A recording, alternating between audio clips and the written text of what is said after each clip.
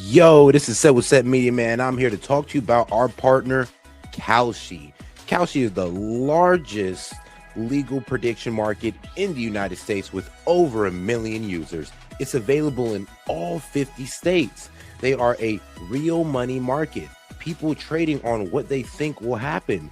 You can build a position and trade in and out of almost any prediction you think. Kalshi facilitates trade between people kind of like the stock market. There's no limiting your trades just because you're winning. Kalshi will pay you interest on your position. So if you make a long-term trade, you can earn a return even before the market is resolved. If you want to try out Kalshi, go ahead and give them a try, guys, at my link, kalshi.com/setmedia. Get $20 when you trade 20, so it's 20 for 20, guys. Once again, that's kalshi.com/setmedia. Go ahead and use my code setmedia to get $20 when you trade 20. Let's go ahead and take a look here at Kalshi, because like I said, it is a trading market where you can put in your prediction and you can go ahead and earn interest on that. You can make money off the knowledge that you know, and if you put $20 in, you get $20 back. So all right, guys, make sure to go check out my guy at Kalshi, because you can get in on good trades like who Trump nominated as Fed chair, will Ali Khamenei be outed as the supreme leader, and will the US confirm that aliens exist before 2027. So if you want to get in on this action, once again, go ahead and go to my partners at Kalshi. Go ahead and use the link, or you can hit the QR code above and use Set Media to go ahead and get $20 when you trade 20. This is Set from Set Media, and shout out to Kalshi.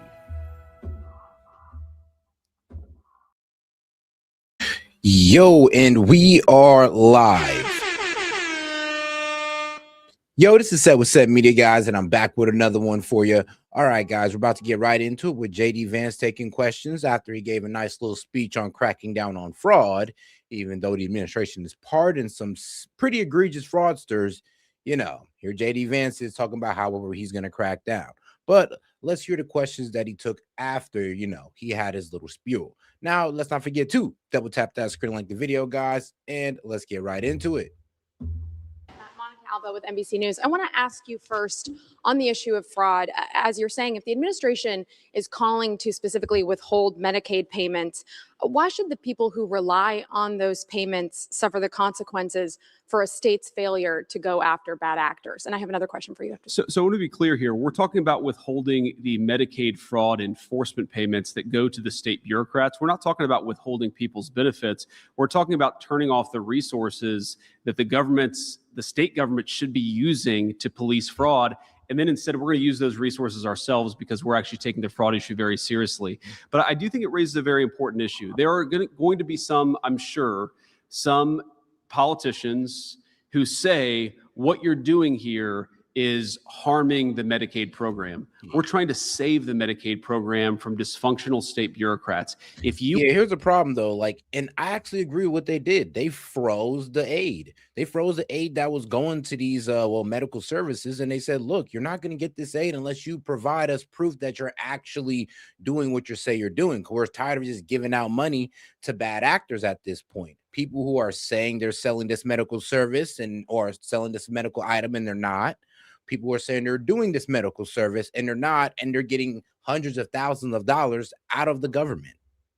To allow hundreds of millions, billions, even more money to go out the door, not to healthcare services for low-income families, but to fraudsters, you eventually are going to destroy the Medicaid program. So this is why we say red state, blue state. This does not need to be a political or a partisan issue. We want to work with you to eliminate fraud and make these programs last longer for the people who truly need them.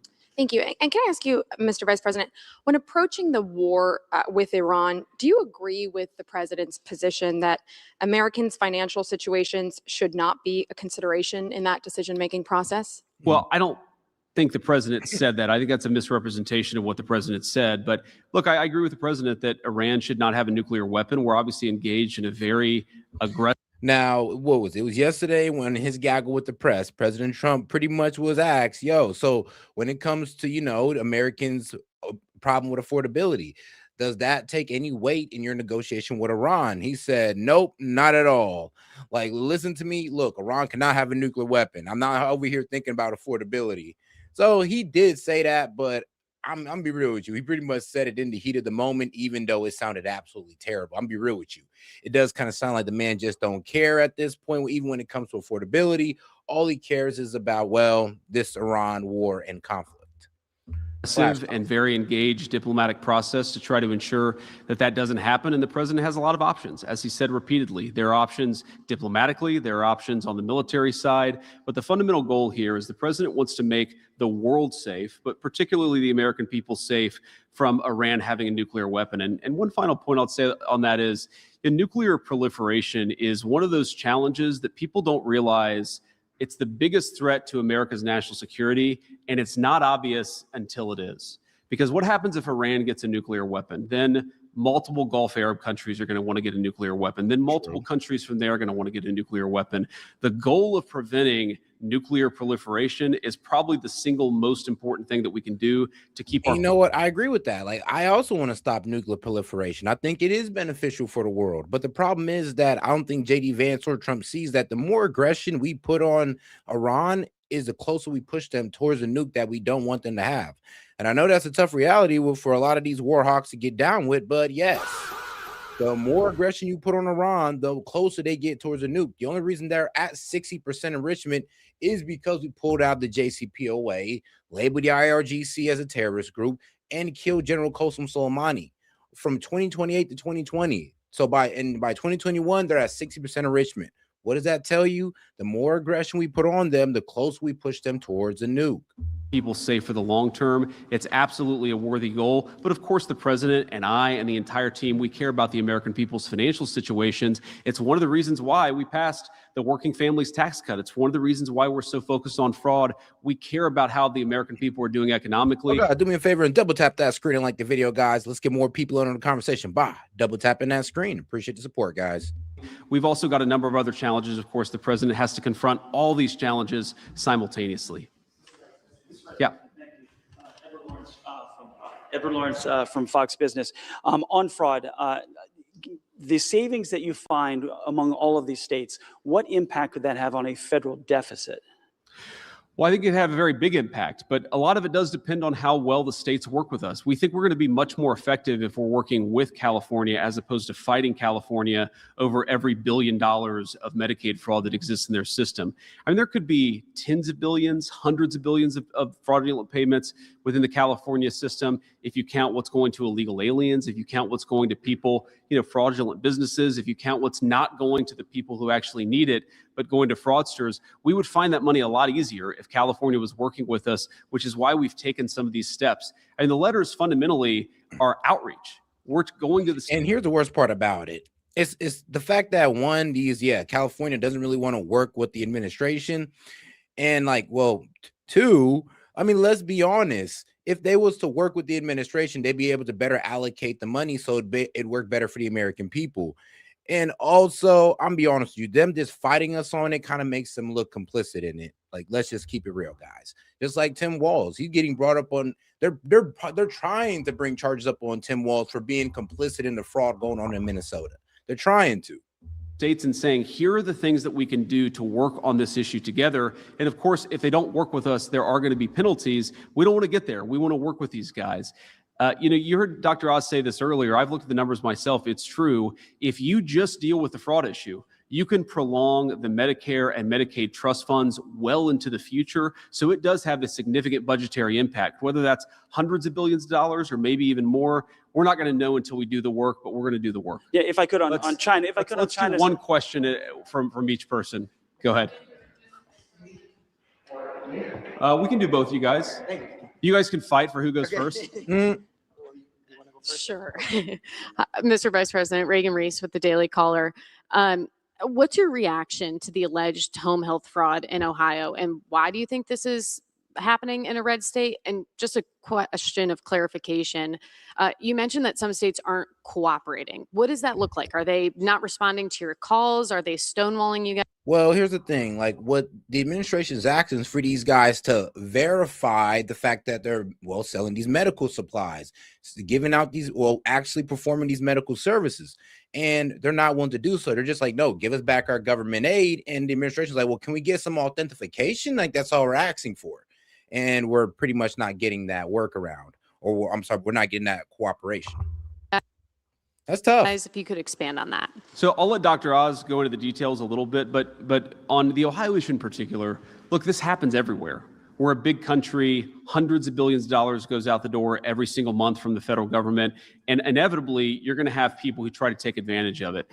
What bothers me is not that you have a few fraudsters out there, it's that the government hasn't taken seriously pushing it back. You're always going to have bad people. You're always going to have a few bad apples try to take advantage of the system.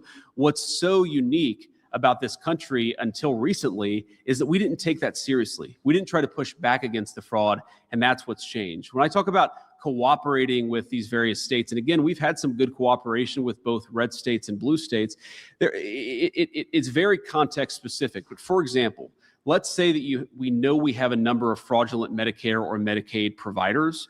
Working with the federal government to identify who those are, to kick them off the rolls so that when those companies, those fraudulent companies submit a reimbursement, they don't actually get any money in return. Now, sometimes the federal government has a better perspective on that. Sometimes the states do, but that's one example of ensuring that local providers that are fraudulent are not able to get reimbursed or not able to get access to the resources. That's just one example. Dr. Oz, I'm sure you probably have 100 more in that brain of yours.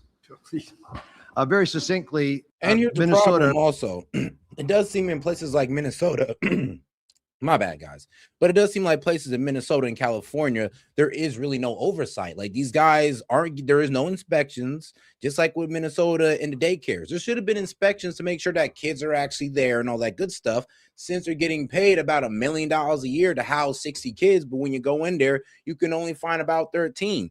There should have been oversight on that. There also should have been oversight on these medical service places. Well, what was it?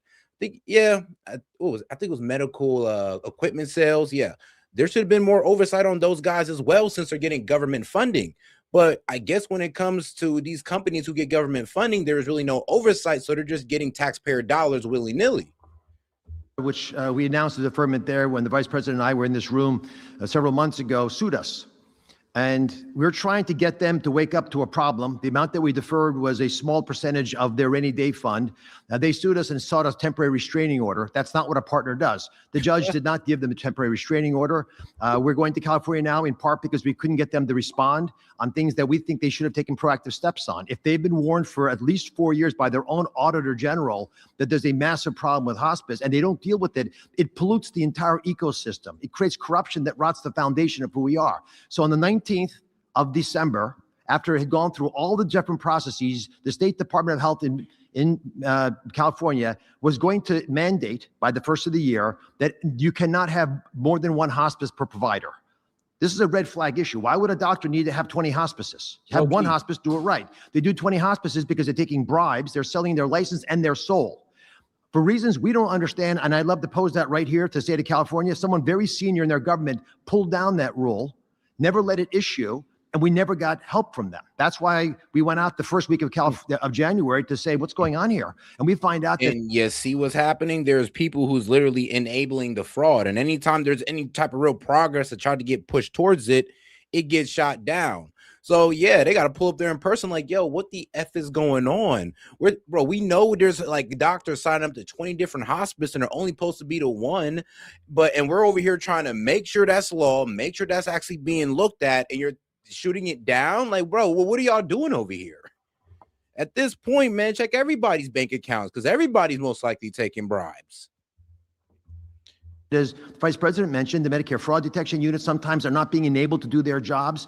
These are the kinds of behaviors that people take when they're trying to hide the ball. Oh God, do me a favor and double tap that screen and like the video, guys. Let's get more people in on the conversation by double tapping that screen. Appreciate the support, guys.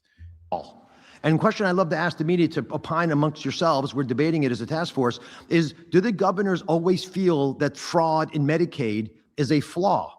Or are there sometimes some reasons why it might be a benefit, might be a feature of the way they're running Medicaid. The same way we had to stop legalized money laundering through state-directed payments and provider taxes and the working families tax cut legislation, we are concerned that some governors see these programs as jobs programs, and their downstream impact of that resembles political patronage that we're very serious about. Mr. Vice President, thank you so much. Leonardo Feldman with Newsweek. Can you tell me a little bit about, the president has been toying this idea of a joint ticket between you and Rubio. What do you think about that? Oh, man. No. What I think is there are a few topics that I want to talk about less than. Yeah, low key. I mean, can we just wait till we at least get to, let's wait till next year. Let's wait till next year, and then halfway through next year, and then we'll talk about this as a serious topic. Because let's make sure this administration can even survive all the way out to 2028, because the way they started off this second year is absolutely terrible. What office I'm going to run for years down the road when I'm having a good time and trying to do good work in the job that the American people already elected me to do. Look, as I've answered this question probably in any number of ways.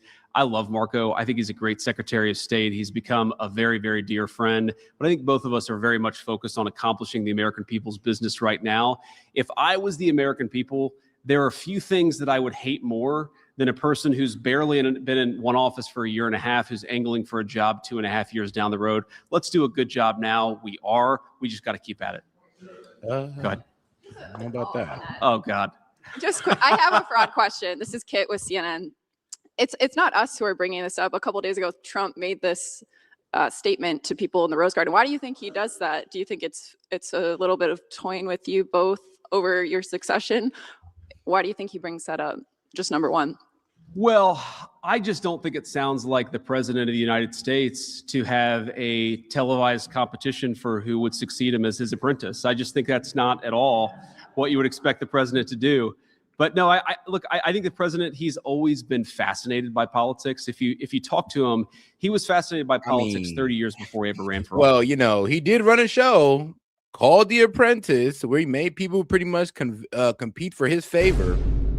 So I don't know, man. He might be trying to, relive the good times. Office. So I think it's natural for him to, joke around with us a little bit, to play around with the idea. But I can tell you the president is as focused as any of us on making sure we do as good of a job now for the American people.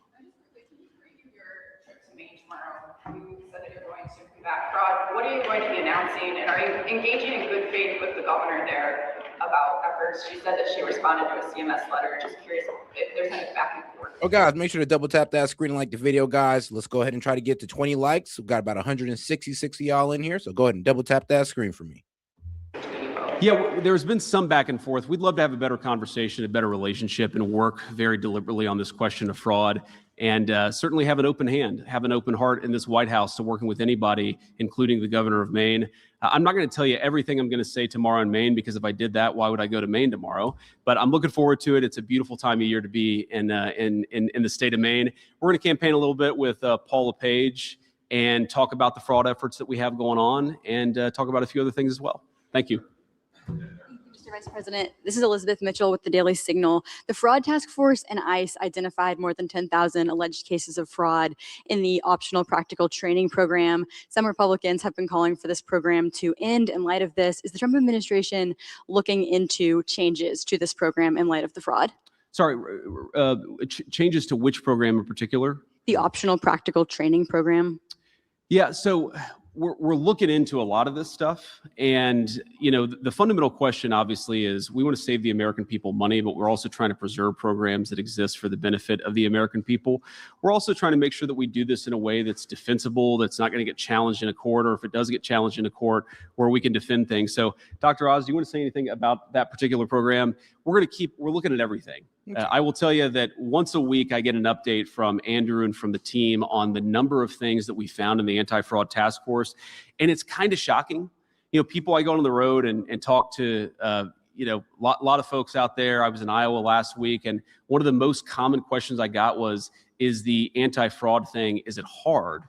And I'm almost confused by the question because unfortunately, there's so much fraud in the federal government. There was so much that we allowed to accumulate over the 4 years of the Biden administration, and frankly, probably over 40 years of bad American governance. There is so much fraud for us to go after. What we're trying to do is go after the highest value targets and the things that preserve these programs for the American people. Yes, sir. Okay. Record please with the Federalist. Thank you. You said that administrators they don't care or that they're neglectful with the funding, but does your team think that there are bureaucrats in federal or state governments who are actually complicit in helping fraudsters? Well, we think it's possible, right?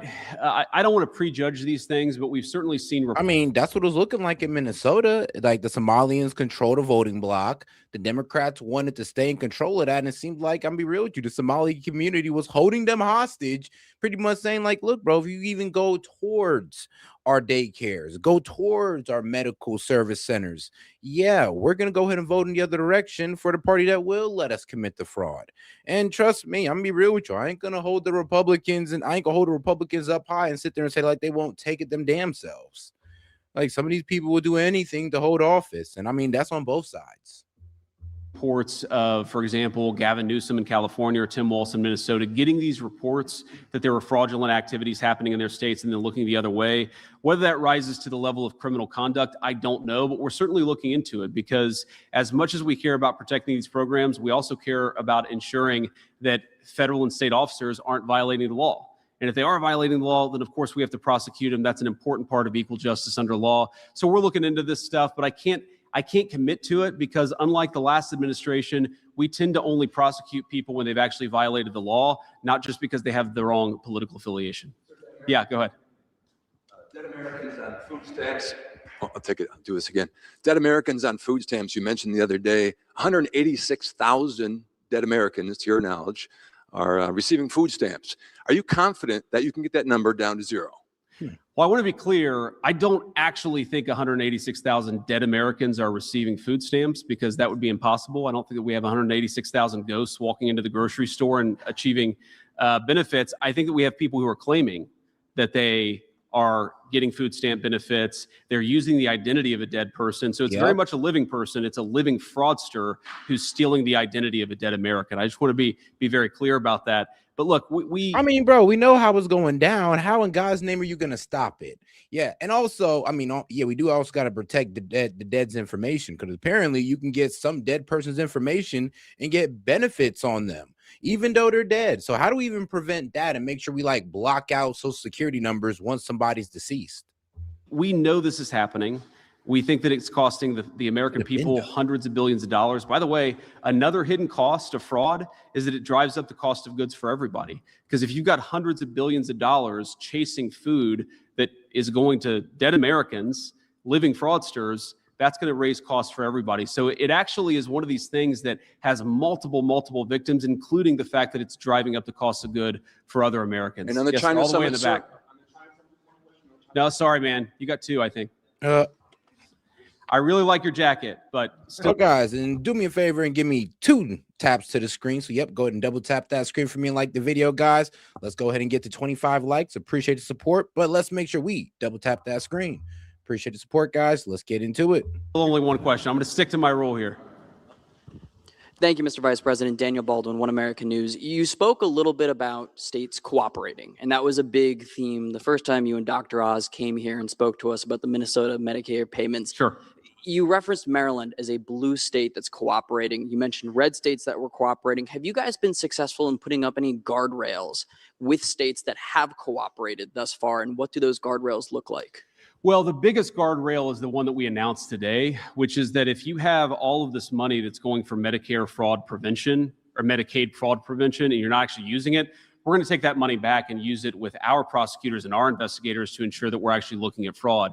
And then what that would do eventually is it would allow us to actually engage in some other enforcement actions. If they're not taking the anti-fraud stuff seriously, then there are some additional steps that we can take beyond that. I think the approach that we've tried to take really has been collaborative. We've tried to identify with the states, here are some examples of some very bad fraud. Here are some things that you can do to fix it. Here are some ways that we're willing to use our resources to help you. And again, most states have been pretty good. There have been a few, unfortunately, very large states that collect a lot of money in federal revenue.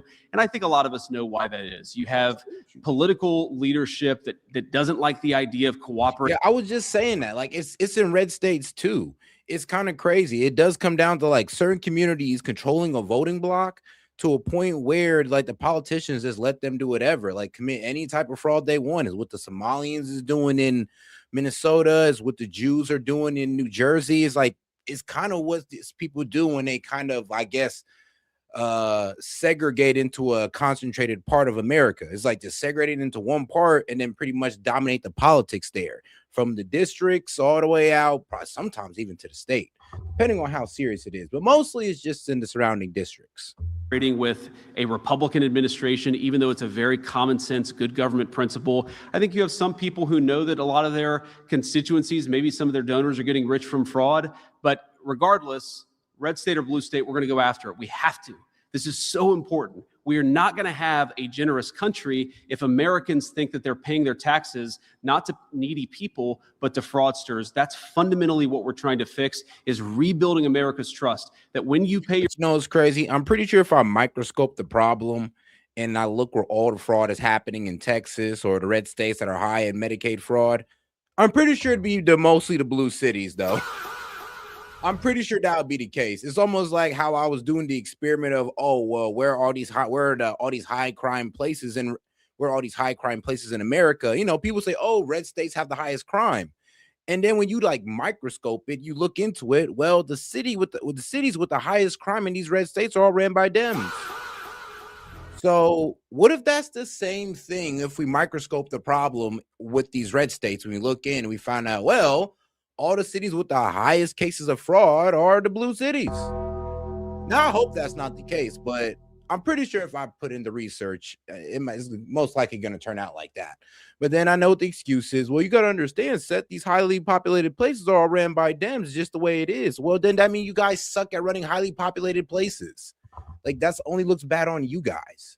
Your taxes. When you send money to a program, it's actually going to the people it's supposed to go to. It's a fundamental principle of good governance. It shouldn't be anything Republican or Democrat. It's just good government. Yep. Go ahead.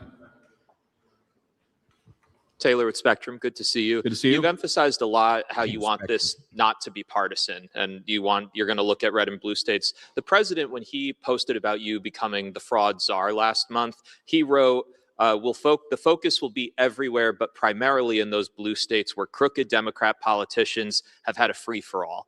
I'm curious, as you guys have been trying to interact with these states, do you worry that the president's remarks like that undercut the efforts for this not to be partisan, and that could lead to resistance? No, I don't worry about that, because he's talking about crooked governors. And of course, if you have a crooked governor, they're not going to work with us, and we're going to have to use other tools to ensure that they do. But I think that there are a lot of governors, Democrat and Republican, who recognize that this is a very serious problem, that we're offering resources to try to help solve that problem. And I think a lot— Oh, guys, you have any questions, comments, jokes, or disagreements? I'll be happy to read it out loud and engage with it. Just $2 and up in a super chat or a Venmo. Appreciate the support, guys. Let's get back into it. And don't forget to double tap that screen. of them recognize that, yeah, they've got maybe a few crazy people in very far left states, but most people, most Americans want to solve this problem. And I've actually been gratified by the fact that we've gotten a lot of cooperation from across the political spectrum. One other point about cooperation, we're not there yet, but one of the things we're going to do on the fraud task force is, look, we're learning. We're learning a lot about the way the government operates. I mean, Andrew I almost feel bad for him sometimes, because he comes to me once a week and says, here's this bureaucratic hurdle, or here's a wall that I'm running into that I would have never known even existed until we started to take this fraud stuff very seriously. So we've learned a lot over the last 6 months. We are eventually going to realize that there are tools that we do not have, that there are things that we need to do that Congress is going to have to step in and cooperate on us. I think that's going to be a big question of bipartisanship and common sense, is when we identify some tools that we need to more fully go after the fraud problem, is Congress willing to play ball, or are they going to fight us every step of the way? I hope they play ball. Partisanship is crazy in this town, but again, this is such a common sense thing that I would hope that everybody would want to protect the American taxpayers' money. Go ahead. Jennifer Jacobs, CBS News. On Iran, can you tell us where negotiations stand? The president, before he left for Beijing, called the latest proposal unacceptable. So is the U.S. even talking to the Iranians right now? Or I mean, bro, it's at a complete stalemate. I mean, the Iranians sent over their maximalist demands, and it's kind of like we're trolling each other at this point when it comes to negotiations.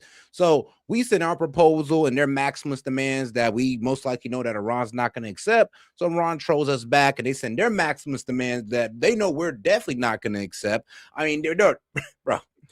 They wanted pretty much a 10 to 20 year memorandum of understanding, and like to pretty much pause their nuclear enrichment at 60% for 10 to 20 years. And, you know, if we don't attack them within those 10 to 20 years, then they'll consider watering down their enrichment. And then also they want administration or control over the Strait of Hormuz. They want us to pay them reparations. And what else was it? Oh, yes, remove our forces out of the region and also stop all fighting on all fronts, including all the fronts that Israel is fighting as well. So that includes with Hezbollah and Hamas. where are things at this point?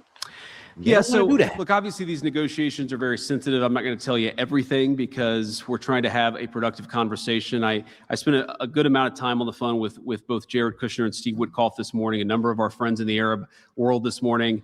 Look, I think that we are making progress. The fundamental question is, do we make enough progress that we satisfy the president's red line? And the red line is very simple. He needs to feel confident that we've put a number of protections in place such that Iran will never have a nuclear weapon. Right? That is the question. Do we meet that threshold or not? I think that we've made a lot of progress since we left Pakistan. I thought we made some progress in Pakistan, but we've made more since then. But that is fundamentally what we're negotiating towards, is we want to be able to look the American people in the eye and say with confidence that you are not going to have to worry about this very, very dangerous regime having access to the most dangerous weapons in the world. That's the goal that we're focused on. Again, there's a lot of ways to accomplish that goal. The president has set us off on the diplomatic pathway for now, and that's what I'm focused on. Yep. Yeah, but here's the problem, though. The more aggression we put on this regime, the more we're pushing them closer to have the most dangerous weapons in the world. Like I said, the leader of the Iranian parliament just said that, yo, if we attack them again, then they will go towards enriching towards 90%, which is pretty much just them letting us know, like, yo, we could have been enriched toward 90%, but we've been holding restraint. And if you keep attacking us, then we will go toward that 90% that we've been fear-mongering on for about 2 months now. So I would say if I was Trump, I probably wouldn't attack them and I would get back to the negotiation table if the goal is truly about keeping them away from a nuke and making sure they never get one. If not, then I mean, go ahead and attack them and just fuck around and find out. I mean, we'll see. Got it. Thanks. We'll do a couple more here. Thanks a lot. There was pushback from Senate Republicans yesterday in the conference meeting about the cost of the ballroom, which has ballooned to about $1 billion for the security aspect. Is there an IG either for GSA or the Treasury who would or should be eyeballing that project? And how do we make sure it doesn't balloon like some of these other government spending building projects? Well, I'm sure because of the nature of the project, you're going to have inspector generals who look. Oh, guys, make sure to double tap that screen and like the video, guys, or smash that like button, depending on how you're watching. And if you have any questions, comments, jokes, or disagreements, feel free to super chat that in. I'll be happy to engage with it. But all right, let's keep it going. At this, who look at the auditing, who look at the accounting, who make sure that this is done. And guys, you know, I do read the chat. I do read the chat every now and then. I just want to let y'all know. But if you really want to get my attention, just super chatting. It's part of the show, guys. Don't cry about it. To me, cry about it into your empty wallet. I know it's not my fault. Way I will say the President of the United States is a very good builder. And the reason why this is expensive is not because of the ballroom. The reason this is expensive is because of the security precautions necessary, things that have nothing to do with the ballroom itself, but have to do with the actual security infrastructure on the White House. We saw a couple of weeks ago. All right, then. But okay, then. But now this sounds a bit weird. If this is about security, I'm gonna be real with you. What the hell does a ballroom got to do with security? Oh, yeah, the fact that you're adding an underground bunker to it. And if that's the case, and that's what y'all want to do for security, you could have just fortified the West Wing without breaking it down, just build the bunker right under it. But no, you guys wanted a ballroom that you guys said, corporations was going to pay for. But all of a sudden, y'all want a $1.5 billion of taxpayer money because it needs to be expended. No, the hell it don't. That's why it's now at a high disapproval rate, because we were all cool with it until you said we had to pay for it. What can happen when you gather the president of the United States and a number of people who are in the line of succession in the same room. We almost had something very terrible happen. And thanks to the Secret Service and their incredibly quick response, we didn't have a terrible thing happen. But one of the things it's taught us is that we've got to update. And there are things, frankly, I wouldn't even talk about in a public forum. There are parts of there are parts of our national security, and there are parts of the international sort of world that are very, very dangerous. And no, Matt, no, that's pretty much not how it happened. We gave them billions in order to get, and we didn't give them billions. We gave them their own money of frozen assets through sanctions. So we lifted the sanctions, give them back their own money. And here's the problem. Here's the thing. That was just to get them inside the JCPOA. But here's the problem, though. Once we lift those sanctions, we took that money pretty much back away from them. And we went ahead, well, not lift the sanction, but we went ahead and reimposed the sanctions. We pretty much took money back away from them, pretty much taking away the entire reason they even got into the deal, the entire reason why they're even letting inspectors on the ground. We took that away. And then we also killed the general. And then what do you expect them to do? Keep following the deal that we no longer abided by? Like, bro, this isn't about us giving them billions for them to make what? A nuclear weapon and ballistic missiles. And here's the thing. If they were making a nuclear weapon, I'm sorry, they'd have had it by now, bro. It doesn't take that long. And they've had 60% enrichment since 2021. Yes, according to the IAEA, you can look that up. Since 2021, they had 60% enrichment. So if they wanted to build a nuke, bro, they could have had that since 2022, 2023, all the way up to now. Still haven't done it. So no, they didn't spend their money trying to make a nuke, if anything. If anything, they did spend their money, honestly, in pretty much improving their ballistic missiles. But guess what? They were doing that even with sanctions on them. They were doing that before the sanctions and after, my friend. So that doesn't really matter. And here's the thing. They do have the right to have ballistic missiles and the right to enrich. They are a sovereign nation. They are part of the UN, by the way. A lot of people forget that. They want to call Iran a terrorist state, and I get it. Yes, the IRG, terrorist regime. But at the end of the day, they are a sovereign nation. And the president needs to be protected. The senior officials in our government need to be protected. And that's fundamentally what this is all about, is ensuring that on the White House grounds, we have what's necessary to protect the president, whether he's engaged in a state dinner, which of course is an important. Hey, and shout out to my man User. He says, appreciate the response. You had me in a rabbit hole trying to figure out if there's a legit link between Dem leadership and Medicaid fraud. Yeah, bro, trust me. When I found the leadership between high crime and Democrat leadership, I'm just like, you know what? You could probably do the same linking into fraud as well. So I'm going to go ahead and I'm actually do that work. I got to see what are the highest Medicaid fraud cities. And you can look this up yourself, guys. Go ahead, shoot it out. Cities that have the highest amount of known Medicaid fraud, and they're probably going to be blue cities most likely. Actually, you know what? I wouldn't be surprised if they were rural areas, but let's be real. Due to the fact that there's a lot of people in those cities, in these blue cities, it's most likely going to be them. So it is what it is. Part of the president's functions, or whether he's engaged in the day-to-day functions of being president of the United States. Go ahead. Thank you, Mr. Vice President. My question is, what's your message to Americans as the Iran war continues to impact the economy, especially after yesterday's inflation report? Well, I guess my message to Americans is we know that we have a lot of work to do in order to deliver on the prosperity that the American people deserve. The president is hyper aware of this. I'm hyper aware of this. We talk about it all the time. We know that the American people inherited a very bad inflation crisis. Yes, the inflation number last month was not great, but take it back to the May of 2023 in the Biden administration, or take it back to even further.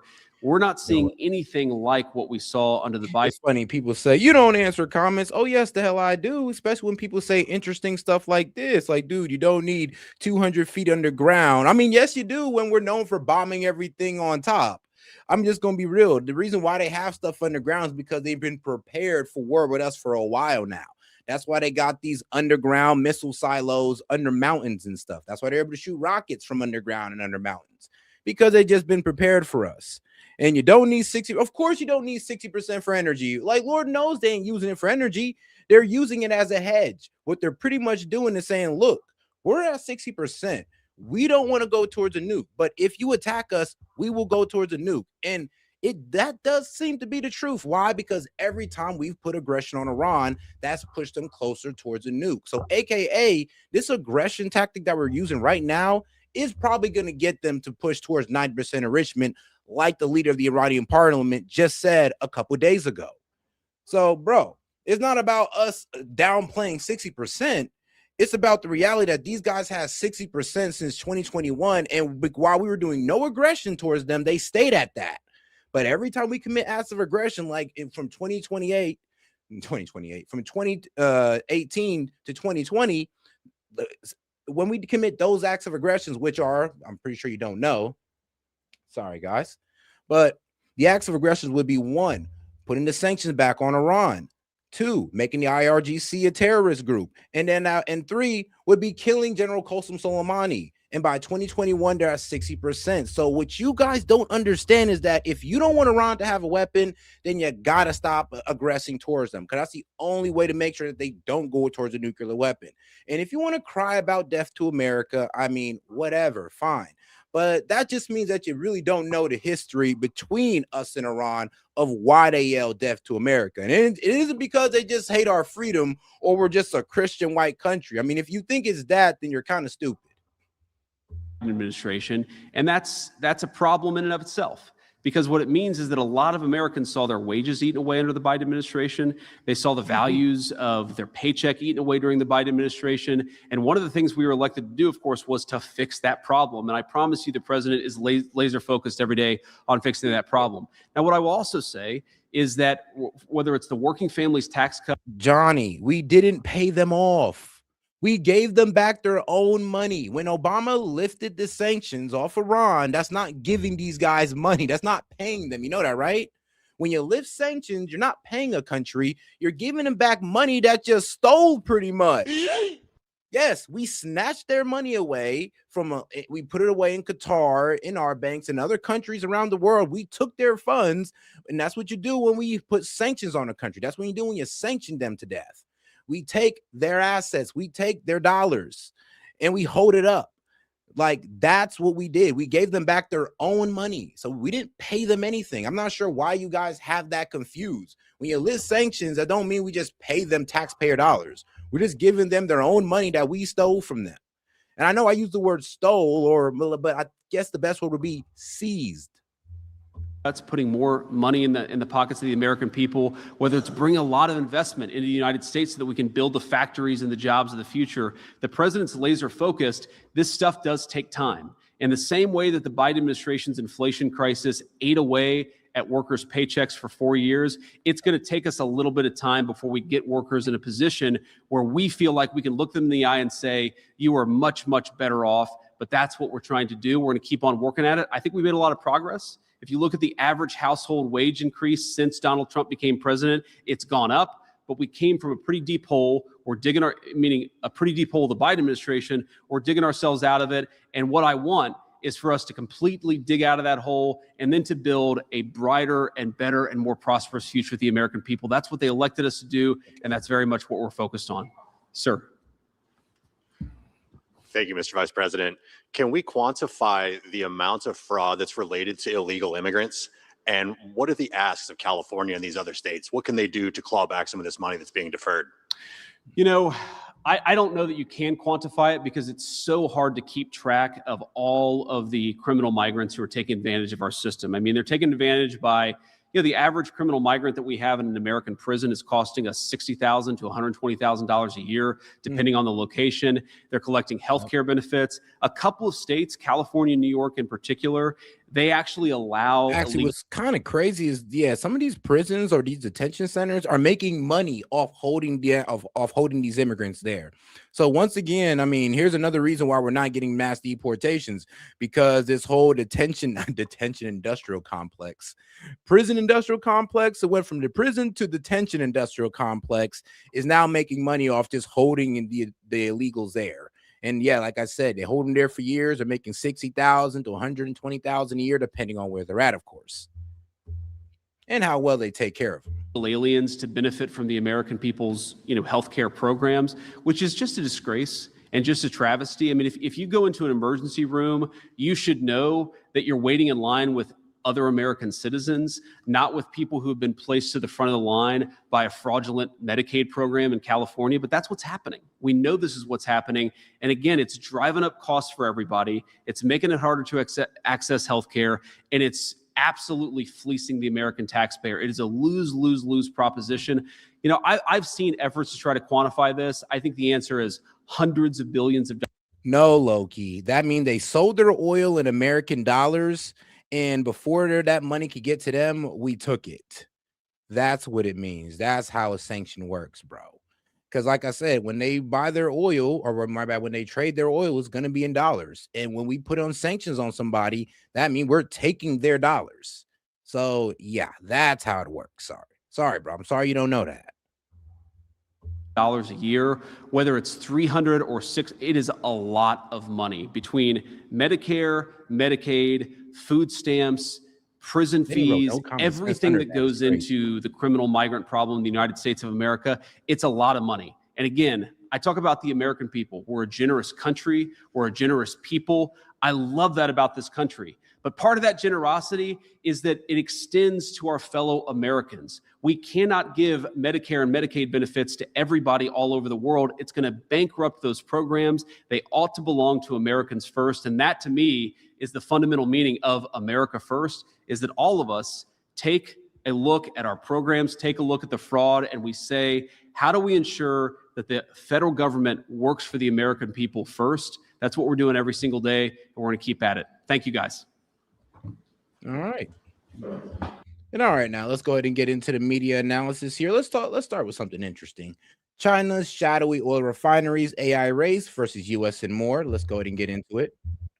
Because since Trump is going to China, let's get in to see what China's been doing. Because China, the reason why they have such technological advancement is because they just don't give a fuck about their people. They don't give a F about pollution. They don't care that their rare earth mineral refinery facilities is causing cancer in the area. They just don't care, guys. They don't have no regulations for their business, because who gives an F about the environment in China? They really don't care. So this is why China's able to excel in their infrastructure a lot, because they don't have all these rules and regulations. I'll say that right now. And they don't, and all the tree huggers in China are just going to get mowed down with the tree. I know, right? Tough.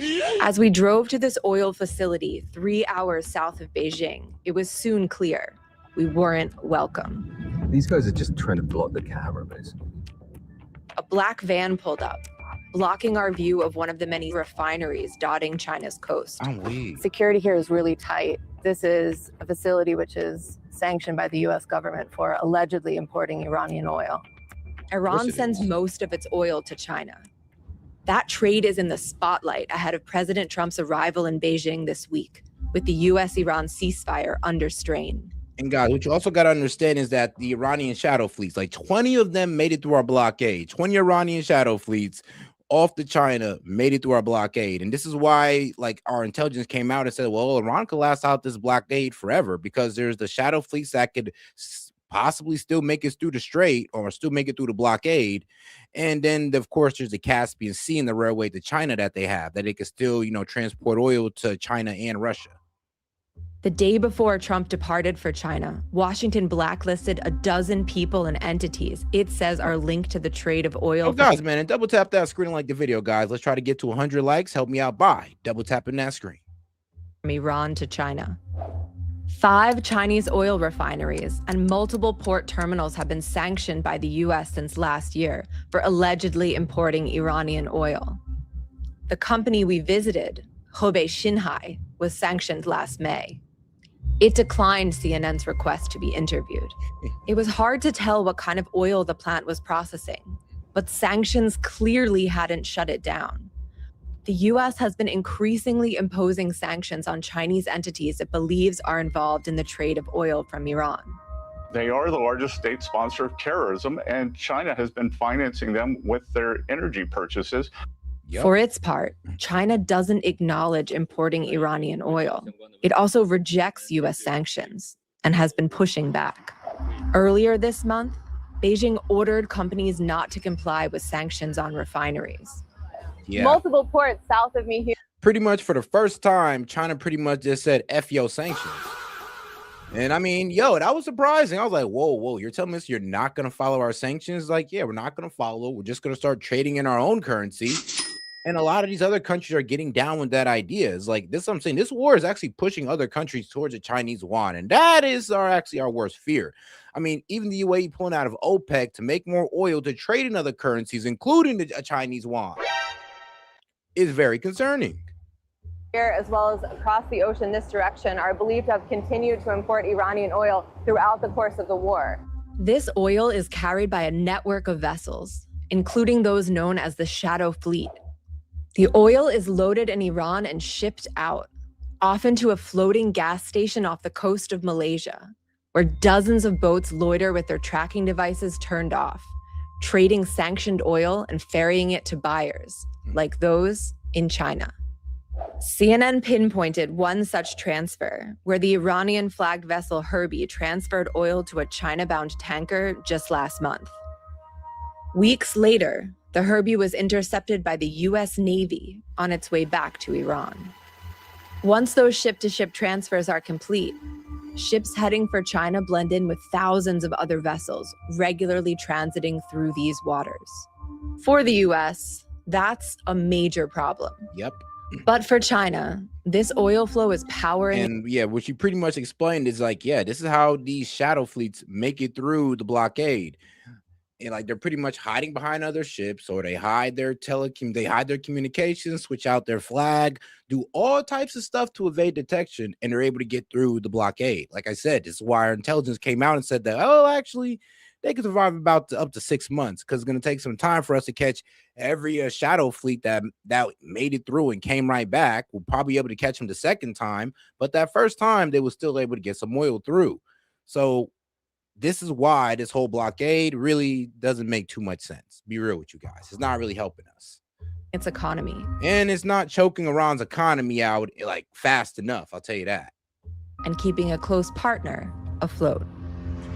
Simone McCarthy, CNN, Hebei Province, China. The AI rivalry between the U.S. and China is entering a new phase as the two superpowers race for dominance in artificial intelligence. A new report finds that the gap between them has now nearly vanished, despite U.S. chip restrictions. House Gold has our details. And we're leading China in AI. And I'm going to go see President Xi in 2 weeks. I look forward to that, but I'll say I'm leading. We have very friendly competition. That was President Trump recently commenting on the AI race between the U.S. and China. But according to Stanford's 2026 AI Index, produced by the university's Institute for Human-Centered Artificial Intelligence, the gap in AI performance between the two nations has now effectively closed. The gap is very small, and then the US model will release and it'll perform a bit better, and then the Chinese models will catch up. And that's the trend that we have been seeing over the past year. Take a look at this chart. American and Chinese AI models are now effectively neck and neck on key performance benchmarks. The report finds the US still leads in top-tier model releases, but China leads in research publications and robotics deployment. Yeah, that's what I was about to say. Like, you know, we got better AI models, but these guys' robotics are top notch. And that's the thing. We don't really do too much robotics here in the United States. We should, but I'm gonna be real with you. You know, China's going towards this whole AI robotics to most likely replace their workforce the same way I guess we're going for it too. But you got to remember, nobody gives a fuck in China. They don't care. I mean, well, you know, like I said, only 100 million people win in China, or are actually doing well in China. The rest of them just suffer, and they don't care. Now, us in America, we could never. So this is kind of why our government is a bit more hesitant to do this to us. But I'm not going to lie. Their advancement in AI and robotics, I like it. Why? Because one, it shows what we can also do as well. And two, it's like a tester. I get to see, well, what they do to their population with this advanced technology. Because China ain't doing any better when it comes to bringing people out of poverty. I'll tell you that right now. But their technology is amazing. Experts are closely monitoring the trend. Robotics is an area where I think Chinese innovators have been doing phenomenally impressive work. There are some areas in which I think China has also arguably been leading the way. So in advanced video generation, for example, several Chinese models have been absolutely state of the art. The Stanford report also says the U.S. still invests far more money in the field than any other country. Private investment in the U.S. totaled more than $280 billion last year, about 23 times more than China's $12 billion. In between 2024 And and here's the thing, you know what? I think if we was to stop so much with the models and maybe move into robotics a little bit more, because I mean, that would up manufacturing. And those are actually jobs that Americans can work instead of just these data factories that drag out on our resources, and not too many people can work in these data factories, but a whole lot of people can work on robotics or robotic parts and all that good stuff. And it's of course the transportation of these parts. So I actually see it being more beneficial if we actually split it up instead of working so much on the models, actually also push towards, robotics as well. I mean, hey, it requires more of a human touch. 2025, we saw almost double Until the right eye corporate roll. investment global or the private investment globally Oh, around. guys, make sure to double tap that screen, like the video, guys. Let's get more people in on the conversation by double tapping that screen and liking the video. And like I said, if you have any questions, comments, jokes, or disagreements, feel free to super chat that in. Appreciate the support. The world that is largely driven in the U.S., though other countries such as China do have more public investment. China's DeepSeek recently unveiled its new model, V4. The startup took the global AI industry by storm last year with its groundbreaking release of the R1 model. It delivered near industry-leading performance at what DeepSeek said was a fraction of the cost. Unlike R1, which used NVIDIA chips, V4 is running on domestically produced chips, following restrictions on China's access to cutting-edge American chips, such as NVIDIA's Blackwell, under Washington's export controls. And they've developed efficiency innovations to try to squeeze more performance out of less cutting edge chips. And so in some ways, the export control constraints have forced Chinese companies to innovate in a unique way. But all right, guys, now that we're all into that, we kind of understand what's going on with China and the US and the whole AI race, how everybody's putting all their chips in on it. Let's go ahead and move topics here to fired whistleblower details on Ghislaine Maxwell's special treatment of Ghislaine Maxwell's trafficking children, pretty much trafficking women to, well, they were trying to say it's a nobody else but Epstein, but we all found out that that was a lie.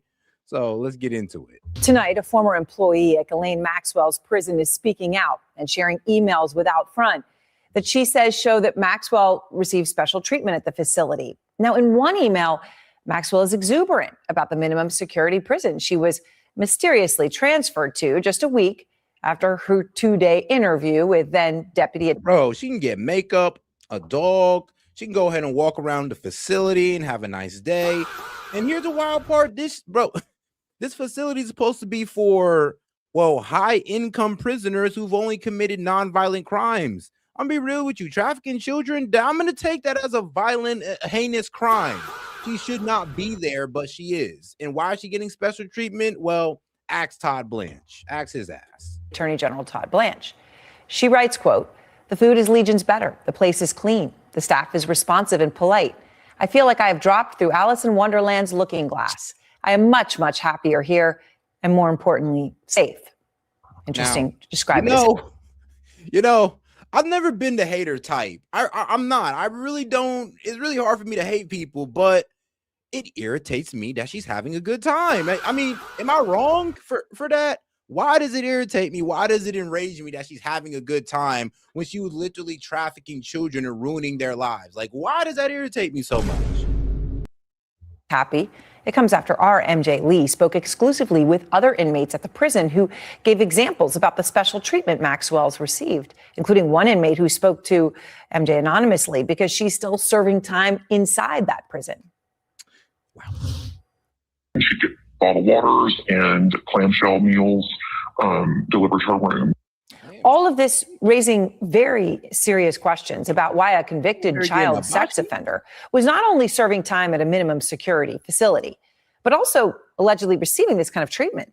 Out front now, Noella Turnage, former employee at federal prison camp Bryan, who was fired for sharing. No, I feel you, Molotov Juice Box. I get it. Trust me. I hate all those human traffickings, but to wish suffering on somebody, though, it's just something that I just don't see myself doing. But when it comes to her, it's just like, wow, you're having such a good time. I'm kind of wishing suffering on this lady right now. I'm not even gonna lie. Man, that sucks. Maxwell's emails. And Noella, these emails are obviously so important to understanding what's happening here. And I want to read more specific emails that you've shared with us. But first, what we just heard there, clamshell meals, bottled water delivered to Maxwell's room. What more can you tell us about the special treatment that Maxwell is receiving? I mean, Maxwell getting better treatment than 99% of Americans. I'll tell you that right now. I ain't no way. Well, Aaron, what I think it's important to understand is I never actually laid eyes on Maxwell. Everything I knew about what happened with her was from the content of those emails, which were what she was sending home to friends, to family, so on and so forth. What I can tell you is that the things that were being done for her were not common for any of the other inmates, not even the other high-profile inmates. And what were some of the things that stood out to you from the inmates? They gave her an umbrella. Her ass over here going like, it is too hot outside. I can't get an umbrella.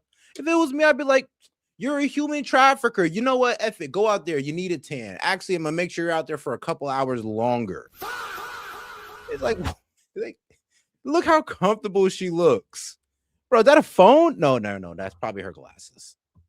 And what were some of the things that stood out to you from the emails, exchanges that you read?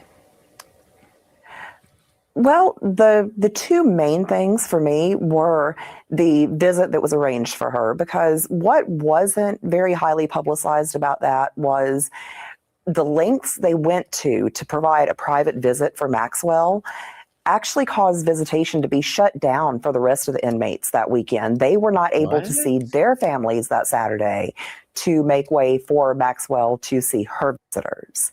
There was also the warden's personal handling of her mail, which may not... I'm sorry, but at this point, y'all treating her like an intelligence asset. But y'all were trying to tell us that, oh, no, her and MC had no links to intelligence. All right, well, I'm going to be real with you. Just on... Maybe I'm being conspiratorial, but why else wouldn't you want nobody around when y'all talking to her when she's getting visited?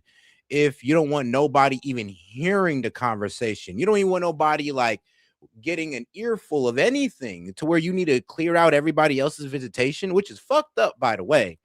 But that kind of shows me that you really don't want nobody catching nothing of what's being said during those visitations. Like I said, y'all treating her like an intelligence asset. Like I said, maybe I'm going a bit too far, but I don't know, man. It just seems a bit weird.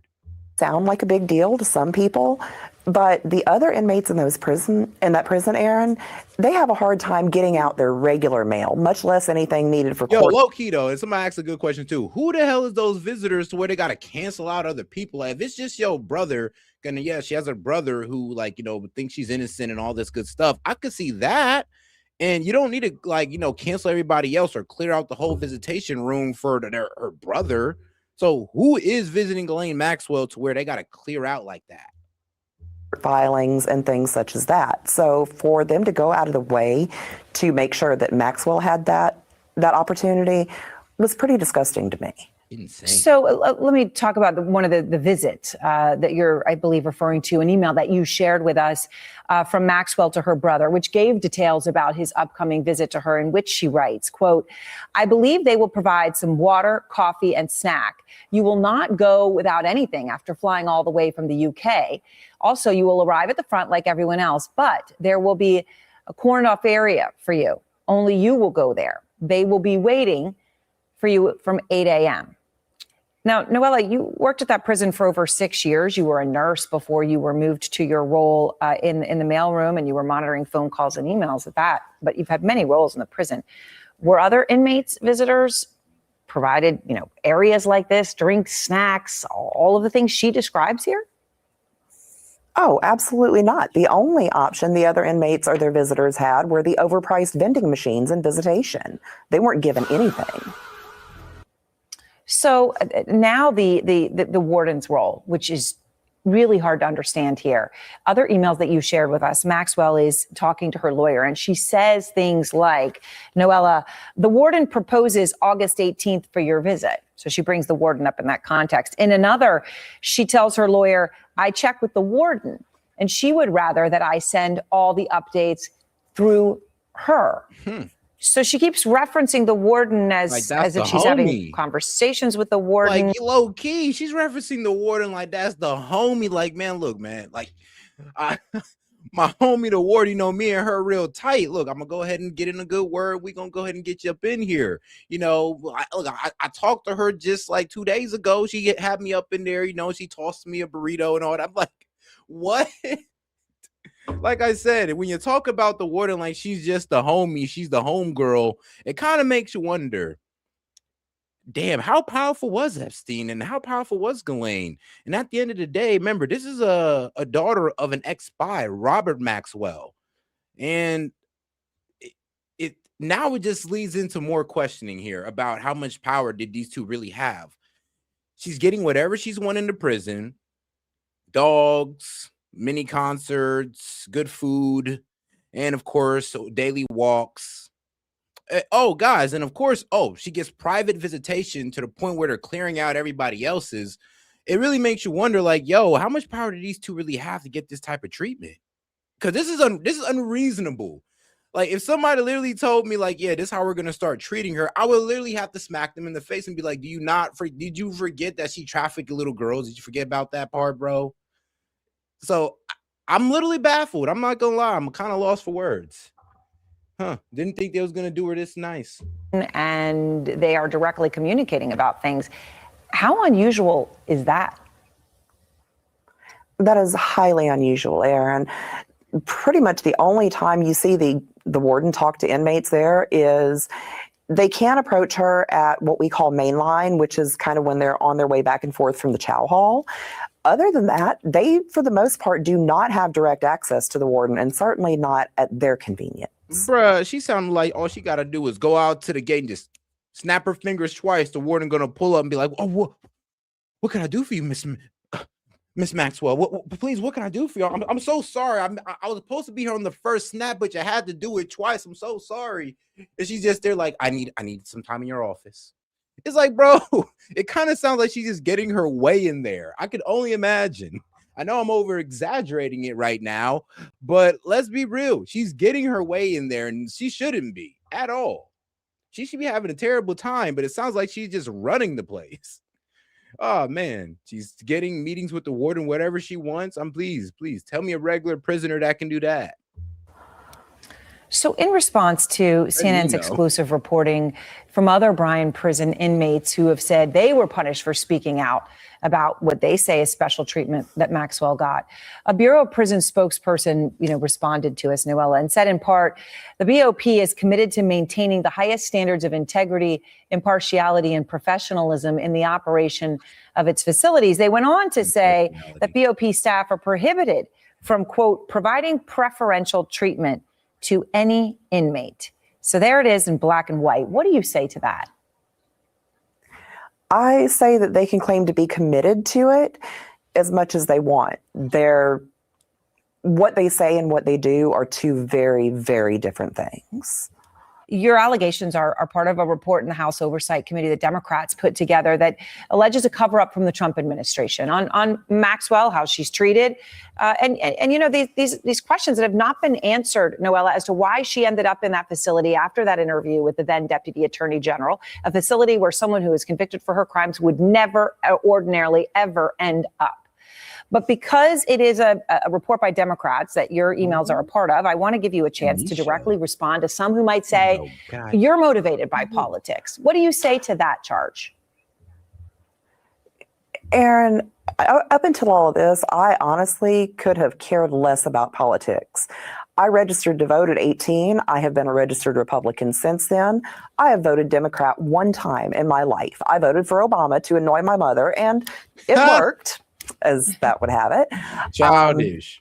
No, it wasn't political at all. Childish. The only reason I chose to go to the Democrats is because I had been reporting so many other things along with some other employees there, one of the biggest of which was medical neglect. I went to OIG.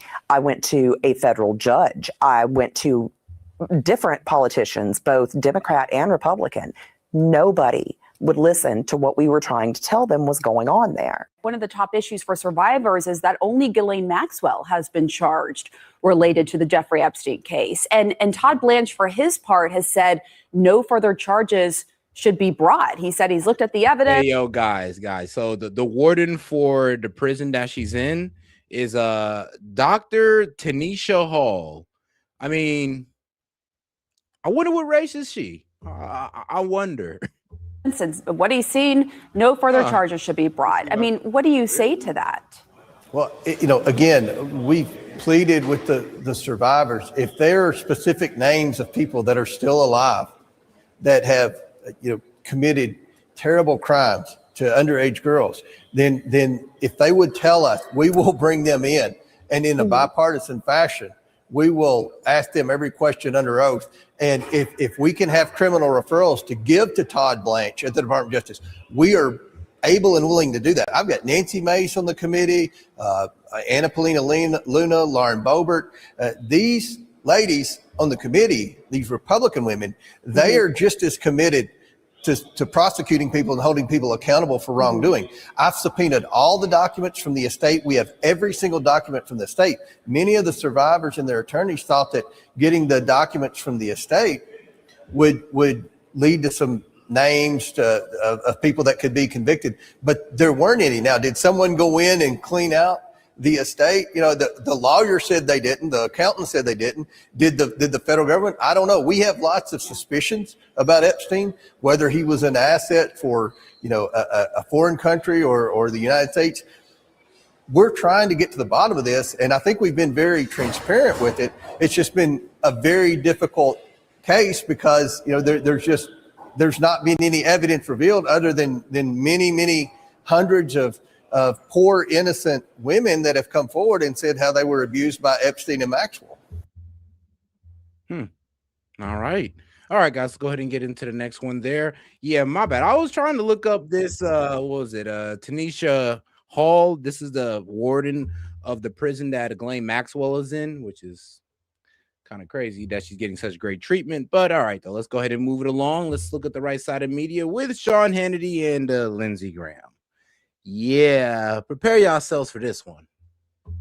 We appreciate you being with us. Thank you. How do you interpret this? Because I think you and I both would agree. On paper, the top geopolitical foe of the U.S. is China. However, you see this, you see America's best and brightest business minds. They're all here in Beijing. They're all going to be at those meetings. It seems a lot of this is based on mutual interest financially, especially. Yeah, I think so. Number one, I'm glad President Trump is representing our country. He's the right guy to do deals. He's a deal maker. And I think he'll come out of this summit with a lot of business opportunity, getting into China's markets that have been closed. They could buy a lot from our American farmer to help the American farm economy. We can do things to help them. They can do things to help us. We got the A-team from an American point of view. But I'm not thinking about happy children when I think about China. This is going to be judged by me.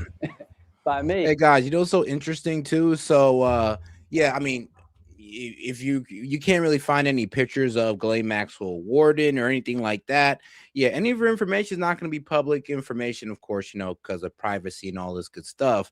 So yeah, we're dealing with a person that we have no way of honestly tracking, but that's working at the behest of Ghislaine Maxwell inside that prison. Huh, man, talk about deep state. If China still buys 90% of Iranian oil, they still are the #1 purchaser of Russian oil and gas. Yeah. When this summit is over and we do nothing about it, we'll made a big mistake. So he's sitting across. President Trump is trying to be charming, and he's a very effective man. China's put on a hell of a show. But I'm going to judge a summit by what China does. She could pick up the phone and end the Russian-Ukraine war. He could pick up the phone and end the Iran conflict if he chose to. Without China... I don't know about all that now. I wouldn't give Xi that much power. I could say Xi could sit there and, I don't know, probably put in a good word for the U.S., but it's not in Xi's interest to go in there and stop Iran. If anything, it's in its interest to one, keep this war going, and because it drains our resources, it ruins our economy. And let's just keep it real, guys. China's getting their oil.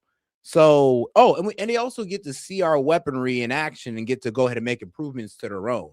So I'm gonna be real with you. He has really no incentives to stop this war at all because he's still getting his oil. I would say Russia has more of an incentive to get this war stopped than China. Buying Iran oil, they would be out of business. The number one purchaser of Russian oil and gas, propping up Putin, is China. And my message to President Trump is that we have your back. And if China continues to do this, well, without paying a price for disrupting the world, then we'll have made a huge mistake. I've got legislation that will allow President Trump to put tariffs on China for buying Russian oil and gas, and I'll do the same thing for Iran down the road. The only thing China respects is strength. So when this is over, if they're still doing the same damn thing with Iran and Russia, and we don't punish China, we've made a mistake. Yeah. Let's talk a little bit about what would their alternative be, Senator? We're not going to do that. Like I said, there's already too much switches that China could pull on us, like trying to keep away rare earth minerals, and we can't do that. So any type of retaliation we can do against China is mute. Like right now, we're in a stalemate with China. We could flip some stuff off. We could flip some things off that destroy them, and they could flip some things off that destroy us. So we're kind of at a stalemate here when it comes to this whole trade war. If we try to force them to do things our way, trust me, like I said, they can start holding back rare earth minerals. It's not going to work out the way you want to with China. In other words, I think maybe it's an opportunity we really haven't spent a lot of time talking about. You're right. About 90% of the oil they get from Iran. They want those Strait of Hormuz open. It was pretty fascinating when a Chinese tanker was hit in the Strait of Hormuz. That was shocking. Maybe the one remaining ally and friend that the Iranians have at this time. And clearly there is this unholy alliance. You have Vladimir Putin, you have Russia, you have Iran. You have do me a favor and double tap that screen and like the video, guys. Let's get more people on the conversation. Double tapping that screen. Appreciate the support, guys. Let's keep it going. Any question, comments, jokes, or disagreements? Feel free to super chat that in. Appreciate the support, guys. North Korea that have been in an alliance. The reports, it will not be ignored by President Trump. I'm sure it will come up that the Chinese have been assisting the Iranians in this conflict. But I guess, is that a prerequisite to doing other business deals in your mind? No, I think you got to do two things at once. You try to build up the economic relationship, because over time that can change things. When you do business with people, you tend to look at them differently over time. But here's the problem. You name the allies of China, they're all dirtbags. They're aligned with the worst people in the world. They're buying oil cheaply from Iran, keeping their war machine going. Same thing with Russia. If China stopped buying Iranian oil or threatened to do it, the war in Iran would be over. All I'm asking China to do. Yeah, but why would they do that when they need Iranian oil for their production and they get it at a cheap price? And here's the thing, America can't offer it at a cheaper price. So they're going to keep buying Iranian oil because it's just in their interest. And we can't pull any economic levers to make things worse on China without them pulling the same economic levers to make things worse on us. And we can't even use sanctions. That's causing further distrust in the dollar, and that's pushing people towards the Chinese yuan, and we don't want that. So I know Lindsey Graham want to sit here and be like, oh, well, we need to put pressure on everybody to put pressure on Iran. Yeah, well, we wouldn't have to do any of this if we didn't get into this war with Iran in the first place. I mean, this war was just a bad idea to get into, and all it does is, well, I'm be real with you, this actually gave leverage to China, if anything. Like, bro, if you're talking about Lindsey, if you're over here talking about, oh, well, we need to get China to talk to Iran, you're already proving that we're in a weak position when it comes to dealing with Iran if we need to talk to China. Is help us open up the Strait of Hormuz, help us stop Iran from getting a nuclear weapon, because I think they would use it. Help us end the bloodbath in Russia, Ukraine, that is hurting the world economy. If you help us, I will be very grateful. If you don't help us and you continue to prop up these regimes, I will do business with you on Monday and put tariffs on you on Tuesday. And the only thing China understands is what I just said. Xi is not a crazy man. He's not irrational. If he believed President Trump would crush his economy, the Chinese economy, for propping up Putin and Iran, I think he would change his behavior. You don't need to threaten him directly, but you need to make it real to him. Senator, we have a printout of what President Xi was saying to President Trump. It was not interpreted in real time. This is what he said. He said, "I have always believed that the common interests between China and the U.S. outweigh the differences." He said that success of China and the U.S. is an opportunity for each other. He said stability of China-U.S. relations is a good thing for the world. He said he's looking forward to exchanging views with President Trump on major issues. And he said, let 2026 be a historic and landmark year for China-U.S. relations to carry on the past and open up the future. Now, would one alternative be, I mean, we are a net exporter of energy. Yeah. Is that a possibility? Everything's possible. That we export to them? They're an export country. They don't have, they're 1.4 billion. No, it's not possible because our oil is more expensive and they're getting the Iranian oil for probably like what? $50 a barrel, while Iran is selling it to everybody else for $90. Shoot, Russia went from selling their oil from $40, $50 a barrel to $90 a barrel. So no, China's not going to give that up. And unless we're willing to dramatically lower the price of our own oil, we can't be a replacement for China when it comes to Iran. Chinese who live, a lot of them live in poverty. There's no Social Security. There's no Medicare. Our worst day is China's best day. They put on a hell of a show, but their economy is struggling. Inner China, coastal economy is strong. The inner part of China lives hand to mouth. I wouldn't trade places with them for all the tea in China. The bottom line here is I want a good relationship with China, but if President Trump doesn't make it clear to President Xi that your bad actions regarding Iran and Russia, fueling terrorism and a never-ending conflict, they need to change. And if they change, you'll be rewarded. If they don't, you'll be punished. If we don't communicate that, then I think we'll have failed, quite frankly, to achieve the goal of this summit for me, which You know, this may sound effed up, but could we ever get a bunch of school kids, American school kids, to sit like that for the president and do that all in unison? Can we ever get them to do that, or are our kids too rambunctious? This axing.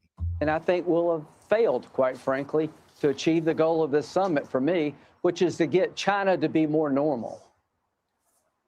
Look, I think you hit it at the very beginning. You're dealing with the man that is the author of The Art of the Deal. And the one thing President Trump said to me on the flight over here is said, everything is on the table. You name it, it'll be brought up in the course of this trip here. Senator, we do appreciate you being with us. Thank you for your patience. All right, guys, let's get into the next video here, and let's go. You know what? Actually, let's get into what was it? It was Pete Hegseth and Kash Patel that had a hard time in their hearings today. I'll be real with you. When it comes to Pete Hegseth, man, they've just been cooking his ass. Kash Patel is scandal after scandal after scandal after drunken scandal. So I ain't gonna lie, it is pretty entertaining on that side. But all right, guys, let's get right into it. Thank you very much, Mr. Chairman. Mr. Secretary, the war in Iran has not only cost 13 American service member lives, it is also costing American taxpayers dearly. Tens of billions of dollars and counting, and that's money that could be helping people perhaps get. And shout out to my man User. He says, not a request, just curious if you ever seen the video, Alex John's folk song, I'm Angry. It's a classic, 8 years old now. I have not heard of that, but guess what? Sure, I mean, they give it a listen to. Hey, well, you know, I was born in Nashville, Tennessee, so believe it or not, I actually am kind of down with some country music and a good amount of rock, believe it or not. But I ain't gonna lie. Hey, I'm black, so there's always gonna be rap and R&B, but I can get down with other genres as well. So I'll go ahead and give it a listen. Healthcare, but instead we're paying for bombs dropped in a war that American people overwhelmingly oppose. Now, earlier this morning, I know that your team testified Trump's war with Iran cost $29 billion so far. That is $29 billion blown on a war of choice, and that's what it would have cost actually to save the ACA tax credits. But as my colleagues have already stated, what is concerning as well is it seems quite clear that that cost estimate is suspiciously low. Now, your acting comptroller suggested that damage to U.S. facilities was not factored into that figure. It is clear that there has been extensive damage to American military assets. New reporting from the Washington Post. Yeah, here's a problem. When Israel was busy dragging us into this war, for some reason, Pete Hegseth was eating it up that we could take these guys out within 4 days to 2 weeks. They won't have time to hit the Strait of Hormuz. They won't have even the time to hit our bases. They don't got that capability. Well, guys, they've made our bases inhabitable in the Middle East. They've destroyed our bases, guys. Yeah, Iran was able to destroy our bases with drones and missiles throughout the Middle East, and they are now uninhabitable. And for some reason, they didn't see that coming. Post and others indicates that Iran has hit at least 228 structures or pieces of equipment at U.S. military sites. Alex Jones? Really? Hold on. Babe, actually, no, maybe I've heard it. I'm actually might have heard something from Alex Jones like that. I know one of the homies was showing me it. What was it, like last year? A song from Alex Jones. That might be the same one. Can you tell us what the cost of damage done to U.S. facilities is because of this war? Well, I think Jay covered pretty clearly what we can or cannot share, but I would simply respond that, and I think it's an important point, considering what the president is undertaking, is what is the cost of Iran obtaining a nuclear weapon? And the fact that this president's been willing to make a historic and courageous choice to confront that, it comes with cost, and we recognize that. I understand what your honor judgment that, is. We have a judgment as well, and I'm asking if you can tell us, and at what point you can tell us what the cost of damage done to U.S. facilities is because of this war. Yeah, ma'am. Thanks for the question. So for future in the billions, I mean, they've destroyed radars, barracks, like they've made the bases inoperable, inhabitable. So of course it's going to be within the billions of dollars, and that's outside of the cost of the operation cost for this war. The damage that this war has caused is already in the billions. The operation costs already in the billions. So it's not looking good. Not looking good. Expense wise. I'm being real with you. It's not looking good expense-wise or military-wise. Like, we have not completed none of our goals, but we spent a whole lot of money.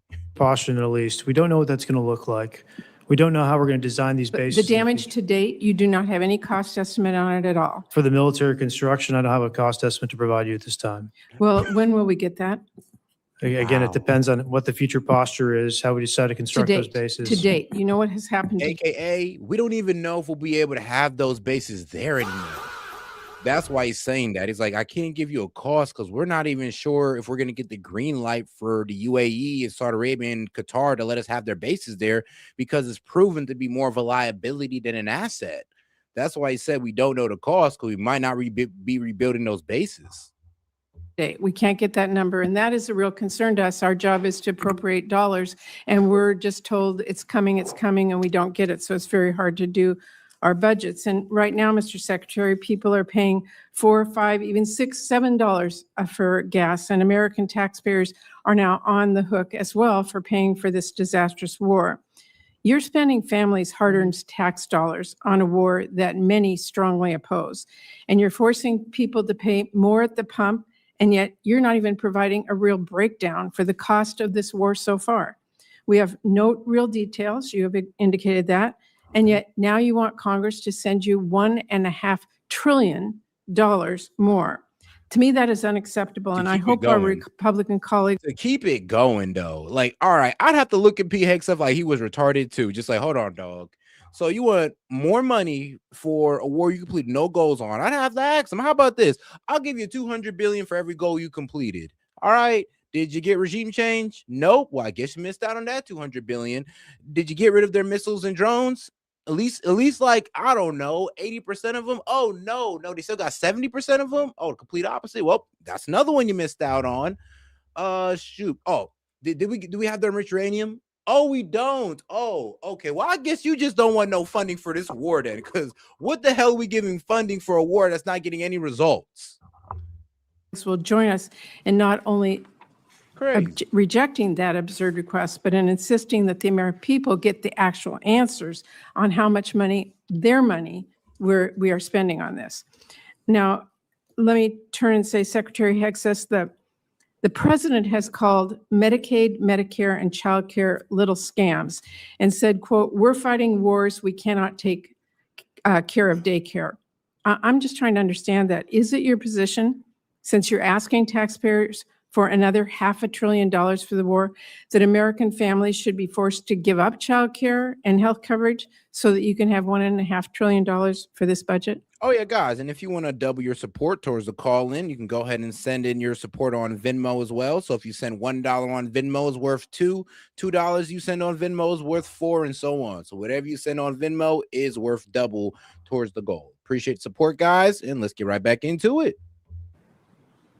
Oh, and double tap. Senator, that's not my department. I certainly support this, and I also support the president's efforts to find and remove fraud wherever possible in a general sense. I'm not talking and we do about that in our fraud. department as well. I'm at every not step. talking about fraud. I actually asked whether an American family should lose their health care or their child care to pay for this budget. That is literally what the president suggested. Well, no. The president has proposed. No, he didn't say that people should lose their health care. But it is a wild act to sit there and say, yeah, we need to go ahead and cut out of our Medicaid and our Medicare to, you know, fund this war. So the thing is, it's a reallocation of funds out of our medical, out of our medical services. So yeah, that is kind of effed up. So no, he didn't just sit there and say, nah, F Americans and their health coverage. He pretty much wants to take funding away from those services to go ahead and go programs, or however you want to call them, and put it towards war. And I'm be real with you. It's like, I don't even want that to happen. And here's the thing, like, I voted for Trump, but Lord knows I ain't vote for that. I did not vote to take away Medicaid, Medicare funding to go ahead and put it towards a war that's not giving us any results. I'm sorry, but I'm pretty sure I get way more results putting that money into Medicaid and Medicare. I'm be real with you. I'm pretty sure I get way more results, better results for the American people, just pushing more money into that than into war. A historic. Dude, at least they ain't getting higher gas prices. I'll tell you that right now. $1.5 trillion budget that will defend the nation and confront threats like Iran, which previous presidents allowed to happen, as Senator Graham pointed out. Well, previous administrations said they wanted to take care of this problem, and they did not, and he's doing this it. Committee, the question in front of the American people is, what are they being asked to give up for this $1.5 trillion? That's where I was talking about. And lastly, Mr. Secretary, your budget request cuts through Trump's ramblings and really, to me, makes the truth clear that you and the president don't value families as much as you value defense contractors. You want to increase the war budget. I mean, every family at Dover. Okay, don't tell me we don't care about families. We sure do. I mean, it's hard to tell when Trump sits there and be like, I don't care about affordability. And I mean, families, be real with you. Your average American family is depending on the president to take care of affordability. So when y'all sit here and tell us to our face talking about, oh, we care more about this war than the affordability of the American people, be real with you. That's kind of what you're saying is F us, and all we care about is this war that the American people didn't even want to get into. And what? What? You're going to tell us that, well, at least Iran doesn't have nukes. What are nukes that they were never going towards? AKA, we're in it for no reason, guys. And we take care of them in every way we possibly can. I'm asking you about taxpayer dollars that everybody has. So when we've been to war before, we've asked people to do victory gardens. We've asked them to pay more. You are not doing that. You are asking for $1.5 trillion, which means something else has to be given up. That is what this committee is looking at. You want to increase the war budget for the next year by $500 billion. That is taxpayer money that could be used to feed families or build new affordable homes or wipe. Yeah, true. And not to fund a war that's giving no results. I mean, that's the thing. Now, look, like I said, if there were actually results from this war that we're getting, then I'll be like, you know what? You can give a pretty good argument to continue funding it. But nothing has been completed. No regime change. They still got all their missiles. They still got their enriched uranium. Nothing at all. And you want us to continue funding this disaster? You're tripping. You're tripping. Out some diseases completely or increase child investments 20 times over. But you are asking us to blow it all on war. And that's not even counting the money that you have spent bombing Iran or that you may still request in a separate supplemental. And to me, this budget wasn't even strategically crafted. $1.5 trillion is like the president decided that was the number and you all filled in the blanks. So what I'm here today to say is you asked for a massive laundry list of unnecessary spending. It's a huge payday for defense contractors, and you still don't even ask to give DoD civilian workers a pay raise. And to me, this is absurd. I know you do not care what I have to say. So let me quote you someone you might actually listen to. President Eisenhower. He said, every gun that is made. New Jersey Michael, I'm sorry, that was dumb. Hillary and Obama gave uranium to Iran. First off, no, Iran is a uranium-rich country. They got their own. And no, actually, it was in the 1950s. It was called Atoms for Peace. Look that up. That's how Iran got their nuclear program. It was in the 1950s, and we gave it to them. We're the ones that gave them their reactor, by the way. It wasn't Obama and Hillary. I'm not sure why you guys in MAG like to sit there and paint Obama and Hillary as the demons of this earth, or just the guys who just made everything wrong with the Middle East. And be real with you, they did fuck up the Middle East too. They did. But let's not sit here and pretend like Bush didn't have a hand in that either. Let's not sit here and pretend that Trump doesn't have a hand in it right now. So no, you sound really uneducated when you want to sit there and say that, oh no, it's Obama and Hillary that gave Iran uranium when they're a uranium rich country. Like they could just dig it out the ground, bro. But no, we are responsible for their nuclear program, though. We are definitely responsible for that. And we're also responsible for the reason why they have this radical Islamist regime as well. Like, we're also responsible for that as well. Actually, it's actually so funny. All of the problems in Iran that we hate so much, we're responsible for. Every warship launched, every rocket fired signifies, in the final sense, a theft from those who hunger and are not fed, those who are cold and not clothed. This world in arms is not spending money alone. It is spending the sweat of its laborers, the genius of its scientists, the hopes of its children. That is what this budget proposal is asking. It's going to leave Americans cold and hungry to fund Trump's war and make defense contractors a fortune. So that is why I hope this committee throws that in the trash and comes together with a budget that works for all American families. Thank you, Mr. Secretary. I say don't even give it to him. Like I said, I'd have been toying with him. I'd be like, look, I'll give you $200 to $300 billion for every goal, every military goal that you completed. And if you ain't complete no military goals, you get no money. And by this looks of it, you've completed no military goals. So you get what? No money. Kick rocks. But all right, guys, let's get into the next one. Oh, God, don't forget to double tap that screen and like the video, guys. If you got any question, comment, jokes, or disagreements, you go ahead and send a super chat or send a gift just to support the show, guys. Appreciate it. Man. And let's not forget to double tap that screen and like the video. Thank you, John. Thank you, Chairman. Secretary General, thank you for being here. Secretary, I want you to provide some reassurance for my constituents. In 2019, the DIA published that Iran, quote, had swarms of small boats, large inventory of naval mines, and arsenal of anti-ship missiles that can severely... Hey, shout out my man User for sending a gold coin. I think that's like 30 joules. Appreciate the support, my man. ...disrupt maritime traffic in the Strait of Hormuz. In 2025, after Operation Midnight Hammer, a Brookings expert said, quote, "It is wrong to conclude Iran is now a defeated nation and will act accordingly. Iran's demonstrated destructive missile capabilities have penetrated nearly every part of Israel. Iran's arsenal could endanger American forces in the Gulf." And Senator Collins asked General Kane about the extent to which you were briefed and the president was briefed about the very likely outcome of this kinetic engagement.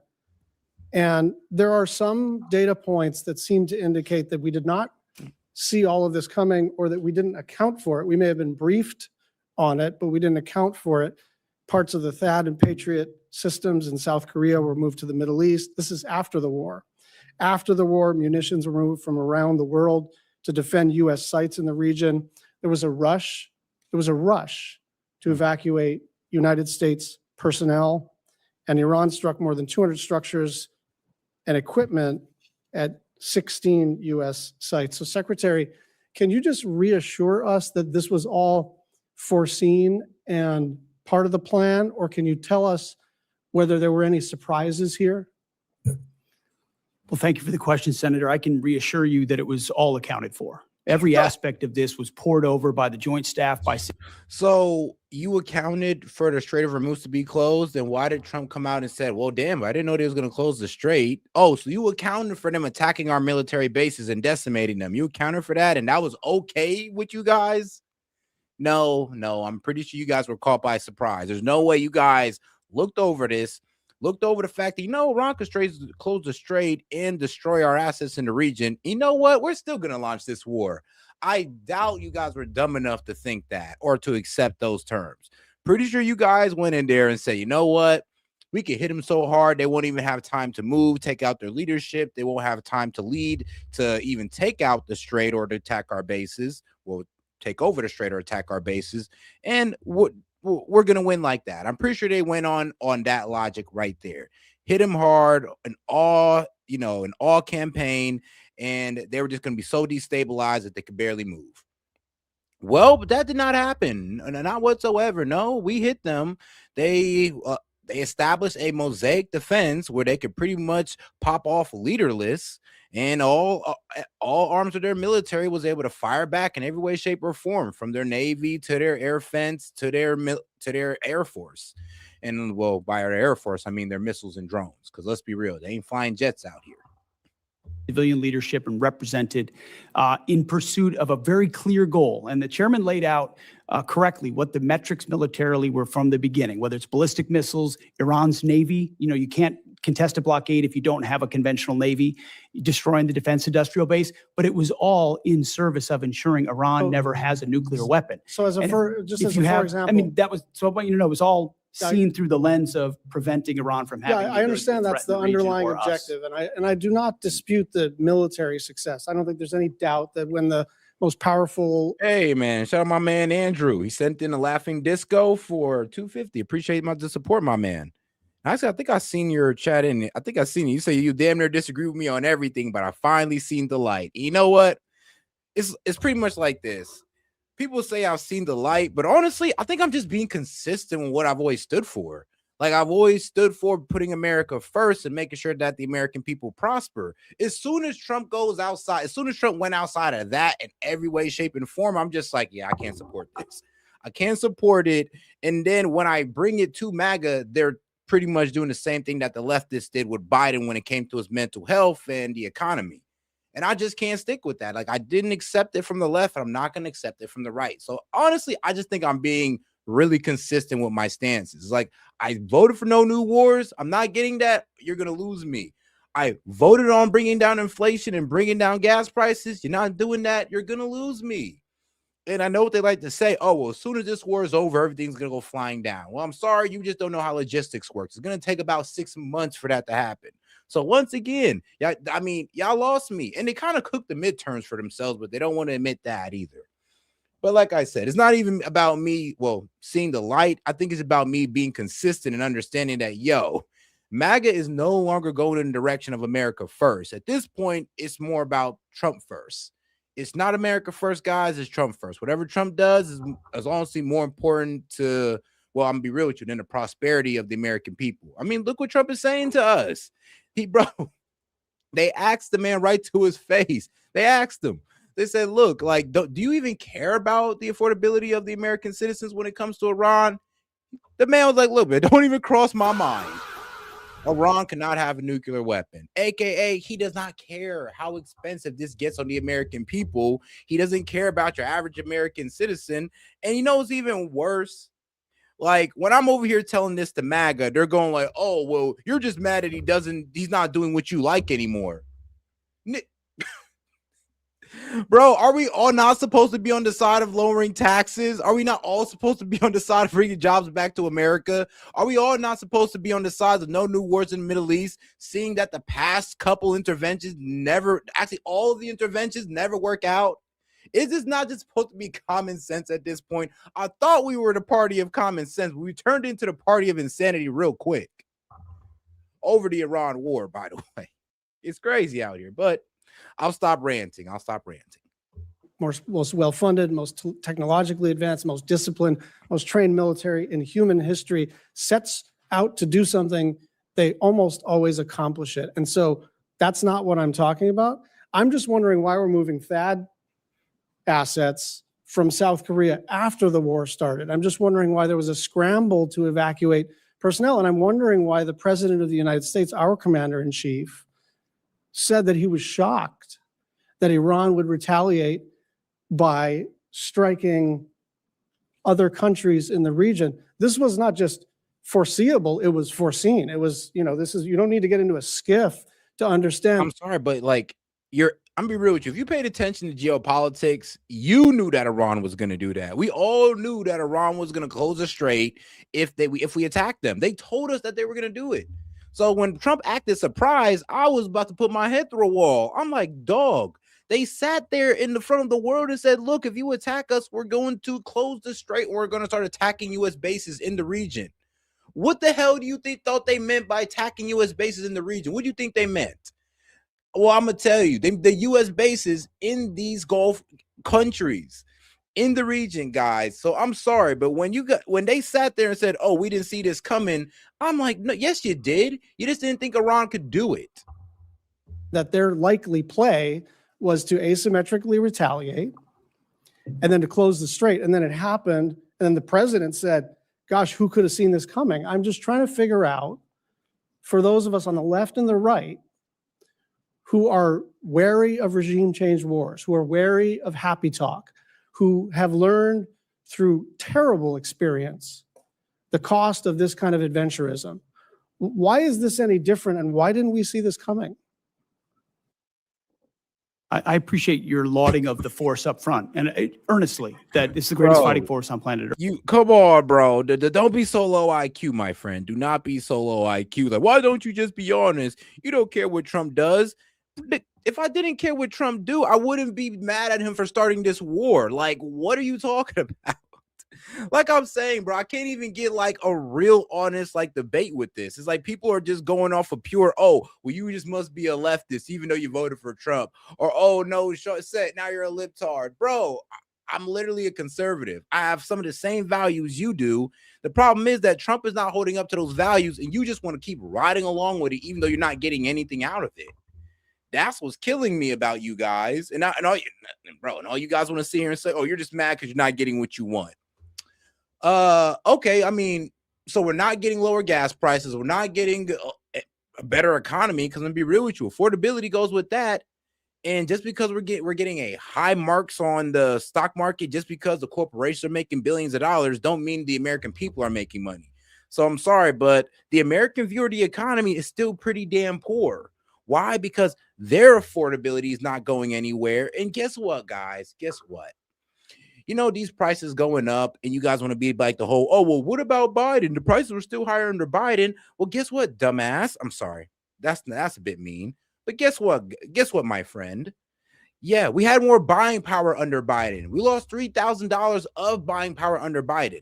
AKA is going to hurt us more for gas prices to go up than under Biden, because we had more buying power under him that we lost. And we only gained about 12 to 1,500 of it back that we're losing now because inflation has ticked back up. So we gained back 1,500, but then we lost 300 again. So now we're at 12 because inflation's went up, guys. And that makes us lose buying power. Do you not see the problem here? We're not getting what we wanted. We're not getting Make America Great Again. We're not getting America First again. We're getting the corporate agenda. We're getting corporation first and not America first. I hope you understand this. We're also getting Israel first instead of America first. I really hope you understand that part. But that was the same fighting force that surrendered to Iranian fast boats under the Biden administration. We all remember the pictures. Remember the Americans with their hands above their head at gunpoint of the Iranians? It's because they didn't have leadership like President Trump, who empowered them to do what was necessary. The Biden administration allowed them to pursue nuclear ambitions, didn't do anything about it. President Trump stepped in. We factored all the risk and ranges of options, put in maximum defensive capability for our troops as we could in real time. Empowering the CENTCOM commander with everything he needed to ensure this mission could be as successful as possible, knowing there are branches and sequels of every operation that have to be accounted for. I'm going to factor the Navy. You might wonder, why would you sink the Navy if you're trying to prevent a nuclear Iran? There's reasons for that, because you're planning for contingencies in other ways that Secretary, I'm trying to stay on time here. I hear what you're saying. I just don't hear an answer to the question of why we had to take certain actions that could have been taken before the kinetic engagement and would have kept our assets and our personnel more safe and would have looked and actually been, more planful. We didn't even let our own assets in the region know that we were going to strike Iran. Like, bro, our own U.S. bases got taken by surprise. Our allies were taken by surprise, and we did it off the element of surprise, but that ended up biting us in the ass later. Because then we wanted people to help us. They're looking at us like, well, why would we want to help? We didn't even know you guys were going to pop this off. Now you're just dragging us in? Like, what the hell? But, all right, let's get straight to it. All right, let's go a little bit more. Our guy, Hegseth here. Let's get right into it. Senator Shaheen. Thank you, Madam Chair. And thank you both for being here, all three of you for being here. Since your testimony 2 weeks ago, Secretary Hegseth, before the Armed Services Committee, the department has sent over your legal review, which I appreciate, thank you, for use of security assistance funding for Ukraine. However, as was determined earlier in the testimony, funding still has not gone out the door. And I didn't hear you give a date when this committee or the Armed Services Committee receive a spend plan for those dollars. General Kane, the day of the testimony, got back to us as he said he would and explained that he had coordinated on the spend plan on April 13th. So that's been almost a month and we still haven't gotten anything. So when are we going to see the spend plan for Ukraine? The spend plan for the European capacity building is in conjunction with No. I'm asking for the spend plan that we are providing. Are you suggesting the plural funding is part of that spend plan? Did I understand? The specific line item was European capacity building in the budget. I understand, And but as a the result, intent we're of working with Congress to allocate it. was to spend that $400 million. I think you heard from Chairman McConnell, you heard from Senator Coons. There was discussion at the time with the Congress that those dollars were intended to be used for Ukraine. And the reason it was designated as it was because what we heard from Speaker Johnson was. All right, hold on, man. Let's get to Senator Kennedy here. Apparently, Senator Kennedy had a brutal clash with Pete Hegseth on Iran, China, and U.S. military power. So let's get into that one. That lady was dragging. Terry has a time departure. Thank you for your indulgence, Thank you. Madam Chair. Thank you. Mr. Secretary, welcome. Can we agree that if you took President Xi Jinping and turned him upside down and shook him, that the African country of Mauritius would fall out of his pocket? I don't know if we can, but I'd like to indulge you on that. Well, let me try it another way.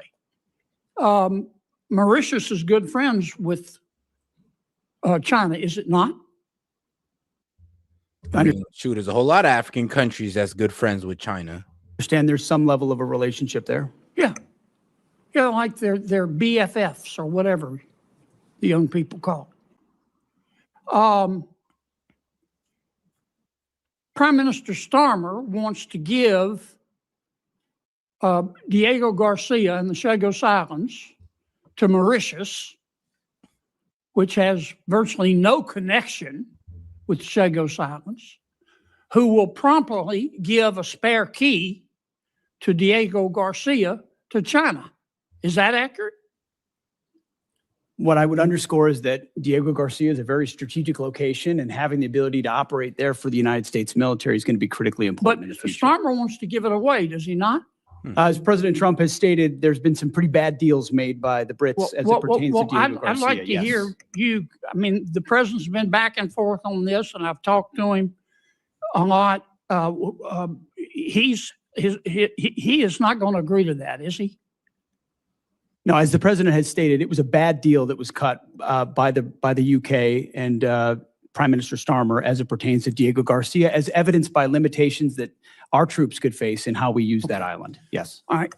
I appreciate that. My understanding is that the classified information and unclassified, it's public, showed that our intelligence discovered that not that long ago, Iran had developed the supreme leader, now dead is fried chicken, but they have a new supreme leader, had developed a new game plan for their nuclear weapons program. And their game plan was to jack up missile, both ballistic and cruise missile production and drone production, and put together this huge stockpile of missiles and drones. At which point they would turn to the United States and Israel and the rest of the world and say, we're going to restart our nuclear weapons program. If you bomb us again, like you did in June, we will destroy the Middle East. And by the way, our missiles can now reach Berlin and London and Paris.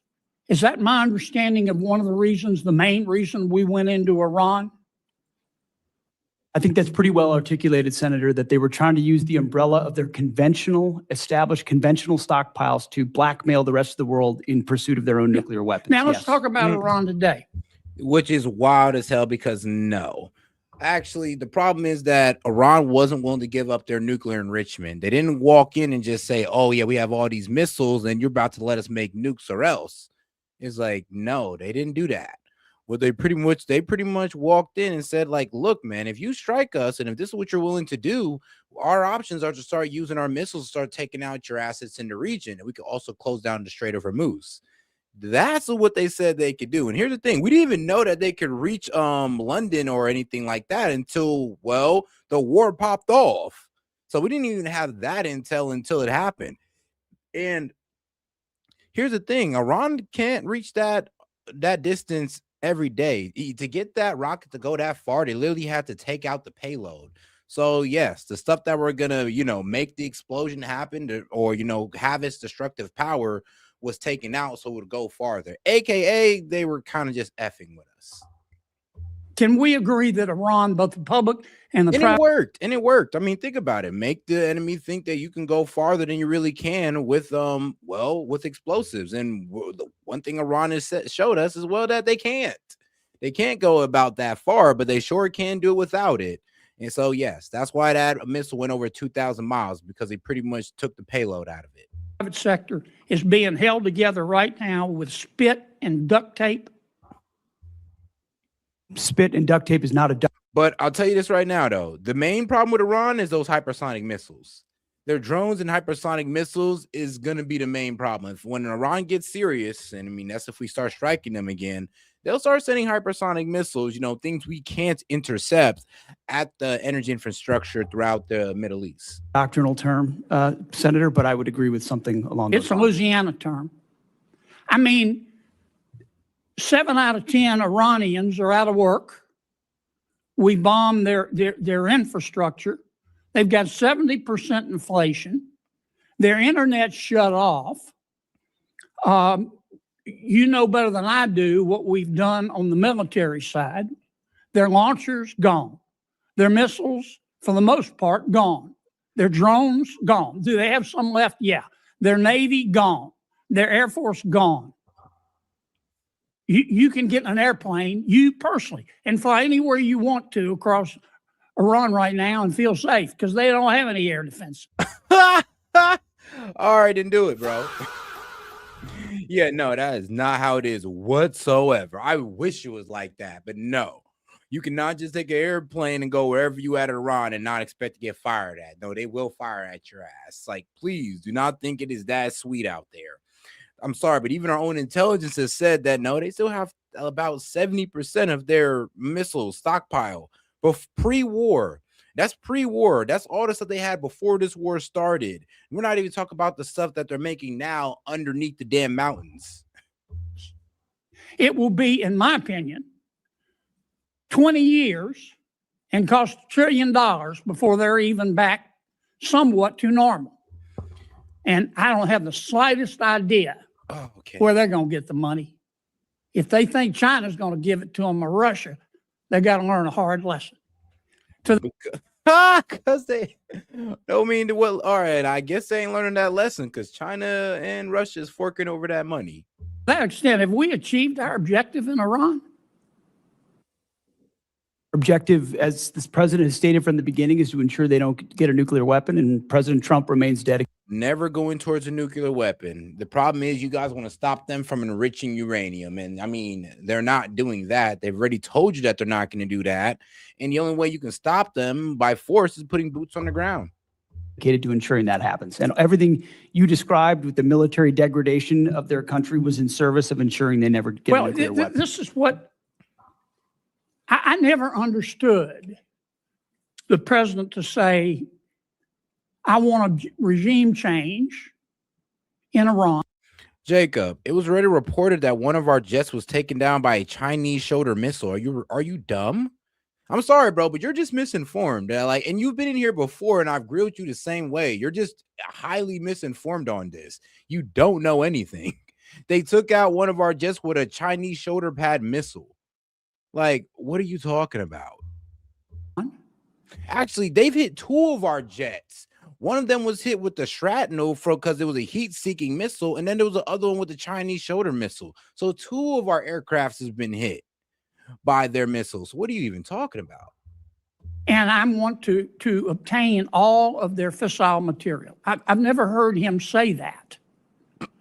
What I heard him say was, I don't want to go back through it. Mike, actually, that's not true. Actually, inflation is still outpacing wages. So no, wages have not outpaced inflation, aka wages aren't up. Employment it stayed steady. Actually, it didn't go up or down. It's actually at that 4.3 still. And taxes are, well, let's be honest here. Taxes are down. I mean, bro. Affordability is still a problem. So, I mean, taxes going down, it depends on what state you're talking about. That's like a state-by-state basis there. But our goal is to cripple them so they can't blackmail the rest of the world. Now, many of my Democratic friends are trying to say we have lost. Here's a footnote. You're not going to get Democratic support.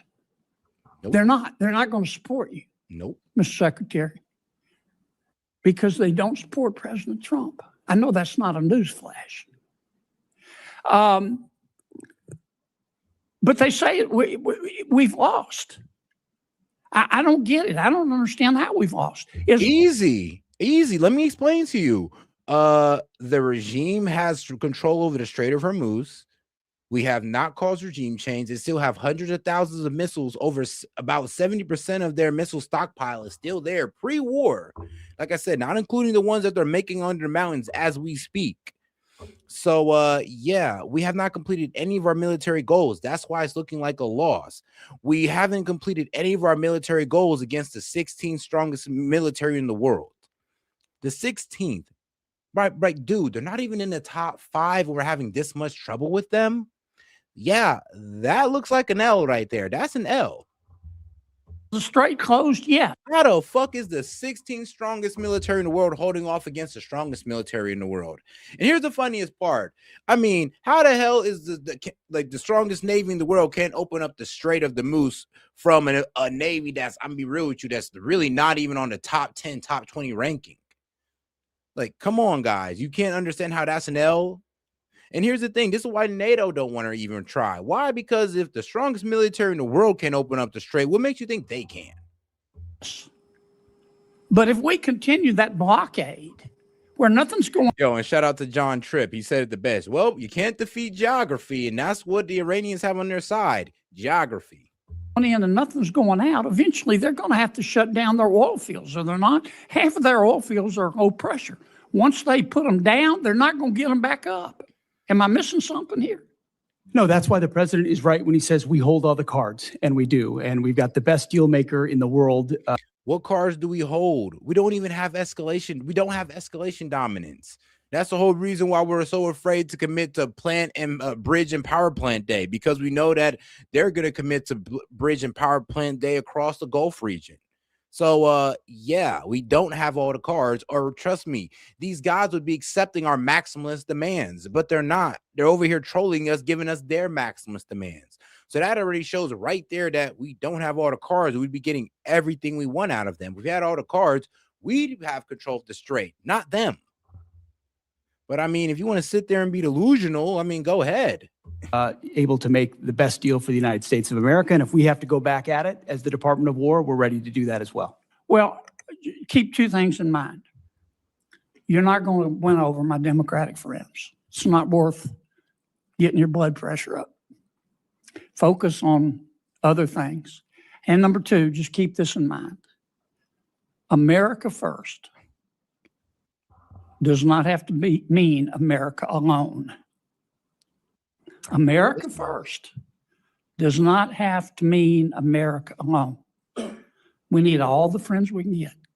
They need to carry their own weight. They need to pay their bills. The more the better. I'm sorry, bro. I'm all about NATO paying their bills, but NATO was never signed on the agreement that we can drag each other into war. Like, if it was all about, if NATO was like that, then we'd have been at war with Russia since last year, because NATO would have just went ahead and attacked Russia and be like, well, America, look, you got to follow up with us. Yeah, that's not how NATO was like established. It's supposed to be, sadly, somebody got to hit us for NATO to jump in, and somebody got to hit them for us to jump in. It's not that, oh, we can just drag each other into whatever conflict we feel like. That's not how it works, guys. I'm not sure why you guys are bashing NATO for that. We can also even bash NATO for being broke and not wanting to pay their military bills, but to bash them for not wanting to be dragged into a war that we didn't even let them know we were going to pop off. I mean, come on now. Like, can't really blame them for that.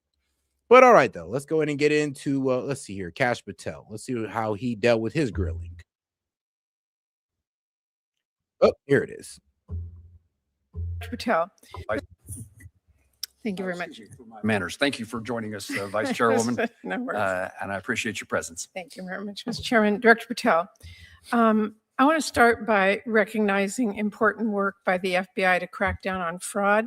In one case, the FBI helped bring justice multiple former business owners who orchestrated a $205 million Medicare fraud scheme on the American people. And those business owners filed nearly 1 million false claims for services that they never provided to any patients, literally stealing from American taxpayers and preying on vulnerable people who were suffering from Alzheimer's and dementia and substance abuse. But thanks to the FBI, those crooks were held accountable. So I just wanted to ask you today if you would pass along my gratitude to those FBI agents for their tireless work bringing those criminals to justice. Bro, oh yeah, Jacob. Yeah, okay. Now, I'm sorry, Jake. Yeah, you are highly misinformed. You know, okay. You know, our own guys, our own military is pretty much saying that we're running low on munitions. So if we only send 1% of what we had at them, then why are we over here writing reports about how we need to start making more missiles, more THAAD, more Patriot missiles soon? Because we're about to run out. We're pretty much sacrifice a future war with China for a war with Iran if we just sent 1% of what we had. Like, dog, I'm sorry, you don't know anything. Dog, you just don't know anything. I'm sorry. We can't even have this conversation no more, dog. I will, ma'am. The fraud work is often overlooked, and I greatly appreciate that. And very important. But I do have to say, unfortunately, President Trump, the guy who says he's going after fraud, granted this man, Lawrence Duran, clemency last June. He was set free and let off the hook for the $87 million he owed in restitution. And Trump granted clemency to Duran's business partner last February, cutting well short her 35-year prison term. He literally undid the important justice work the FBI served and let fraudsters off the hook. And I find that deeply disturbing. With that, I want to say, I want to take a moment to reiterate the important role of DOJ law enforcement in keeping all of us safe. Those agents and deputy marshals are absolutely critical to making sure public safety and solving crime. But I worry that instead of pursuing these child abusers or terrorists or drug traffickers or other criminals, you have our agents spending time carrying out Stephen Miller's mass deportation agenda and harassing families and children. I want to ask you, Director Patel, how many FBI agents have been reassigned to work on immigration enforcement? No one at the FBI has been reassigned to work solely on immigration, ma'am. Okay. Well, I would differ with you because according to the Cato Institute, more than 2,000 FBI agents were reassigned to work on immigration enforcement in 2025. By the way, it's not just Yeah, hold on now. Enforcement or immigration investigation? Because remember, they do investigate on immigration as well. So if you're talking about investigation, aka they're getting the info and running the intel and all that good stuff, yeah, that makes sense.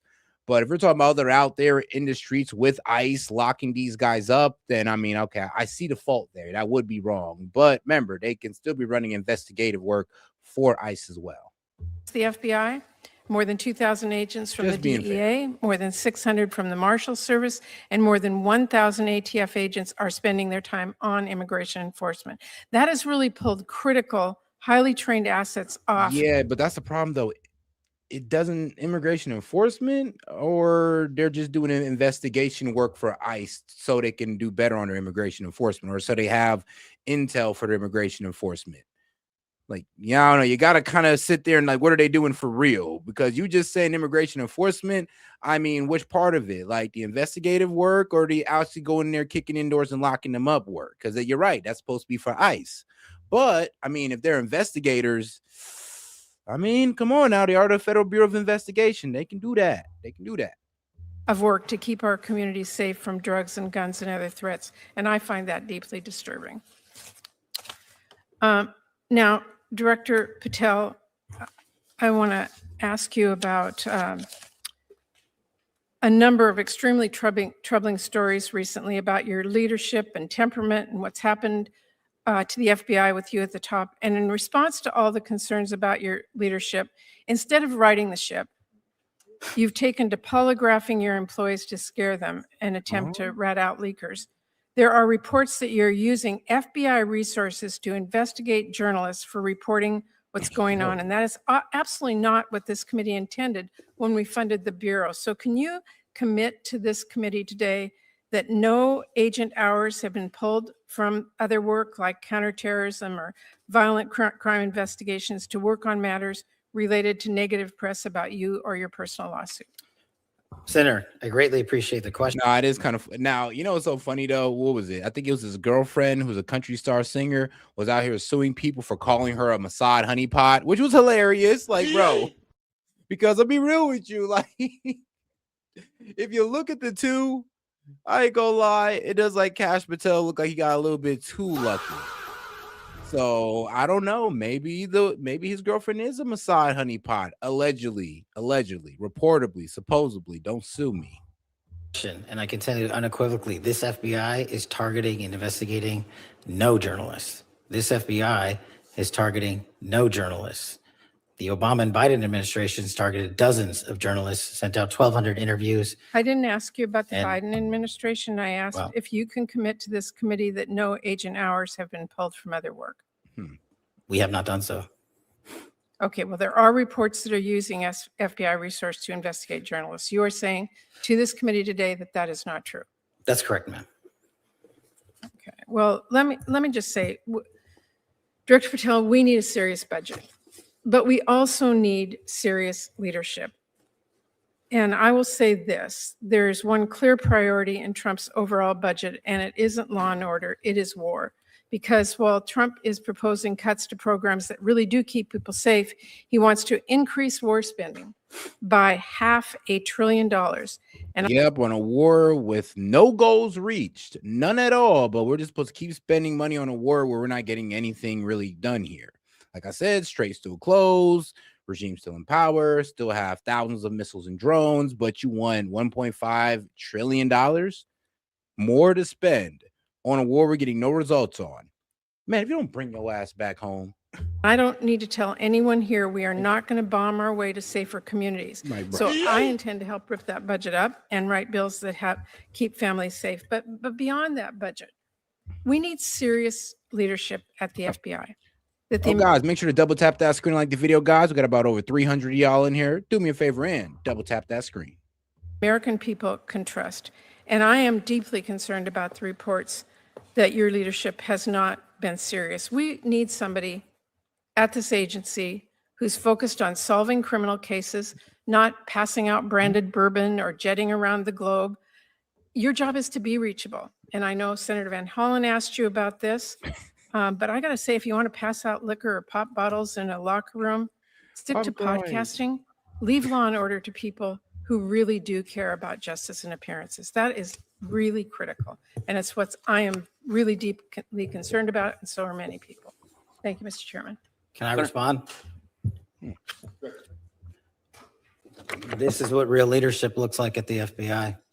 Every one of you was given it. This is what's happened under my tenure at the FBI and the Trump administration.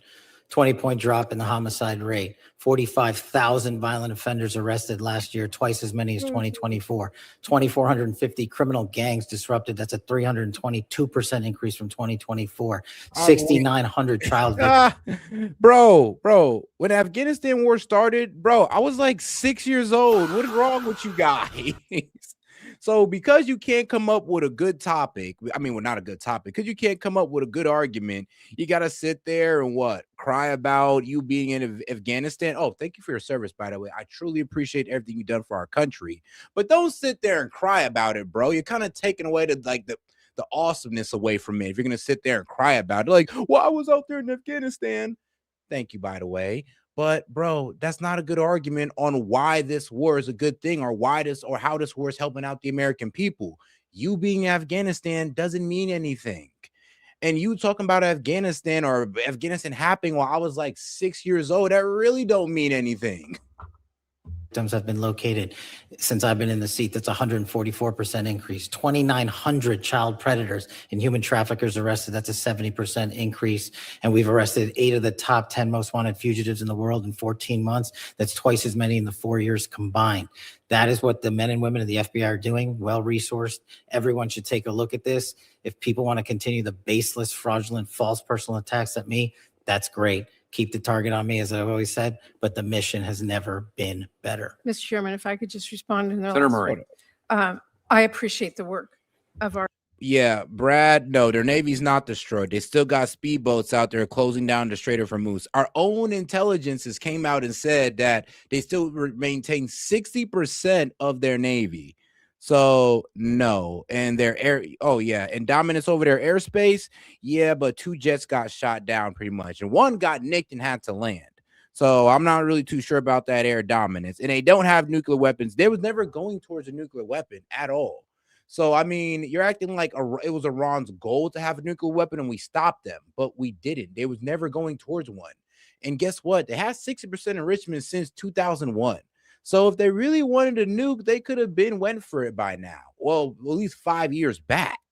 So no results whatsoever. And yes, I'm serious. Can you name them?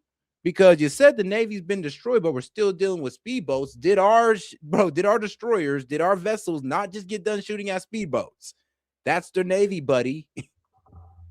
FBI agents, but leadership, serious leadership, is a concern. And we are seeing the pictures of passing out branded bourbon and what happened at the Olympics, and jetting around the globe and all the rest of it. And that, I will say again, Mr. Chairman, is of deep concern to me. Thank you, Mr. Chairman. Thank you. Senator Fisher. All right. But all right. I'm done. I'm done grilling the guys who don't know anything about the war. Like some people say, well, if you don't know why we're at war with Iran, go read some history. Bro, all right. You know, the same people who said go read history, I asked them, all right, do you know anything about Atoms for Peace? Do you know anything about the CIA Operation Ajax? The same people who say go read a history book don't know shit about that. And that's one of the main reasons why we're here today. If you don't know anything about Atoms for Peace or Operation Ajax, please shut up when it comes to the history of our conflict with Iran. Please, you don't know anything at all. If you really think this starts at 1979, you don't know anything at all. Like dead ass. Stop talking and go look up Operation Ajax and go look up Atoms for Peace, and you realize why we're here and why you don't know shit. All right. Let's go. All right, now let's go ahead and get to the next video. Thank you, Senator Murkowski. Senator Van Hollen and I are going to just have a couple of wrap-up questions, and then we'll conclude the hearing, and I'll turn to Senator Van Hollen. Thank you, Mr. Chairman. So, Director Patel, I've been listening carefully to your responses to some of my colleagues, and I want to start with a question that Senator Coons asked you that relates to this article where the headline is Kash Patel's latest firings ousted agents with expertise in Iran. The article says that these individuals were fired for their role in the classified documents investigations of Donald Trump. First of all, is that true? The article, just like all the other articles you cited, is false, and there's ongoing litigation, so I can't address it. Okay. You did answer Senator Coons, and I understood your answer to be that the people that were fired, that none of them were part of the. I mean, Randy, can you think for yourself and come up with a position? Like, that's what I'm saying. You're doing the same thing that the leftists do. You don't have a position. You just say, you can't think for yourself. You're just doing what you're told. Bro, I'm sorry, but I went out to look this up for myself, so nobody ain't telling me shit. The problem is you guys are going off what you're being told. You're going off what Trump is telling you. Is going like, oh, well, we destroyed 90% of their Navy, but their Navy's still out there in the Strait of Hormuz. You're believing what you're told when Trump said we destroyed 90% of their missile launchers, but actually they still got about 70% of them. You're the one who's actually believing what they're told. That's the funny part about this. And you're the one that's brainwashed because you believe everything that the president says. Like, are you serious? But please explain to me how I don't know what I'm talking about. I would love to engage it. Group that had Iran expertise. Is that your answer? No, he asked if they were Iran experts. I said they were not. Were the group fired? Did it include people who were Iran experts? No. Did it include people who were? Bro, I swear to God, MAGA going out bad, bro. MAGA going out bad at this point. I can't believe you love Iran. When did I say I love Iran more than my own country? Please. When did I say that, dumbass? Please. Because I'm sorry, though. If I didn't love my country, then I would be telling us to keep on going because this war is destroying our country, you dumbass. Like, oh, my goodness. Like, if you truly think you're really a low IQ person because that's such a low IQ take. If you really think that me telling the history of this war is me being pro-Iran, then you're a dumbass. No, it's me being pro-truth that you're trying to ignore because you like being so to lie. You like being so to lie about this war. So, no. And don't ever doubt my loyalty for this country because I got more loyalty for this country than you.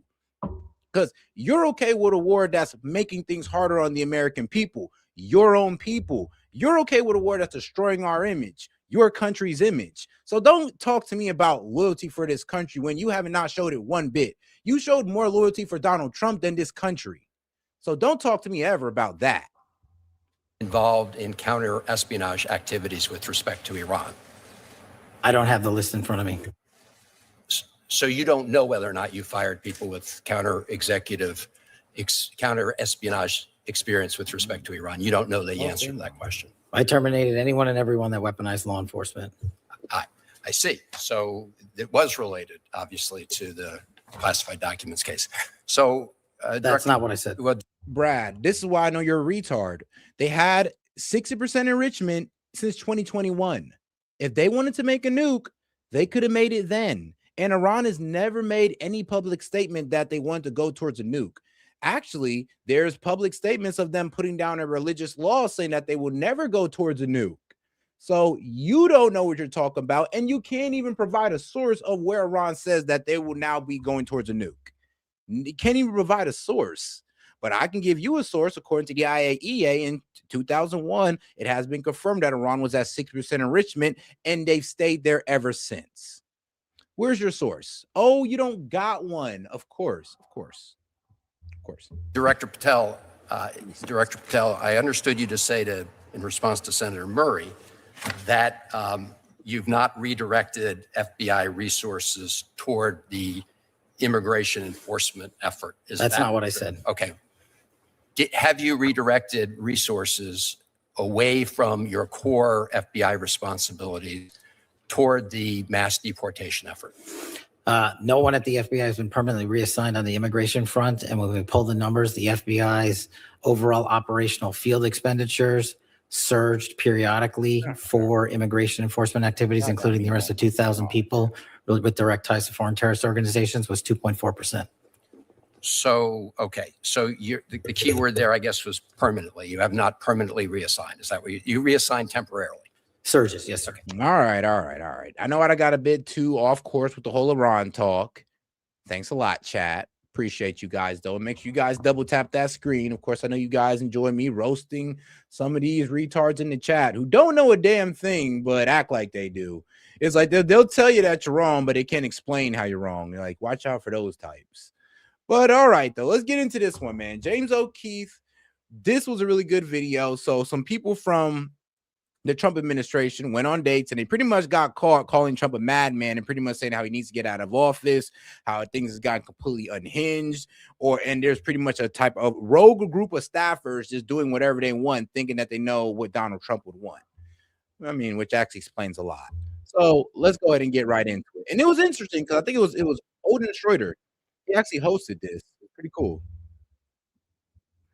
Let's get right into it, and shout out to our guy Odin Schroeder. Do I have the other video here so we don't got to go through this?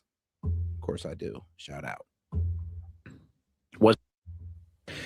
Welcome to On the Inside with James O'Keefe. Now, James has had some great disguises over the years, but that is not what is in studio today. I am Owen Schroyer filling in for James O'Keefe. It's an honor to be here, I must say. You may know me from the Owen Report, my live show, weekdays 3 to 6 p.m. Central. Check it out, political play-by-play here in America. Glad to be here hosting for James, though, because today we are dropping a major report.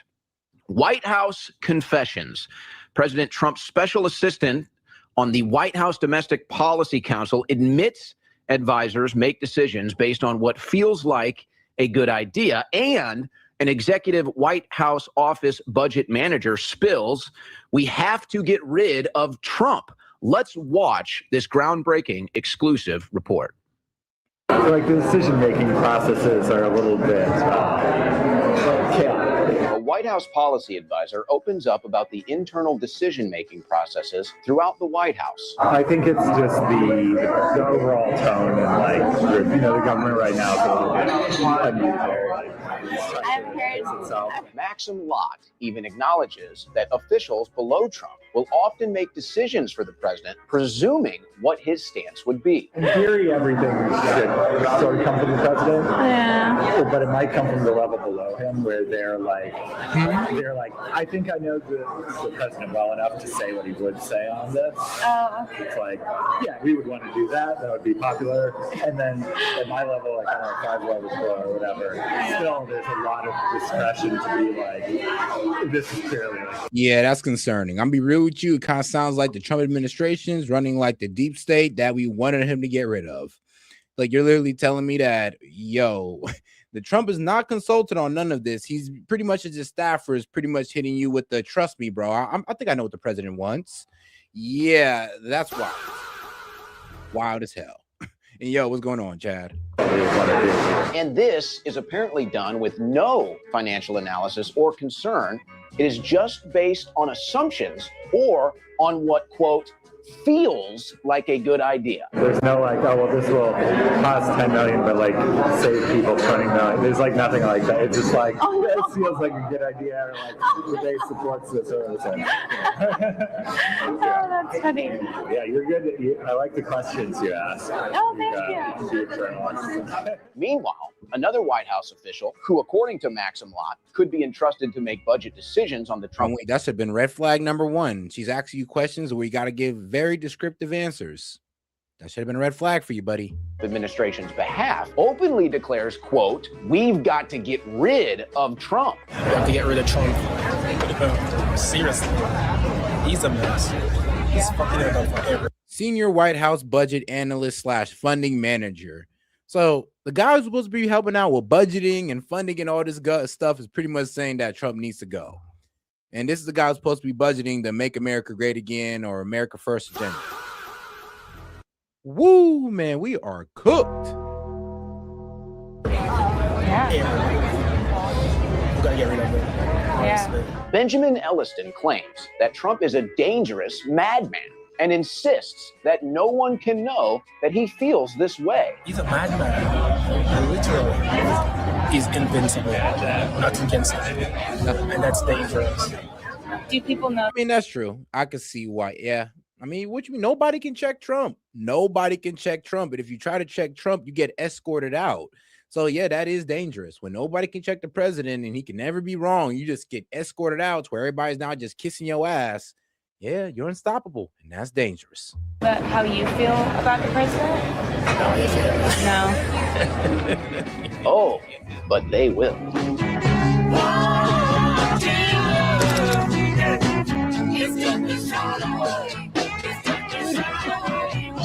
No, Chad, literally, I was literally saying, he's like, you know what, Chad, bro? I think like all like the hottest girls probably know all of the world's secrets at this point, because all these guys just can't help but run their goddamn mouth and tell them everything, how it all works, like all the drama, the lore, and it all. And I'm just like, damn, y'all getting everything.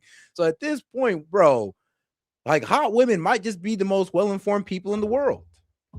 Maxim Lott is an advisor and special assistant to President Trump on the White House Domestic Policy Council. He's been working in the White House since February 2025 and is responsible for high-level domestic policy decisions. What do you do for work? Yeah, so my career was in journalism. Really? How? Yeah, so I worked. Hold on. Special assistant to President Trump, White House Domestic Policy Council, aka he works close with Stephen Miller, basically. So my career was in journalism. So Really? How? I worked, for 1 decade there. I was mostly in New York City. So right now, for the last year, I've been working in government tech, so it's like a policy advisor. Oh, okay. So That's really cool. Yeah, keep him busy. Maxim met our undercover journalist on a date in Washington, D.C., and almost immediately he began to lament the decision-making within the White House, claiming that there is no cost analysis or consideration of saving American taxpayer dollars. Decisions that affect every American are made based on assumptions about Trump's intentions, or simply on what, quote, feels like a good idea, and whether they think the base supports it. I am getting some good stuff done, but yeah, it's complex.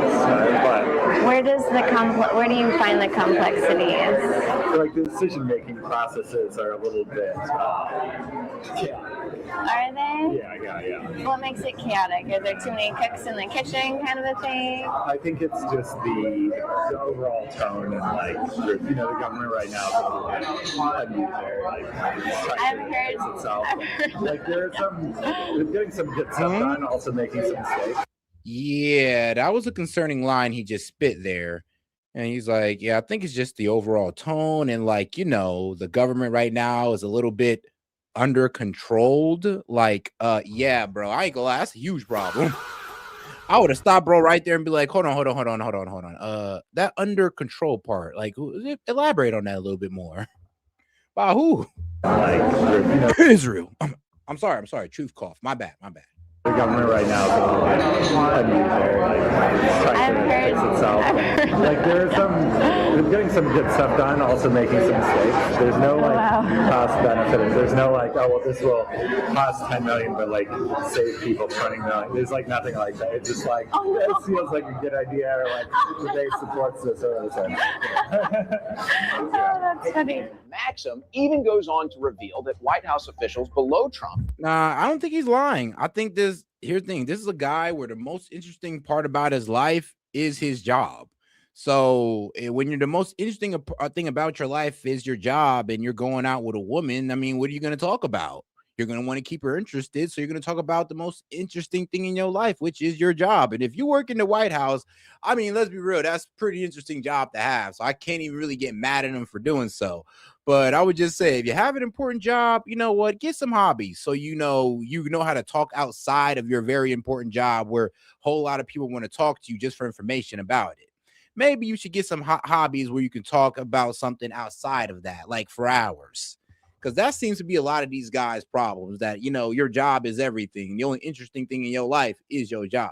Like when I sit down with a girl, I can talk to a girl and she not know that I'm a YouTuber. She not even getting a clue about it because I could talk about other things besides politics and YouTube that I care about.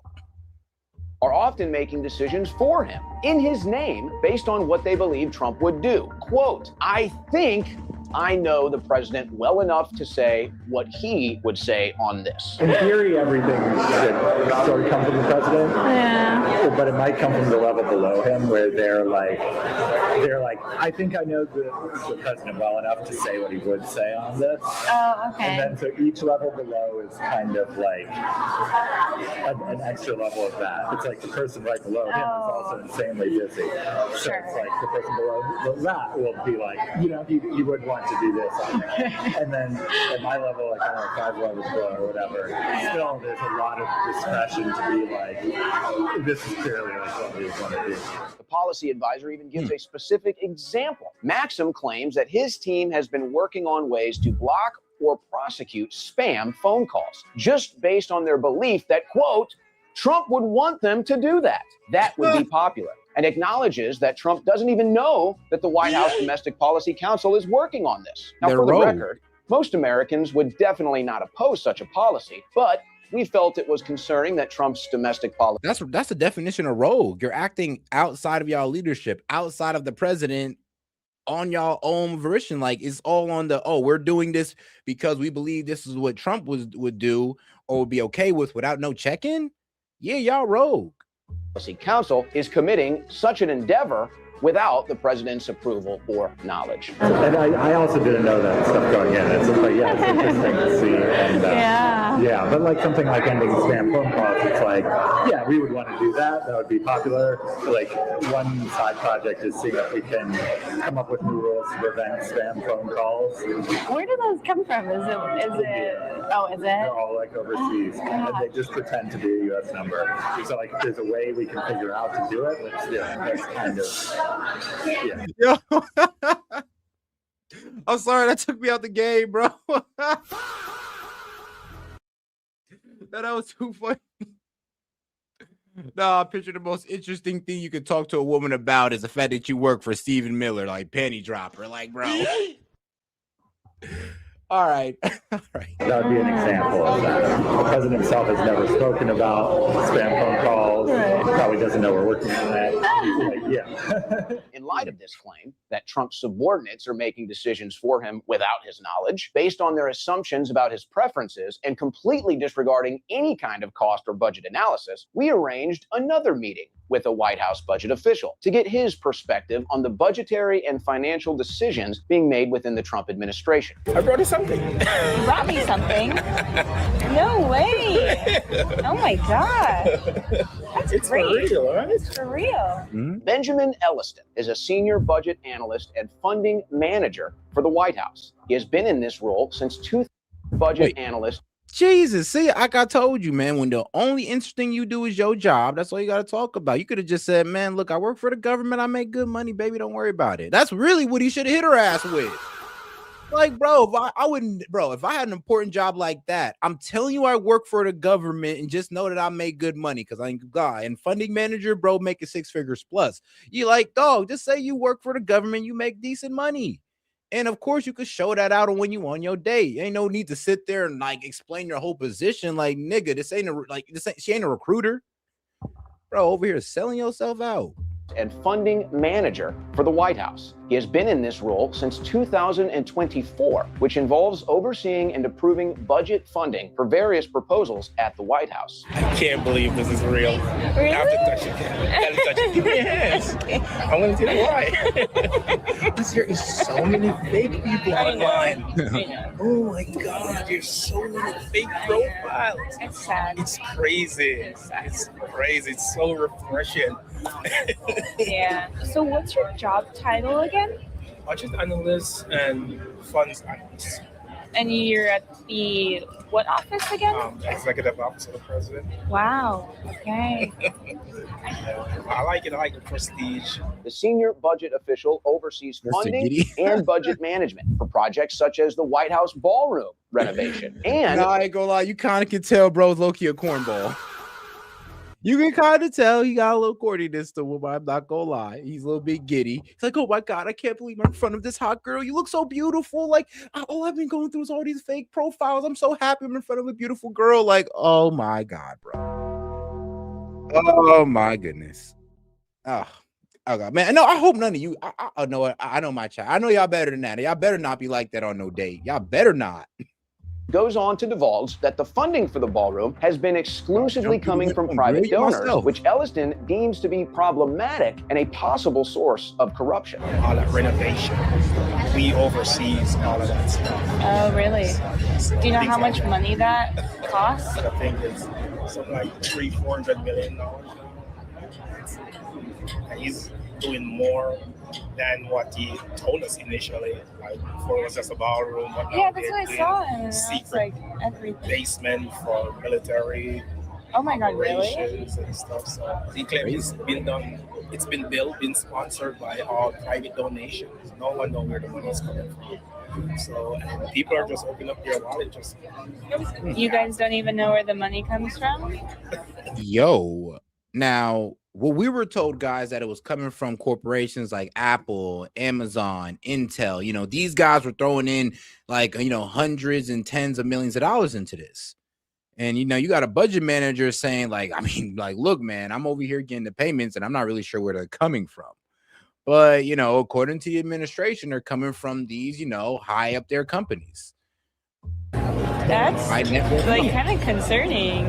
it's more than concerning. Like me as a government employee, right? The most I can accept as a gift, any government employee, it's $25. Well, you just accept, and he's a government employee too, so it doesn't really matter. Benjamin goes on to reveal that Trump was also gifted a $400 million jumbo jet from Qatar, which he also deems to be a corruptive influence, and claims that the government is going to spend over $1 billion taxpayer dollars to, quote, retrofit the plane into a new Air Force One. He just accepted a plane from Qatar. Trump?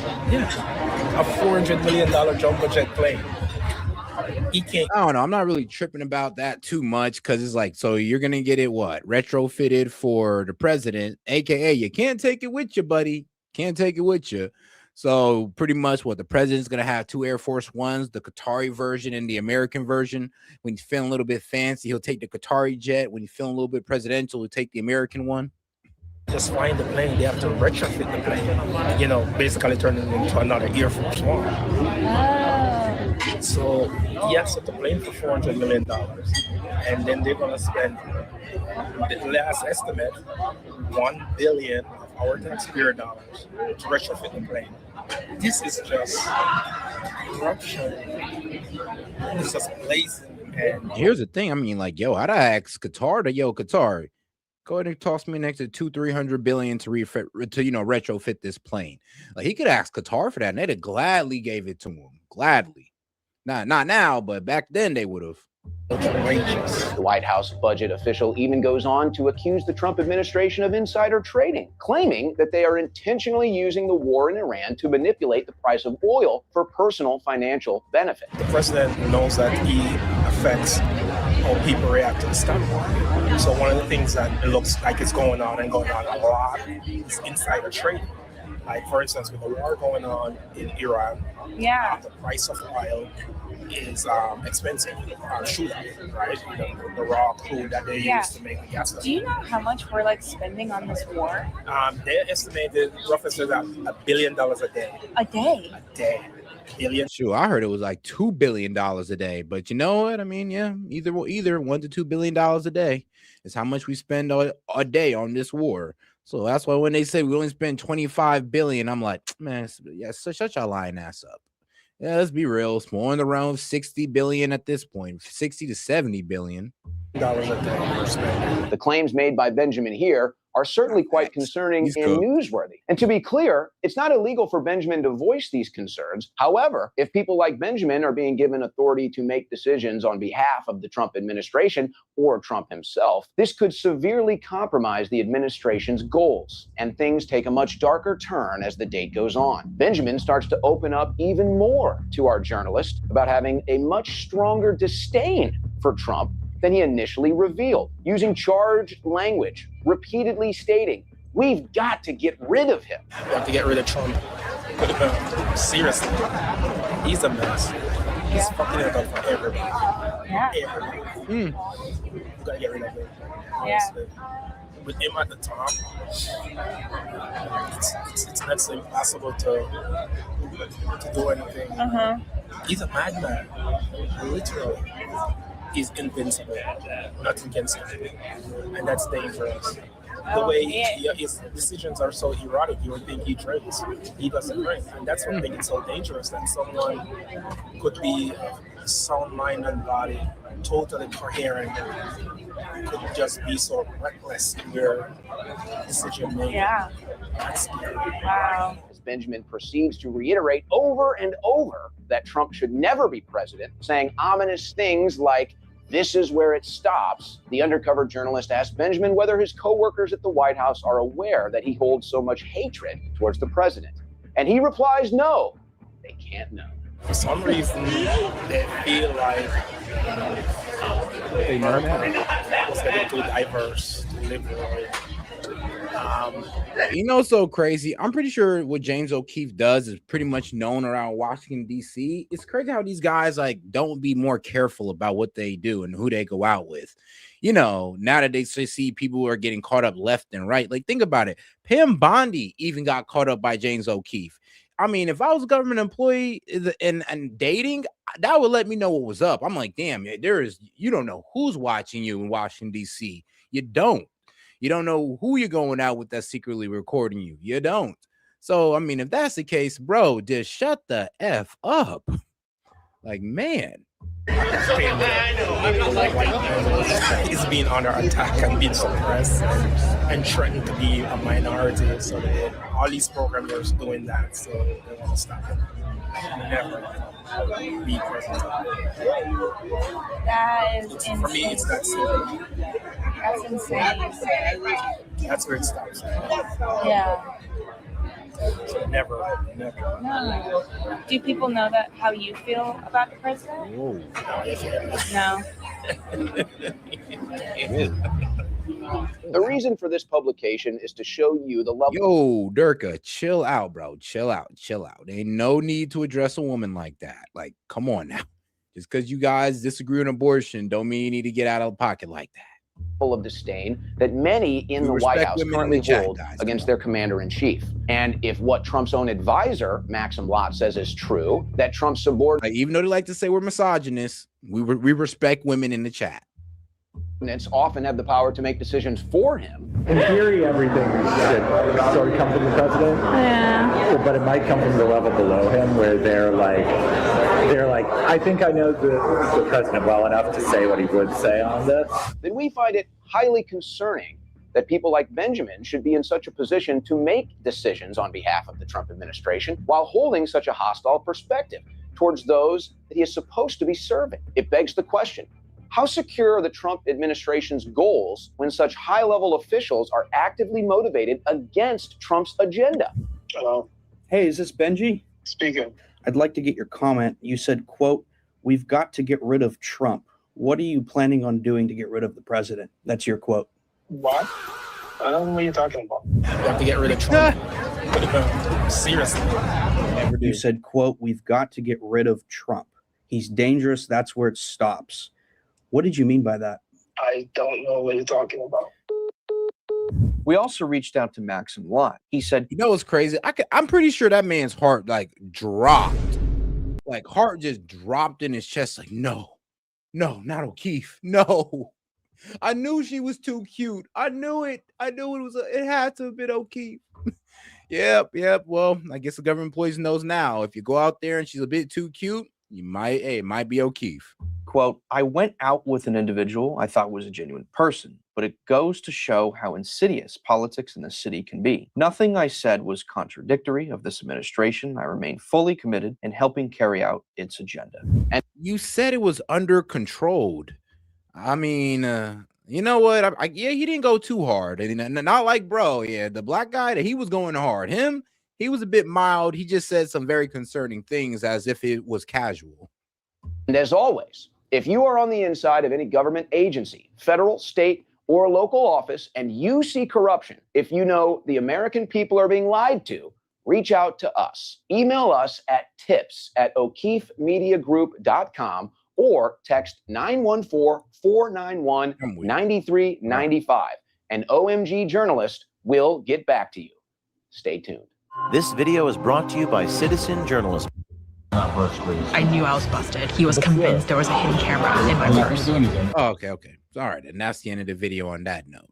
But I know, pretty interesting, right? So they finally called some Trump staffers and got their actual opinion. One guy, he kind of just pretty much said that the administration seems to be under control. And the other guy, he was like, man, look, man, like we're spinning out of control. This man Trump needs to go, but nobody's willing to tell him anything. This man's literally unstoppable. Like, I kind of seen that. I seen that. It makes sense. But all right, guys, let's go ahead and get over here to the next video. Let's get into this Benny Johnson video. He did some decent coverage on it. The CIA just raided Tulsi Gabbard to steal evidence. Now, I know one of my guys in the chat was saying it was from MK Ultra and JFK. Let's see. I think President Trump has done his level-headed best to share as much as possible with the American public from inside of the deep state. Maybe he's just scratched the surface, and the people who work inside of his administration tell me that there is so much friction to stop Americans from learning about programs like the MK Ultra program, which is 100% real. It was a CIA mind control research program that ran from the early 1950s to the early 1970s. They put a bunch of Nazis that they went and gathered up from the Hitler research laboratories, and they brought them over, like literally from the concentration camps. They brought them into the CIA to continue their same experiments. That's exactly what happened. It's called Operation Paperclip. Look it up. The program was aimed to develop techniques for interrogation and mind control, creating Manchurian candidate-style programs for assassins. Okay. Psychological torture methods and drug-induced altered states for espionage. It was launched in 1953 by Alan Dulles, the most evil man, arguably. Yeah, Durka, you gotta chill, bro. You gotta chill. I don't know why you coming at old girl like that, but dog, just chill out. Like I said, you could disagree with somebody on abortion without calling them all types of dirty bees and all this wild stuff. Like, chill out, bro.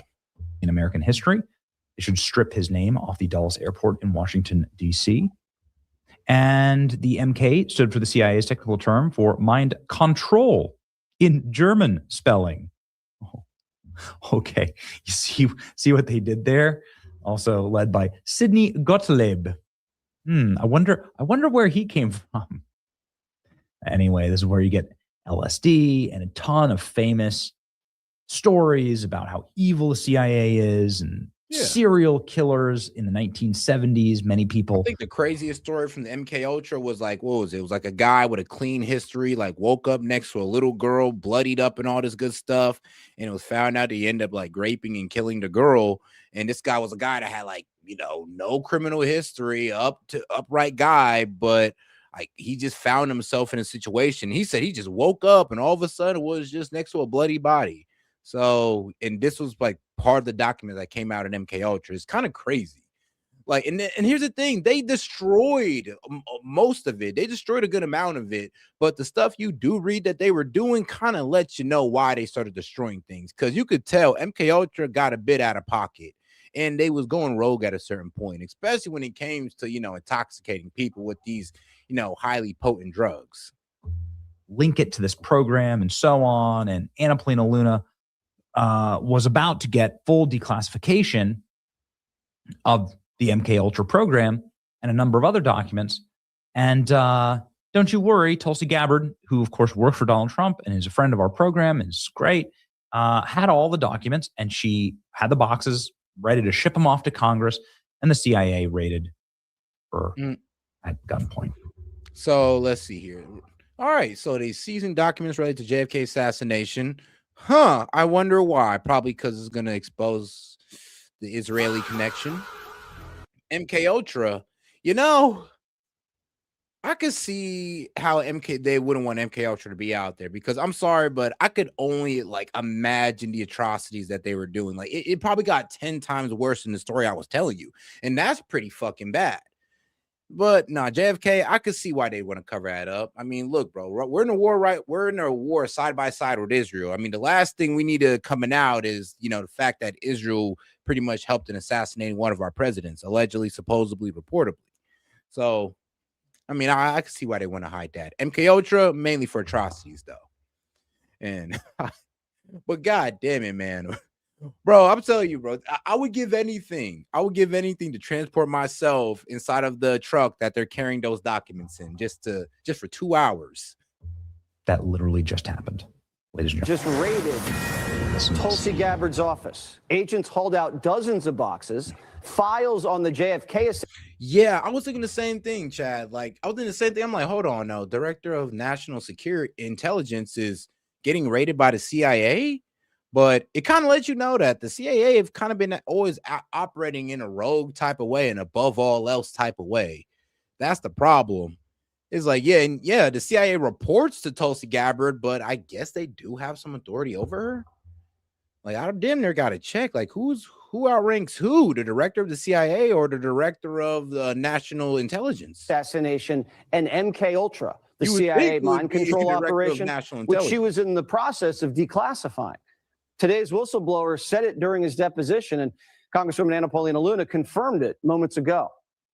The reason why this is troubling is there was an executive order that the president had directed the full declassification of JFK, but then also to the MK Ultra files. The CIA famously has said that, all documents were released and other documents had been destroyed. So these are allegedly those documents that apparently never existed. Just in, John. So, whoa. They just raided Tulsi Gabbard's office. Yo, that's wild. So it took them and now they never existed. I'm like, yeah, so those documents that you took, so are we gonna get them back? Oh, what documents? Man, that's tough. And hold out all of the documents.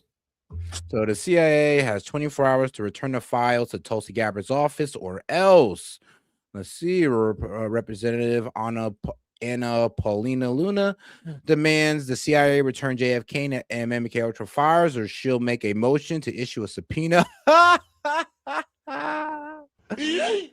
Like that's actually gonna work. Brad, sis, don't you think we done tried that before? 40 boxes were seized. 40. Jesus.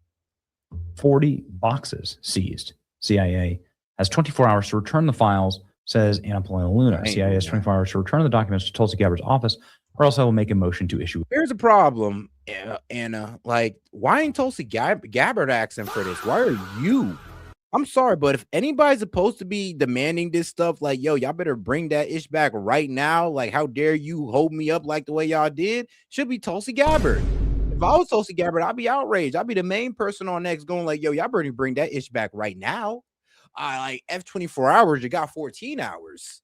Or like, y'all gonna get brought up on charges. Like, what's going on here? Like, the fact that it's a representative action saying this is outrageous, still be Tulsi Gabbard. I mean, or at least John Ratcliffe, the director. A subpoena. These documents have been requested by Congress, the President of the United States. Here's Tulsi Gabbard out of the CIA that talking about what's going on here. Yeah, so we were actually just notified that the CIA went in and took documents out of ODNI, multiple boxes pertaining to the JFK files as well as MK Ultra.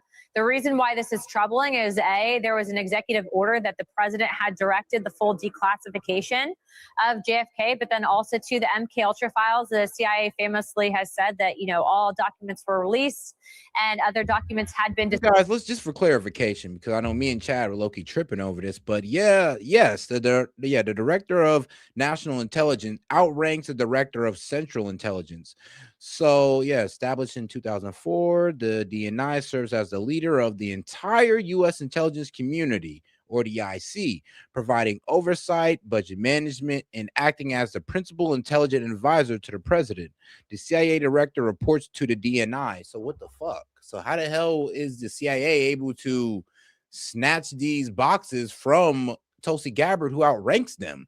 Like, if anything, Tulsi should have been able to sit right there and be like, yo, what the fuck are y'all doing? Like, stop. No, stop. That's a direct order. I'm like, I'm y'all boss. Like, what? So the cronies went over the boss? Yeah, what's going on? Destroyed. So these are allegedly those documents that apparently never existed. And so very troubling. I did just talk to Chairman Comer, and we are sending in the next hour or so a preservation of documents request to the CIA.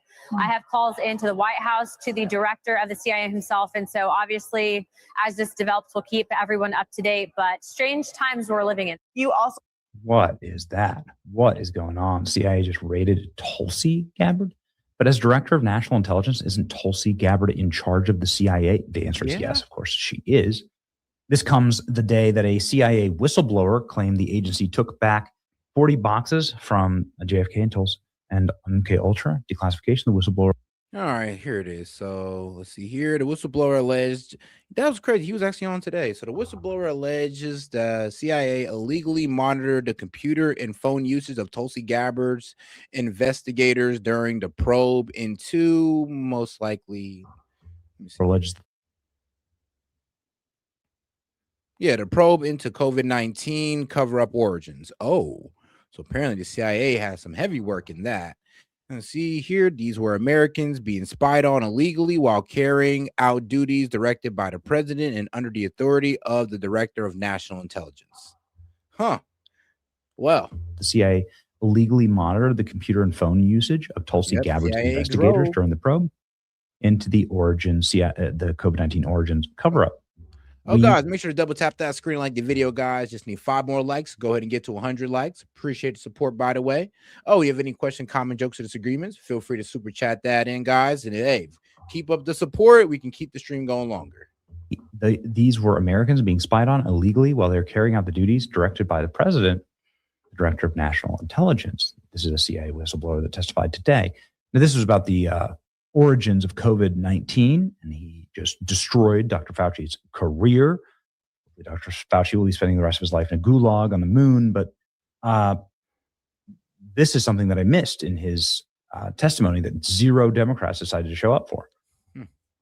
So the CIA is pissed. The CIA, of course, sent a scathing screed against that whistleblower, and now they've gone and raided Tulsi Gabbard in direct violation of President Trump's executive order. 47 has to reel in the CIA. So Anna Polina Luna is somebody who has been going hard in the paint on all of this and is pissed off. Here's what she says. Given the documents in question, we are sending a preservation notice. Documents need to be returned to the Director of National Intelligence, given that ODNI, given the direction and authority by the president to declassify RFK, MLK, JFK. Regarding MK Ultra. Apparently the CIA has some disagreements with that. And like I said, I mean, a representative saying this, like I said, where's Tulsi? Like I said, if anybody, she's supposed to be the one saying something about this, not her, not Anna Paulina Luna. I mean, let's be real. You ain't got no power compared to Tulsi Gabbard. These were documents specifically requested by my task force and currently being can't do it. Nobody in can. Our investigation. So Congress is fighting back. They, of course, have the power of the subpoena, but a lot of people laugh that out. You know, a lot of these. But all right. Intelligence agencies are just black boxes. And so it just doesn't matter.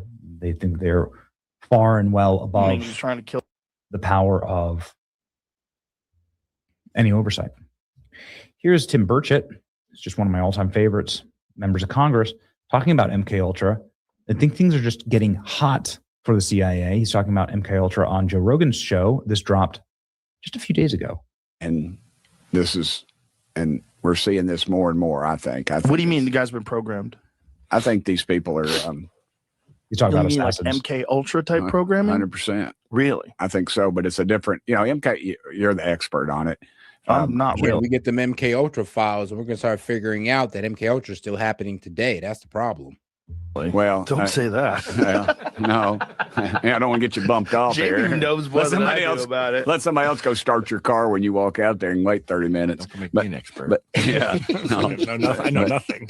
But the CIA, they were grabbing these people up and giving them, I guess, acid or LSD, whatever, and then programming them, and then they said they weren't doing it, and then they got sued, and they said, "Oh, we lied. We were doing it, but we're not doing it anymore." Now, which time are they not? Here's my thought on this. I think you've got a bunch of people today because of this. It's just open up your head and pour it in, and they can put these things out to people just enough to where they know that there's going to be a reaction. There's some people, you and I are going to read this stuff and go, huh?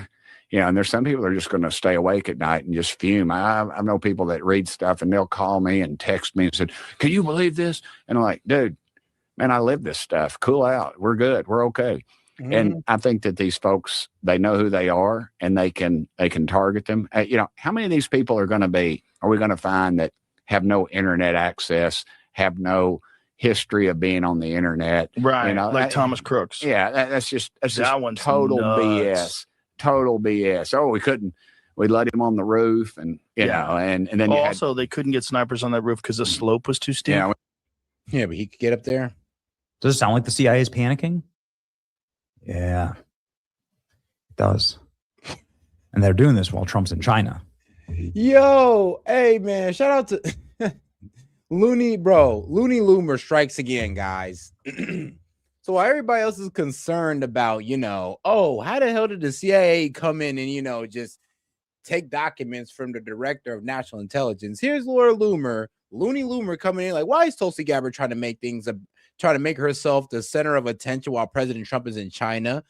She is now accusing the Trump administration of raiding her. Just resign, Tulsi. You were already told you need to leave by the midterms. You can,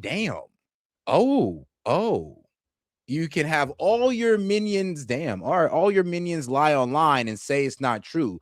But I know for a fact it's true. And deep down, you know it's true too. I still stand by what I've been saying. Trump should have fired Tulsi Gabbard. Notice how, that's crazy. Isn't it crazy how anybody who stood up against the war, Laura Loomer goes against, at their neck? If you stand up against Israel, if you stand up against the war, Laura Loomer got something for you. You're going to get Loomer, as she likes to say. All right. But notice how Fox News has to convince CIA leakers and traitor John Kiriakou on TV defending Gabbard when Kiriakou is a Trump hater and literally works for Russia's state-owned media. Now, no, Kiriakou is not a Trump hater. No, he's not. And he's depending on Trump to get him a pardon. So no, he's not no Trump hater. And has he worked for Russian-owned media? Oh, for sure.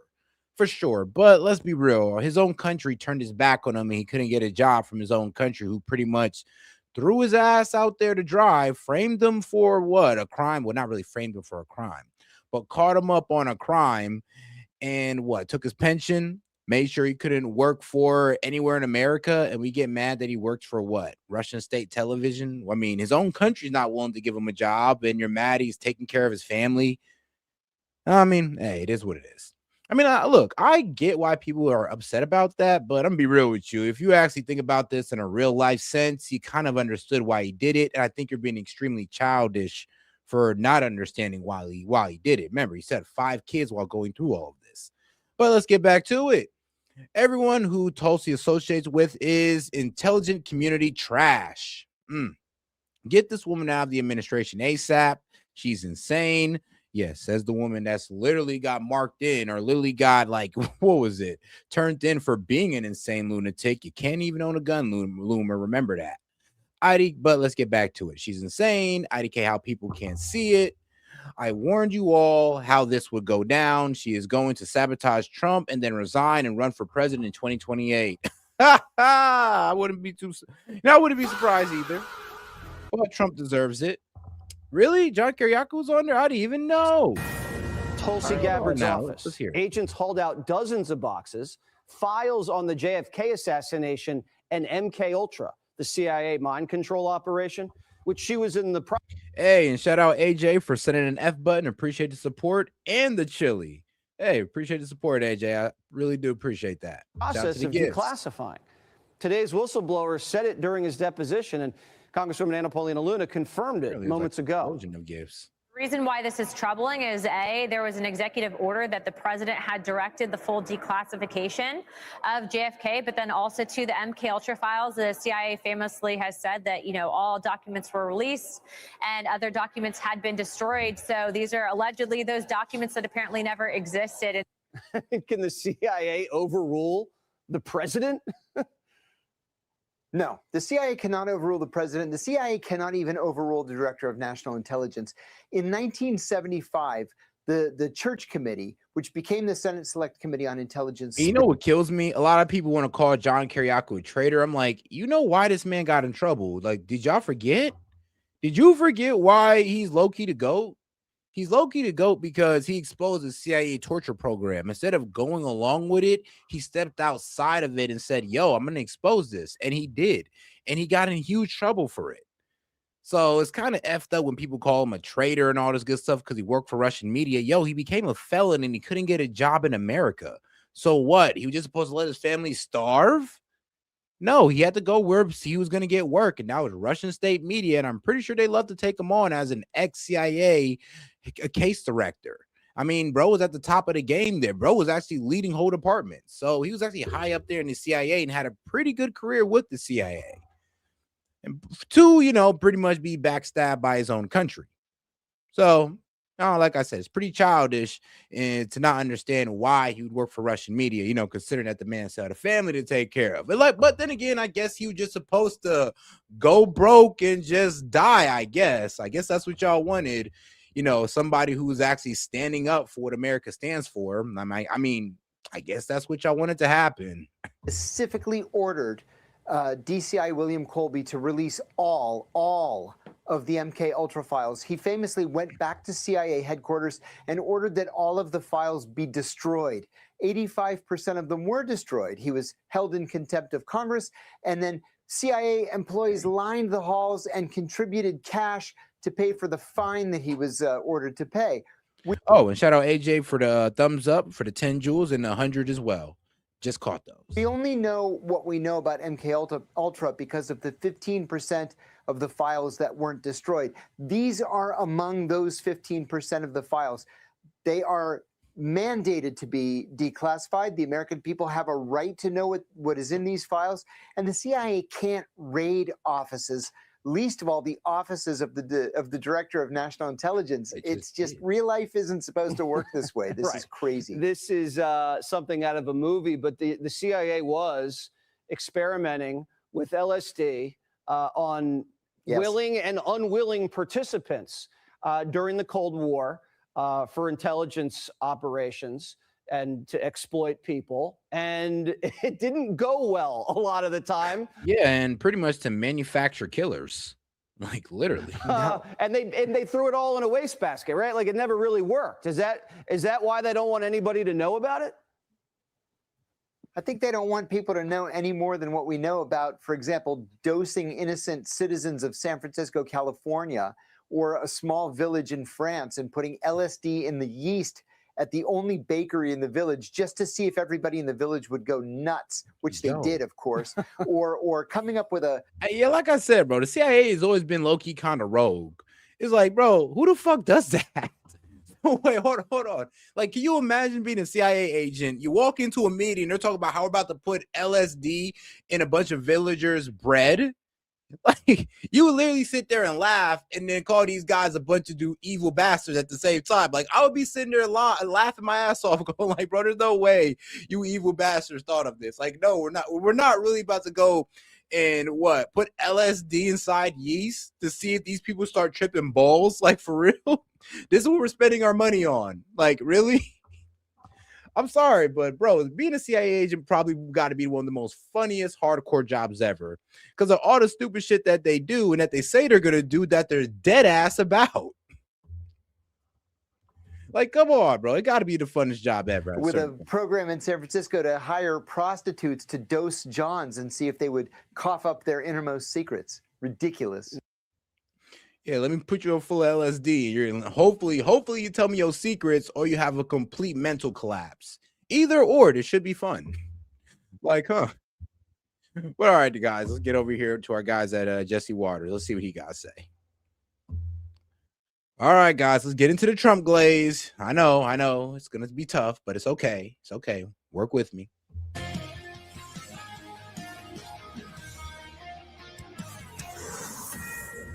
Fox News alert, it is all pomp and pageantry in Beijing. The Chinese just rolled out the red carpet, welcoming President Donald J. Trump and his delegation to the Capitol. The weather in Beijing was a hot 87 degrees when Air Force One touched down. Good thing Miller brought his Bermuda shorts. POTUS and his team were greeted on the tarmac with flowers, a military band, and hundreds of little Chinese children smiling and waving American flags. It's the first time a U.S. president's visited China in almost 10 years. The last time, Trump. Before that, it was Obama, and Barry didn't get the full Beijing welcome. The Chinese didn't even put up a staircase. But they did give him some golden golf clubs. To take the tiny stairs like Biden and come out the back door. I'm weak. And didn't even get a red carpet. The reception, let's call it frosty. One Chinese official even got into a scuffle with an Obama staffer on the tarmac and told them, "This is our country. This is our airport." Things are a little different this time. The Chinese people were delighted to welcome Air Force One. Here they are snapping pictures at the spectacle because Trump is kind of a celebrity in China. Rubio, not so much. He was banned from the country. Trump had to order Xi to let him in. So China changed his name so we could bypass sanctions. So for the next 48 hours, Rubio's name's Liu, Marco Liu. Trump also brought Hegseth, his top trade rep, Miller, obviously, and his son Eric, all on board. Vance, feeling a little left out. So as you know, the president just landed in China a few hours ago. I always, you may know that because of Secret Service protocols that I don't travel outside of the country with the president of the United States. So on days today, I sometimes feel like Macaulay Culkin in Home Alone. I walk into the White House and it's very quiet and no one's there. And it takes me a second to realize exactly what's going on. The last time a VP flew to Beijing, he came back with $1 billion for his son. Those days are over. Air Force One also flew over some CEOs. Elon Musk hitched a ride. So did the CEO of NVIDIA, the chip guy. He accidentally got left off the list, so we picked him up in Alaska during the refuel. The other CEOs from Boeing, Apple, Visa, they flew solo. I think Boeing has their own plane. But the CEOs are worth nearly $1 trillion. So the president expects there's going to be a lot of money made on this trip. More on that in a bit.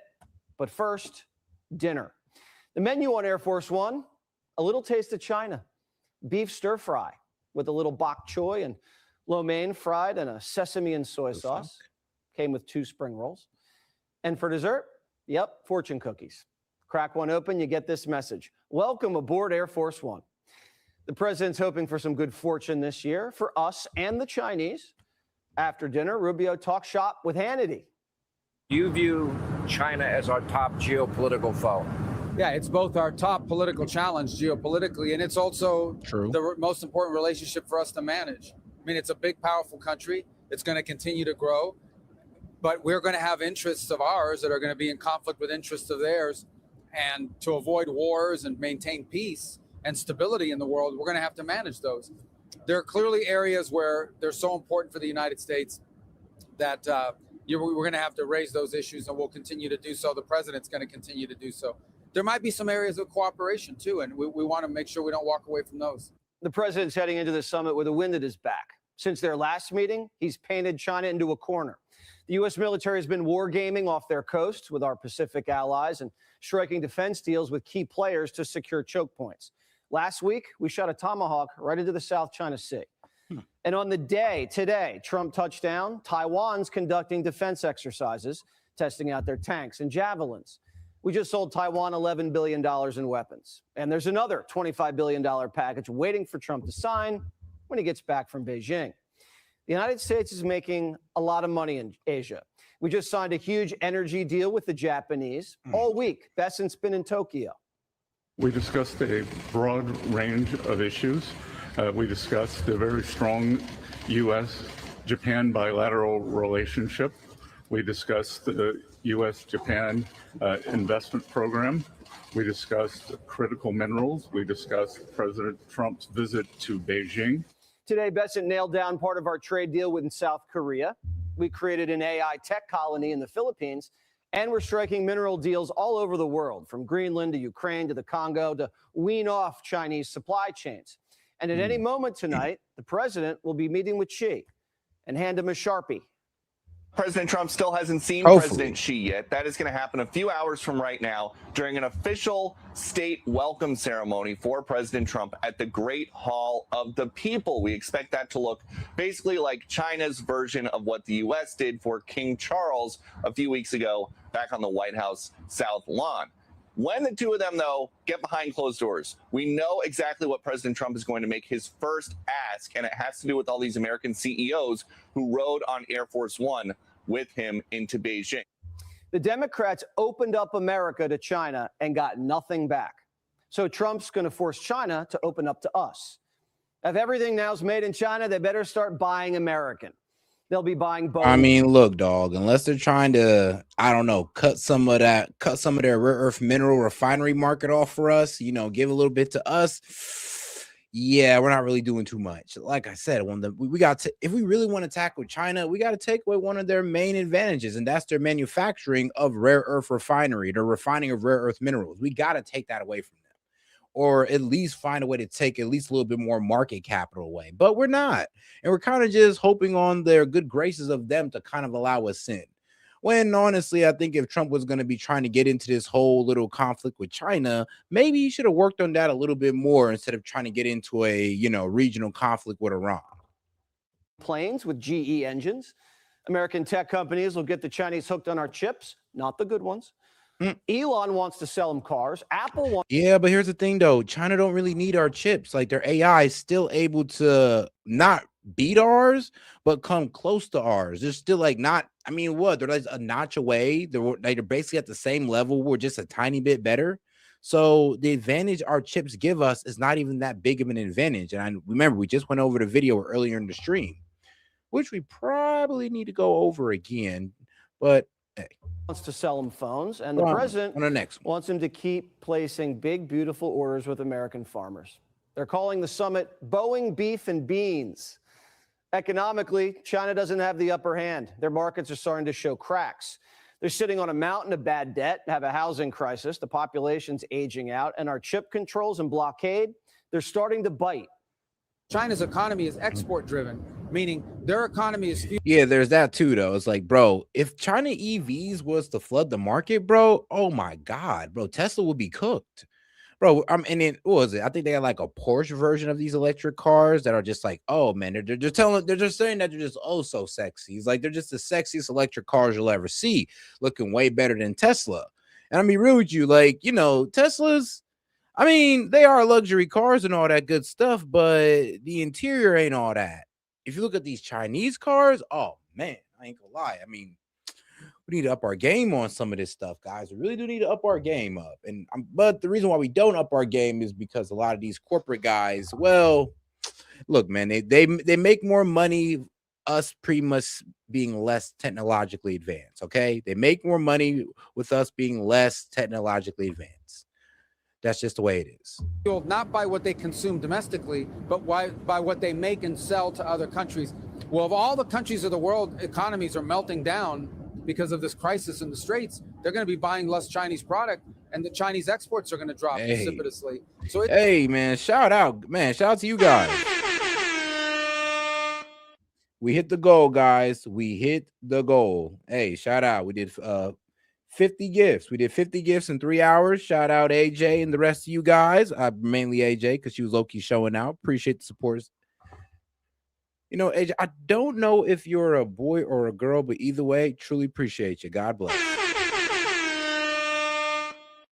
it's in their interest to resolve this. We hope to convince them to play a more active role in getting Iran to walk away from what they're doing now and trying to do now in the Persian Gulf. We kicked the Chinese out of the Panama Canal and took their two biggest black market gas stations, Iran and Venezuela, offline. The Middle East is an American sandbox. We have the Jews and Arabs on the same side. And China's reliance on straits has been exposed big time. Chinese have ships stuck in the Persian Gulf because setting up a system that says we're going to let certain ships through but others not, it's easier said than done. And you saw a Chinese, not Chinese flag vessel, but it was a Chinese cargo, got hit over the weekend. I'm sure Iran didn't do it deliberately, but they did it. It happened. And so that's why these Chinese ships are stuck in there. The Chinese need an open strait much more than we do. We could restart Project Freedom tomorrow and help the Chinese tankers sail out. The Chinese, that's the problem. China's still able to get their oil either through shadow fleets or through the railway or through the Caspian Sea. Like, that's the problem. They don't need the strait as much as we think they do. That, and I mean, I don't know why we sitting here reporting it like, oh yeah, they need the strait open ASAP, as if they don't got a special deal with Iran already. But what are they going to do for us? Is Xi going to call the gay Ayatollah and tell him to cut a deal? No. Trump says we don't even need China's help. Trump's wall of steel is stronger than the Great Wall of China. So it's a battle of wills. We need the uranium, and they need the Strait open. The vice president gave us a little update on peace talks. Listen. He needs to feel confident that we've put a number of protections in place such that Iran will never have a nuclear weapon, right? That is the question. Do we? No, that is true, though. China is like the #4 oil producer. The problem is, though, is that, the problem is China use hell of oil. Like they use, but remember, they're the #1 manufacturing power in the world. So that requires a lot of energy, aka a ish load of oil.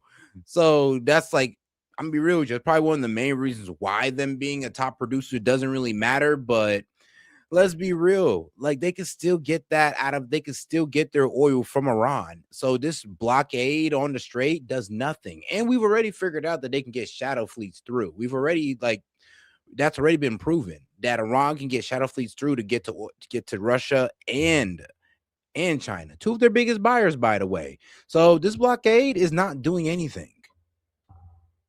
We meet that threshold or not. I think that we've made a lot of progress since we left Pakistan. I thought we made some progress in Pakistan, but we've made more since then. But that is fundamentally what we're negotiating towards. Is we want to be able to look the American people in the eye. Damn, guess. All right, bro. Good damn. He's like, Xi meeting Trump is like peak Michael Jordan playing against current WNBA players. It's like, bro, he's just dunking on them all day. He's like, oh, you guys think the strait closed is actually affecting me? Oh, that's hilarious, guys. You know, it's crazy. While the strait was closed, China was actually able to double their manufacturing. Yes, double their output while the strait was closed. What does that tell you? They ain't going through a fuel crisis like the rest of the region is. And say with confidence that you are not going to have to worry about this very, very dangerous regime having access to the most dangerous weapons in the world. Peace is in everyone's interests. Iran's, China's, the United States. Instead of making war, we can make money. About Trump's interest. But the president will be firm on fentanyl, hacking, and espionage. And China knows Trump won't buckle on Taiwan. The United States is still the superior military and economic power. We're adding 3 bases. I mean, we Greenland. don't know that. I mean, bro, if Xi said, look, we're going to go for Taiwan right now, what you about to do about it? Bro, Trump is going to say, nothing. Like, bro, especially if Iran pops off at the same time, we don't have enough munitions to help protect Taiwan and take on Iran at the same damn time. So I'm sorry, but actually, we're in the weakest position ever to stop them from taking Taiwan. So, I mean, what are you saying, Jesse? If anything, if I was Xi, I would look at Trump right now and be like, bro, you cooked yourself. Now I could take Taiwan whenever I want. And what are you going to do? Stop me? You know what I'm going to do? I'm going to give weapons to Russia, and they're going to drag you down while I'm trying to take Taiwan at the same damn time. And when your ass ain't got no munitions left, then what you going to do? What, start buying from us? Oh, man. Yeah, I do not want to be in that position with China. I'll be quite honest with you. Now that I'm saying it out loud, that sounds absolutely terrible. But that's the reality of the situation, because if China wants to pull that right now, we cannot stop them. But China's total energy use is only 20% oil, and 40% of that is from the strait. They use hydro, wind, and solar to be self-sufficient and self-sufficient and efficient. Well, my bad, and effective. Or did I read that wrong too? Sorry, guys. Getting tired. But no, you're absolutely right about that. They do use a lot of hydro, wind, and solar, so they don't mainly rely on oil, but they do use a lot of oil, though. Like I said, biggest manufacturing power in the world. And 40% from the strait that they're still getting, by the way. I'm be real with you. That, like, I don't think they've stopped getting that oil from Iran. I truly think that they're still getting everything that they need out of that, because to be honest with you, they were putting out good manufacturing numbers during this conflict last month. Like, that was one of the main things that I was getting mad about when people were saying that, oh, this is affecting China. And I'm just like, how? While they're putting out record manufacturing numbers, while they're getting through fleets to get their oil, how is this affecting China again? Because they're winning. They're up now. Sadly. And getting 5 brand new icebreakers to kick the Chinese out of the Arctic. Plus, we just beat them to the moon and brought home the hockey gold. Donald Trump was the first president in decades to confront the Chinese. And he's Nah, but they are more self-efficient and efficient, though. I will be honest with you. And you know what? I do always say we can definitely dabble around in our, solar and wind energy. But the reason why I don't like it is because we buy it from China. Like, if we're gonna do this, let's build it. Let's build our own wind farms. Let's build our own solar farm, own solar panels, and let's build our own solar farms. Sorry, guys. Let's build our own little windmills. Let's build our own solar panels. Let's not just buy it from China. If we're going to do this, let's do it the right way. Got an average of about 50% tariff rate still slapped on. And Operation Economic Fury means the Chinese will face an oil embargo if they ever decide to get cute. But don't you think they're going to start, I don't know, stop sending rare earth minerals to us so we can't get our products made? They could do that as well. It's crazy how these guys at Fox News talk as if nobody has no leverage. Like that's how they literally talk. Nobody has no leverage. We hold all the cards at all times. And I'm sorry, but if you're listening to Fox News, you got a very warped view of the world. That is not how it's rolling. That is not how it goes. Trust me. China got leverage on us when it comes to trade. And we got leverage on them as well. And Iran, they got escalation leverage when it comes to this conflict. They have cards. But if you listen to Fox News, man, bro, nobody ain't got shit on us. And you know what? I love it sometimes, but it's just not the reality of the world. It's just not what's real out here. But I love to hear it. What can I say? I love the American glaze. It is my country, after all. The president has also cultivated a strong and genuine relationship with Xi Jinping. And he's managed to navigate the last decade with the Chinese well, besides the China virus. More on that later. So all eyes on Beijing tonight as the summit kicks off at any moment. Anything could happen. Be sure to like and subscribe for all the Fox News latest on YouTube and catch full shows streaming now on Fox One. No, I can see that. We are following. I can see it. Honestly, what was it? A lot of people fearmonger on nuclear energy, but it's honestly one of our best options. Chernobyl and all that good stuff. But I mean, I ain't gonna lie. Nuclear energy is sounding like the way right now. Unless they want to let us get to 0 point energy. Then if you don't know what that is, look it up. You'll have yourself a little sci-fi fun. But unless we get into that, man, yeah, nuclear energy is looking like our best bet. But all right, let's get into this. I mean, let's get off topic. Let's get off topic a little bit, or off politics. Let's get into this Chud the Builder guy, because apparently this was blowing up all over social media. And then, yep, we're going to the bookmarks, guys. We're going to X bookmarks, where I mark down things that catch my attention all over X. And I know, right? Like, bro, this video right here, it gets pretty reckless. So beware. Tony Hinchcliffe is here, looking like both a child molester and the doll they give the child to show where he touched them. Damn. Tony reminds me of Charlie Kirk in that he's definitely been on camera letting a guy unload in his throat. Yo. Whoa. Oh, you don't know me?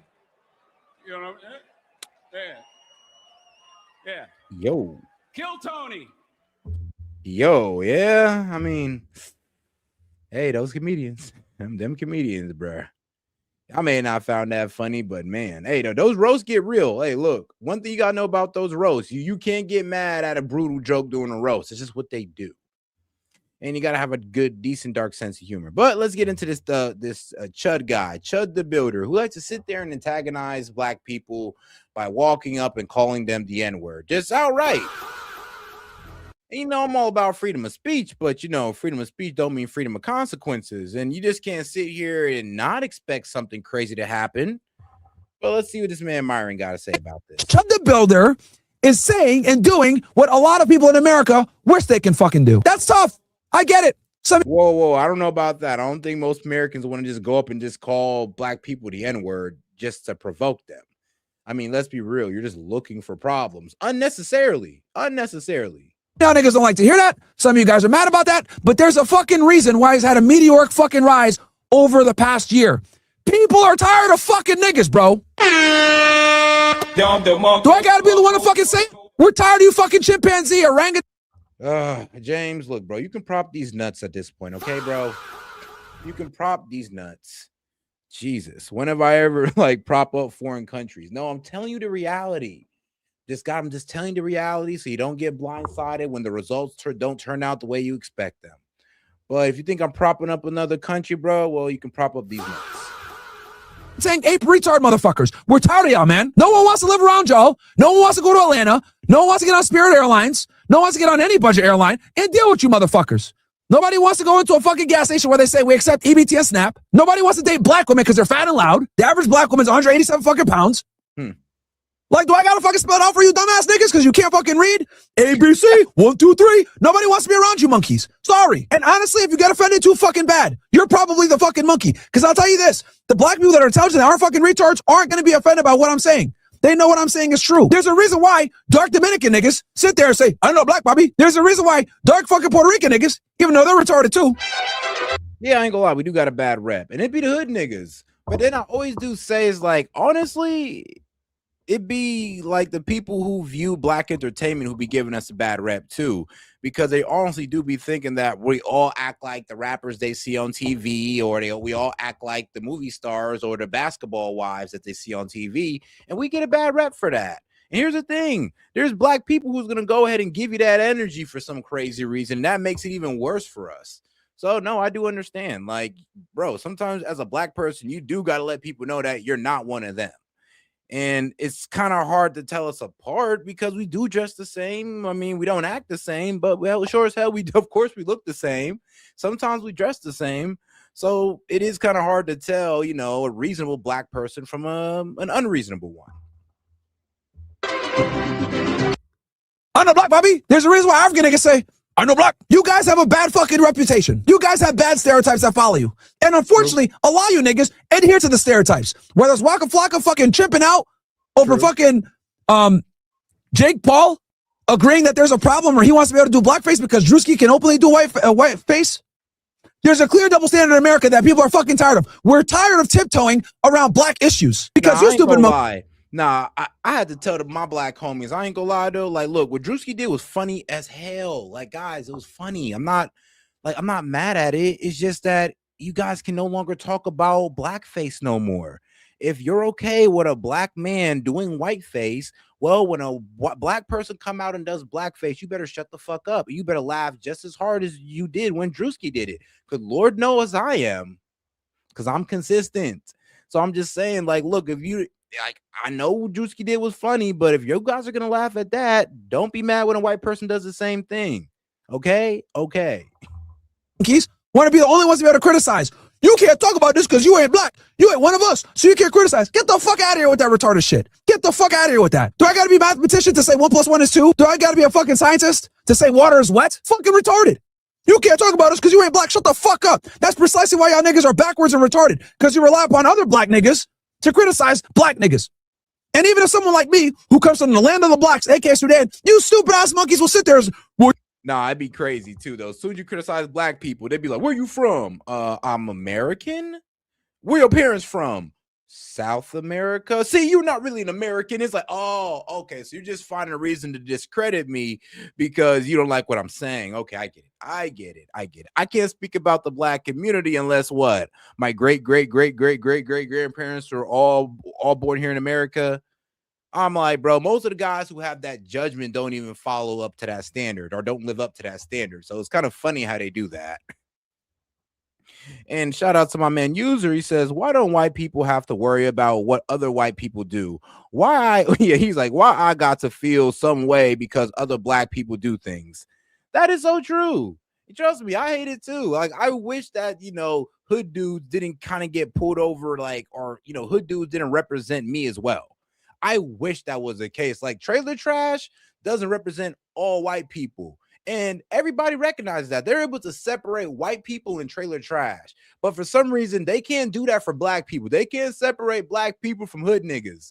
That's what kills me. It's like, oh, y'all can do that for y'all, but you can't do that for us. It's wild as hell. You can separate the difference between a hood Mexican and just a regular Mexican. But for some reason, y'all can't do that for us. It's a big kind of wild, but it is what it is, man. You just got to take it. You got to take what they give you. You ain't Cloudfly. You a tether. You from Africa. It's like nobody can fucking criticize y'all niggas. And we're tired of it, bro. We're tired of it. I got to be the fucking bad guy to say what it is. Judd the Builder's popular because everyone has black fucking exhaustion. Okay?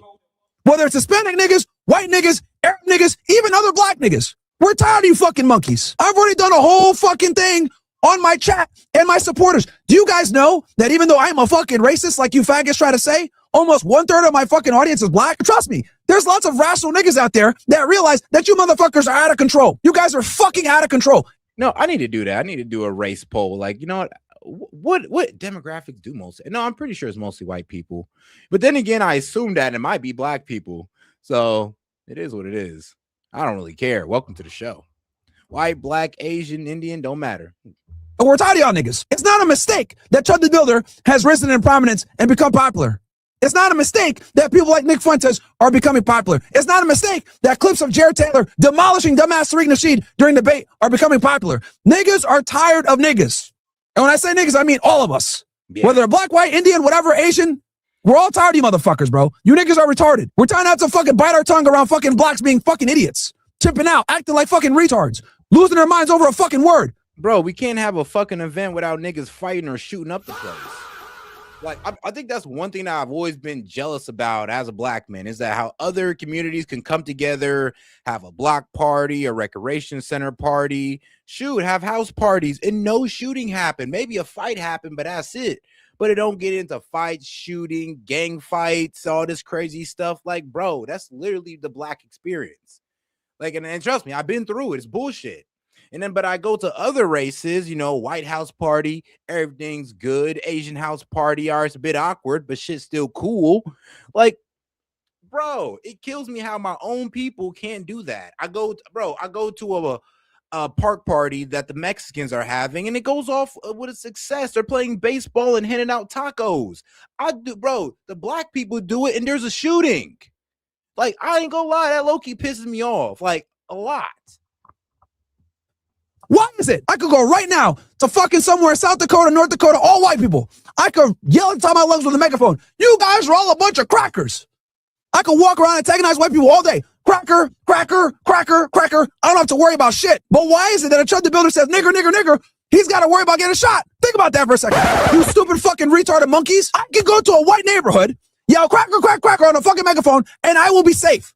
Probably nothing will happen to me. But if Chud goes to the fucking hood, nigger, nigger, nigger, he's gonna get shot. That's a fucking problem with the blacks. That's a fucking problem with the blacks. And I don't want to know nothing about slavery, civil rights. The word's history. Shut the fuck up. None of y'all niggas were alive. Shut the fuck up. None of y'all niggas got hit with a fire hose. None of y'all niggas was there for a Malcolm X speech. Shut the fuck up, faggots. So fucking retarded. Well, you know, you gotta understand the history of the word is really bad. It's slavery and Jim Crow and whatever. Shut the fuck up. Half you niggas don't even know how to spell Jim Crow. Half you motherfuckers can't even spell history. A lot of you niggas can't even read one page from Alex Haney's book, The Autobiography of Malcolm X. You niggas want to sit here and talk about black history. Shut the fuck up, faggot. Shut the fuck up. Niggas are so dumb. Half the people that get mad about this shit can't even read. I'm done. Give these dumbass niggas a book. Hey, read one page from Malcolm X. Bro, read one page or else you fucking lose your life. Oh, shit. Bro. Nah, it's hilarious. People be talking about Malcolm X to be progressive Democrats. I'd be like, bruh, really? You're like, so you study Malcolm X, but somehow you're a progressive Democrat? Really, bro? All right. Whatever. But all right, though, let's get a little bit more into it. Now, I know, what was it? Academics kind of went off on Sneako over this. And yes, this guy here, yeah, he finally effed around and found out. Apparently, there was a black guy who ended up attacking him, and he ended up shooting the guy. Now, I believe he's okay, but he is being taken down for, what was it? Attempted murder. Oh, my God. Pretty much, I guess there was a skirmish right there. Holy shit. They're out here. Somebody got shot. Yeah. Yeah. And it was Chud, the guy who likes to walk around and call people the N-word, who shot the black guy. And I'm gonna be real with you. Yeah, it's probably best they put charges on this kid because, yeah, white guy shoot a black guy for the white guy calling that black guy the N-word. Yeah, there was gonna be a BLM like 2.0 out there if they didn't do something to this kid. Yeah. In between. They got him. Oh my God. Holy fuck. Is someone down? I just see the one guy. Oh my God. Yeah. Thank you. I'm too. But I think, yeah, I'm pretty sure he was okay. Let me see here. No, there's a here it is. Here it is. Picture the young man right here. And here's the thing, though, like my message to black people, like, bro, don't be so easily triggered. Like, this is literally what they want you to do. Get you mad, get you up out your body, and you go do something stupid, and you might throw away your life, your reputation, or just throw your whole entire day away. So, I mean, and that's just on the least side, just you throwing away your day and you getting locked up for a little bit. But you could literally throw away your life just getting mad over some dumbass white guy who just want to use the N-word. And if they're using it in a derogatory way toward you, I'm just going to be real with you, dog. Just walk away. You can say something slick back, but it's low-key just best you walk away and not just there to try to be tough and fight the guy. Now, if he attacks you, I mean, go ahead and lay him out. Please, knock his ass out. But if not, and all he got is words for you, dog, just walk away, bro. It's not worth it. It ain't worth your time. You see how Trump went out? Like, go back to having fun. You see how Trump went out there and like clap that nigga from Iran, that fucking supreme leader. That might have to be Chud. Get him out the way because he's trying to start some shit. We ain't trying to do it. Yeah, I don't want to see that. I don't want to see people die over a word. Well, he's problematic. We might like somebody might have to just do it. I don't care who do it. Black, white, who cares? I care. I don't want to see people die for a stupid reason. Now, I ain't gonna lie. This is the tribalistic nature of black people. It's like, bro, you hit one of ours, bro, it's fuck you. Now, me, I resist that. I resist that urge a lot. Trust me, it's because sometimes I fall into it. I am only human, by the way. But no, I get it. I get it. Somebody hit one of ours, and it's really honorable to sit there and be like, yo, F this guy. You go out there, you try to antagonize my people to hit you. Fuck you. But honestly, I think this guy is the perfect maturity test for a lot of us. Like, sometimes we got to be able to learn how to just hear a word and walk away. You don't got to sit there and throw your life away over this shit. You don't got to sit there and throw your reputation or damn near throw away your day. Like, you can just walk away, especially if they're not going to do anything about it. Like, you got to understand, bro. These are just beta male cowards who are just looking for their moment online. And they think that making you act out is, helping them do that. And here's the thing, it low-key is, and I don't think you guys should give it to them. Don't give it to them because you make them look lame when you ignore them. When you ignore them, their audience see how lame they are. When you feed into it, their audience feels like they're right. I guess. Advocating for violence is not the way. If nobody wants to prevent race. He's the violent one. You don't realize he's the violent one? Isn't he majority acting he's acting in self-defense, right? Fuck no. Do you see what he's saying? He's daring people to do something. Words aren't violent, Ack. Words aren't violent. Your rhetoric could be insightful. But no, using an individual word is not an act of violence. And so if you want to stop racism, then we can't let words trigger something that makes us violent. All right, play this. If you want to stop I racism, watched him pepper then spray. I watched him pepper spray a guy who like flipped his hat off or something like that. Technically, doesn't that count as self-defense? He wasn't arrested for that. Man, that guy should have blew his brains out, man. If you want to be alive, if you want to protect yourself, if you don't want something violent to now happen, he has a death wish. You gotta let that man live out his goal. Well, I ain't gonna lie though. Let's be real though, because he can meet sensible black guys like me, and I'm just gonna ignore him and call him an idiot. And then he can meet the unsensible black guys like some of my friends I know who's gonna knock his head off, and then some of them that I know that might actually shoot his ass. So yeah, like I said, you do gotta watch it with that. Like, you are playing Russian roulette. Like, literally, bro's playing Russian roulette with black people because you're gonna fuck around and find the right one. And the right one he's just gonna pop you, bro. Like, you gotta understand, there's some niggas out here that's really like that. They will just shoot you, period, point blank. I don't want to see people have a death wish because I want people to be okay. Like, man, like, and the thing is, I don't even like this guy. I hate his character and I hate what he's doing, but I don't want him to die. Like, honestly, I'll be happy somebody slapped the mustache off his face, but I don't want him to die. A little different there. And come on, look at this guy. Look at this nigga chimping out. Whoa. You gonna sneak up behind me like y'all like to do? Look at this nigga chimping out. See? It's just like, bro, he's just doing this for views. He's doing this to get a reaction, and that's how he makes it. If you don't give it to him, he's just another lame. I ain't gonna lie, Brocom looks like a transgender. So I mean, there's that as well. Like, you think I'm gonna be offended by somebody looking like this? Like, dude, you look like a bitch with a mustache. So, like, bro, you look like a bitch with a porn stash. Like, I can't get offended by somebody who looks like this, and you shouldn't either. Look at this nigga chimping out. That's the news team. Y'all know his name now. Isaiah Ware. Pussy ass fuck niggas. Oh, okay. See, like there, right there. Like I said, I just have to be like, all right, bitch ass dude. And I just walk away because I know what he wants. He wants me to act out so he can get it on camera and sit there and make black people look bad. I'm not going to give it to him.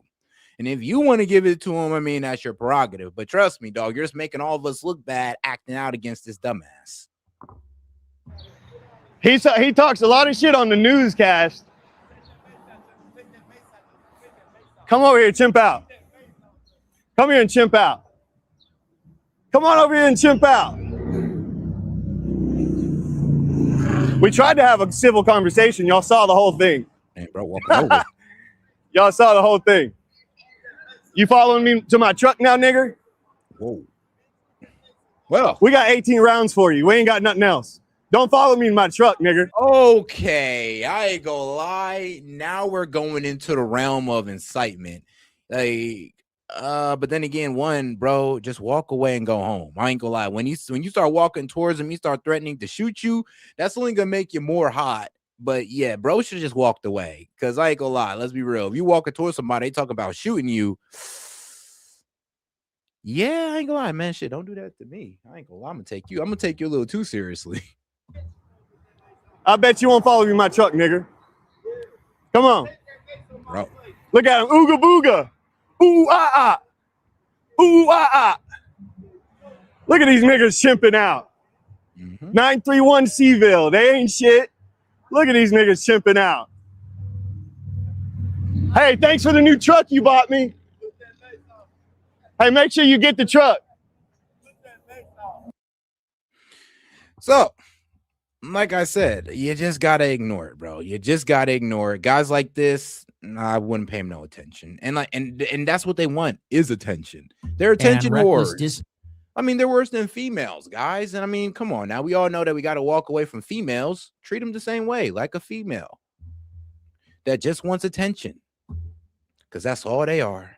The live streamer Chud the Builder was arrested today and charged with attempted murder and reckless discharge of a firearm after he got in a confrontation outside a courthouse in Nashville.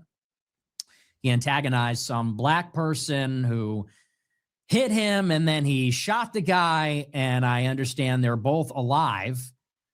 Chud the Builder grazed himself in the shooting, and then he shot the other guy, I believe, in the head.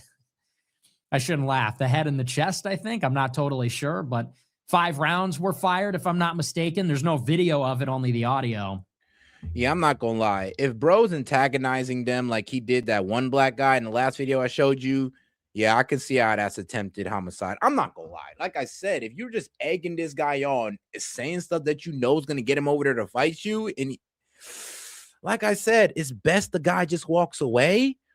But he also got to understand what he's bringing to himself. It's like I said, you're playing Russian roulette with black people, and you are going to fuck around and find out. Shit, you play Russian roulette with any people, you're gonna fuck around and find out.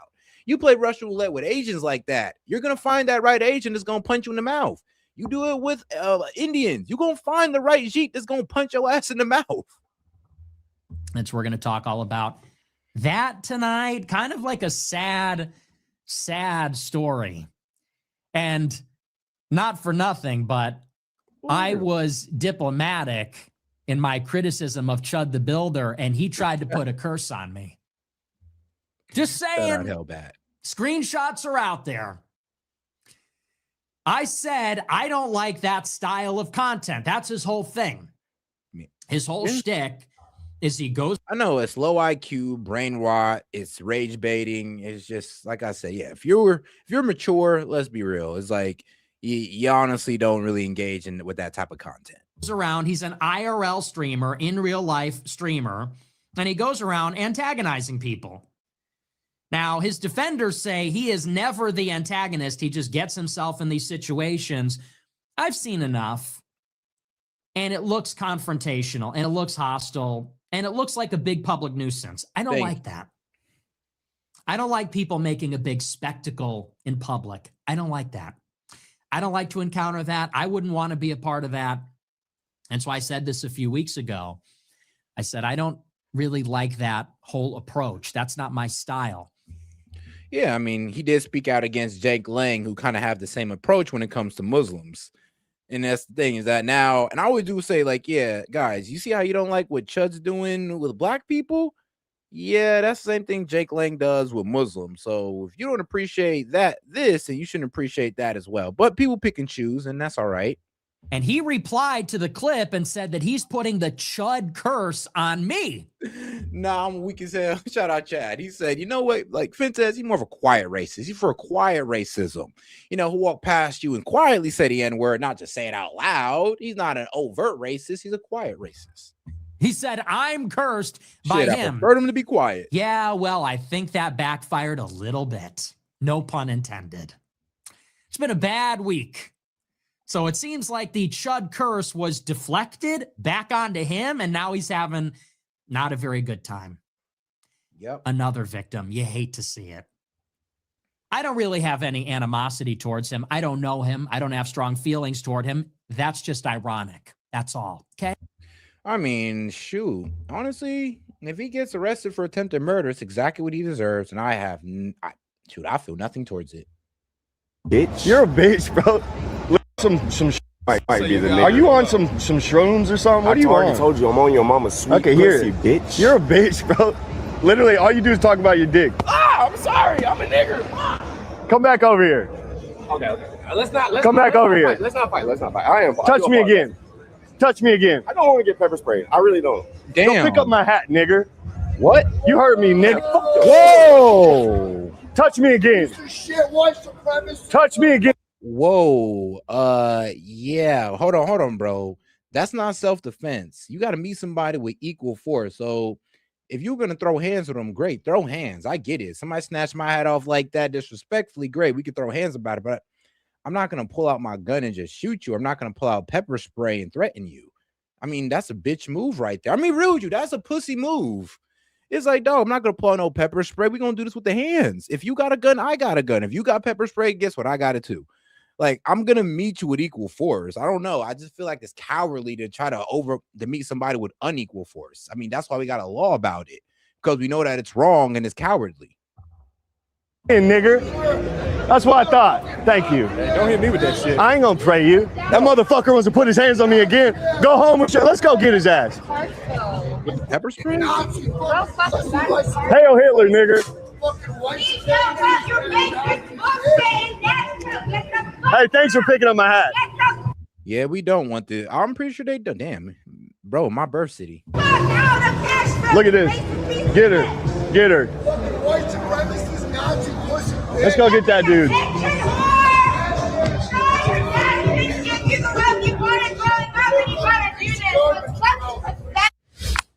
Yeah, I ain't gonna lie, bro. If you just that bro would have sprayed me, yeah, it'd have been on. Then it'd have been on. All right, then it'd have been on. Okay, sprayed me. Okay, it'd have been on then. But if you got those silly little words from me, then I mean, I'm just gonna walk away. All right, what can I say, guys? I'm not just gonna jump in. I know I'm black, but it's not like I'm just gonna jump into a fight, guys. Like, come on now. But all right, we're gonna go ahead and close it down on this one. That was pretty fun. Hopefully you guys enjoyed it. Hopefully you guys double tap that screen and like the video and subscribe to the channel while you're doing it. Go ahead and hit that icon above and subscribe to the channel. Appreciate you guys. I'm going to close out on this one. I'm going to catch you guys on the next one tomorrow. Appreciate support. Appreciate support, guys. Like I said, man, it's the Set with Set Media. Make sure you like and subscribe to the channel. Peace. Yo, this is Set with Set Media, man. I'm here to talk to you about our partner, Kalshi. Kalshi is the largest legal prediction market in the United States with over 1 million users. It's available in all 50 states. They are a real money market. People trading on what they think will happen. You can build a position and trade in and out of almost any prediction you think. Kalshi facilitates trade between people, kind of like the stock market. There's no limiting your trades just because you're winning. Kalshi will pay you interest on your position. So if you make a long-term trade, you can earn a return even before the market is resolved. If you want to try out Kalshi, go ahead and give them a try, guys, at my link, kalshi.com/setmedia. Get $20 when you trade 20, so it's 20 for 20, guys. Once again, that's kalshi.com/setmedia. Go ahead and use my code SETmedia to get $20 when you trade 20. Let's go ahead and take a look here at Kalshi, because like I said, it is a trading market where you can put in your prediction and you can go ahead and earn interest on that. You can make money off the knowledge that you know, and if you put $20 in, you get $20 back. So all right, guys, make sure to go check out my guy at Kalshi, because you can get in on good trades like who will Trump nominate as Fed chair, will Ali Khamenei be outed as the supreme leader, and will the U.S. confirm that aliens exist before 2027? So if you want to get in on this action, once again, go ahead and go to my partners at Kalshi. Go ahead and use the link, or you can hit the QR code above and use SETmedia to go ahead and get $20 when you trade 20. This is Set from SETmedia, and shout out to Kalshi.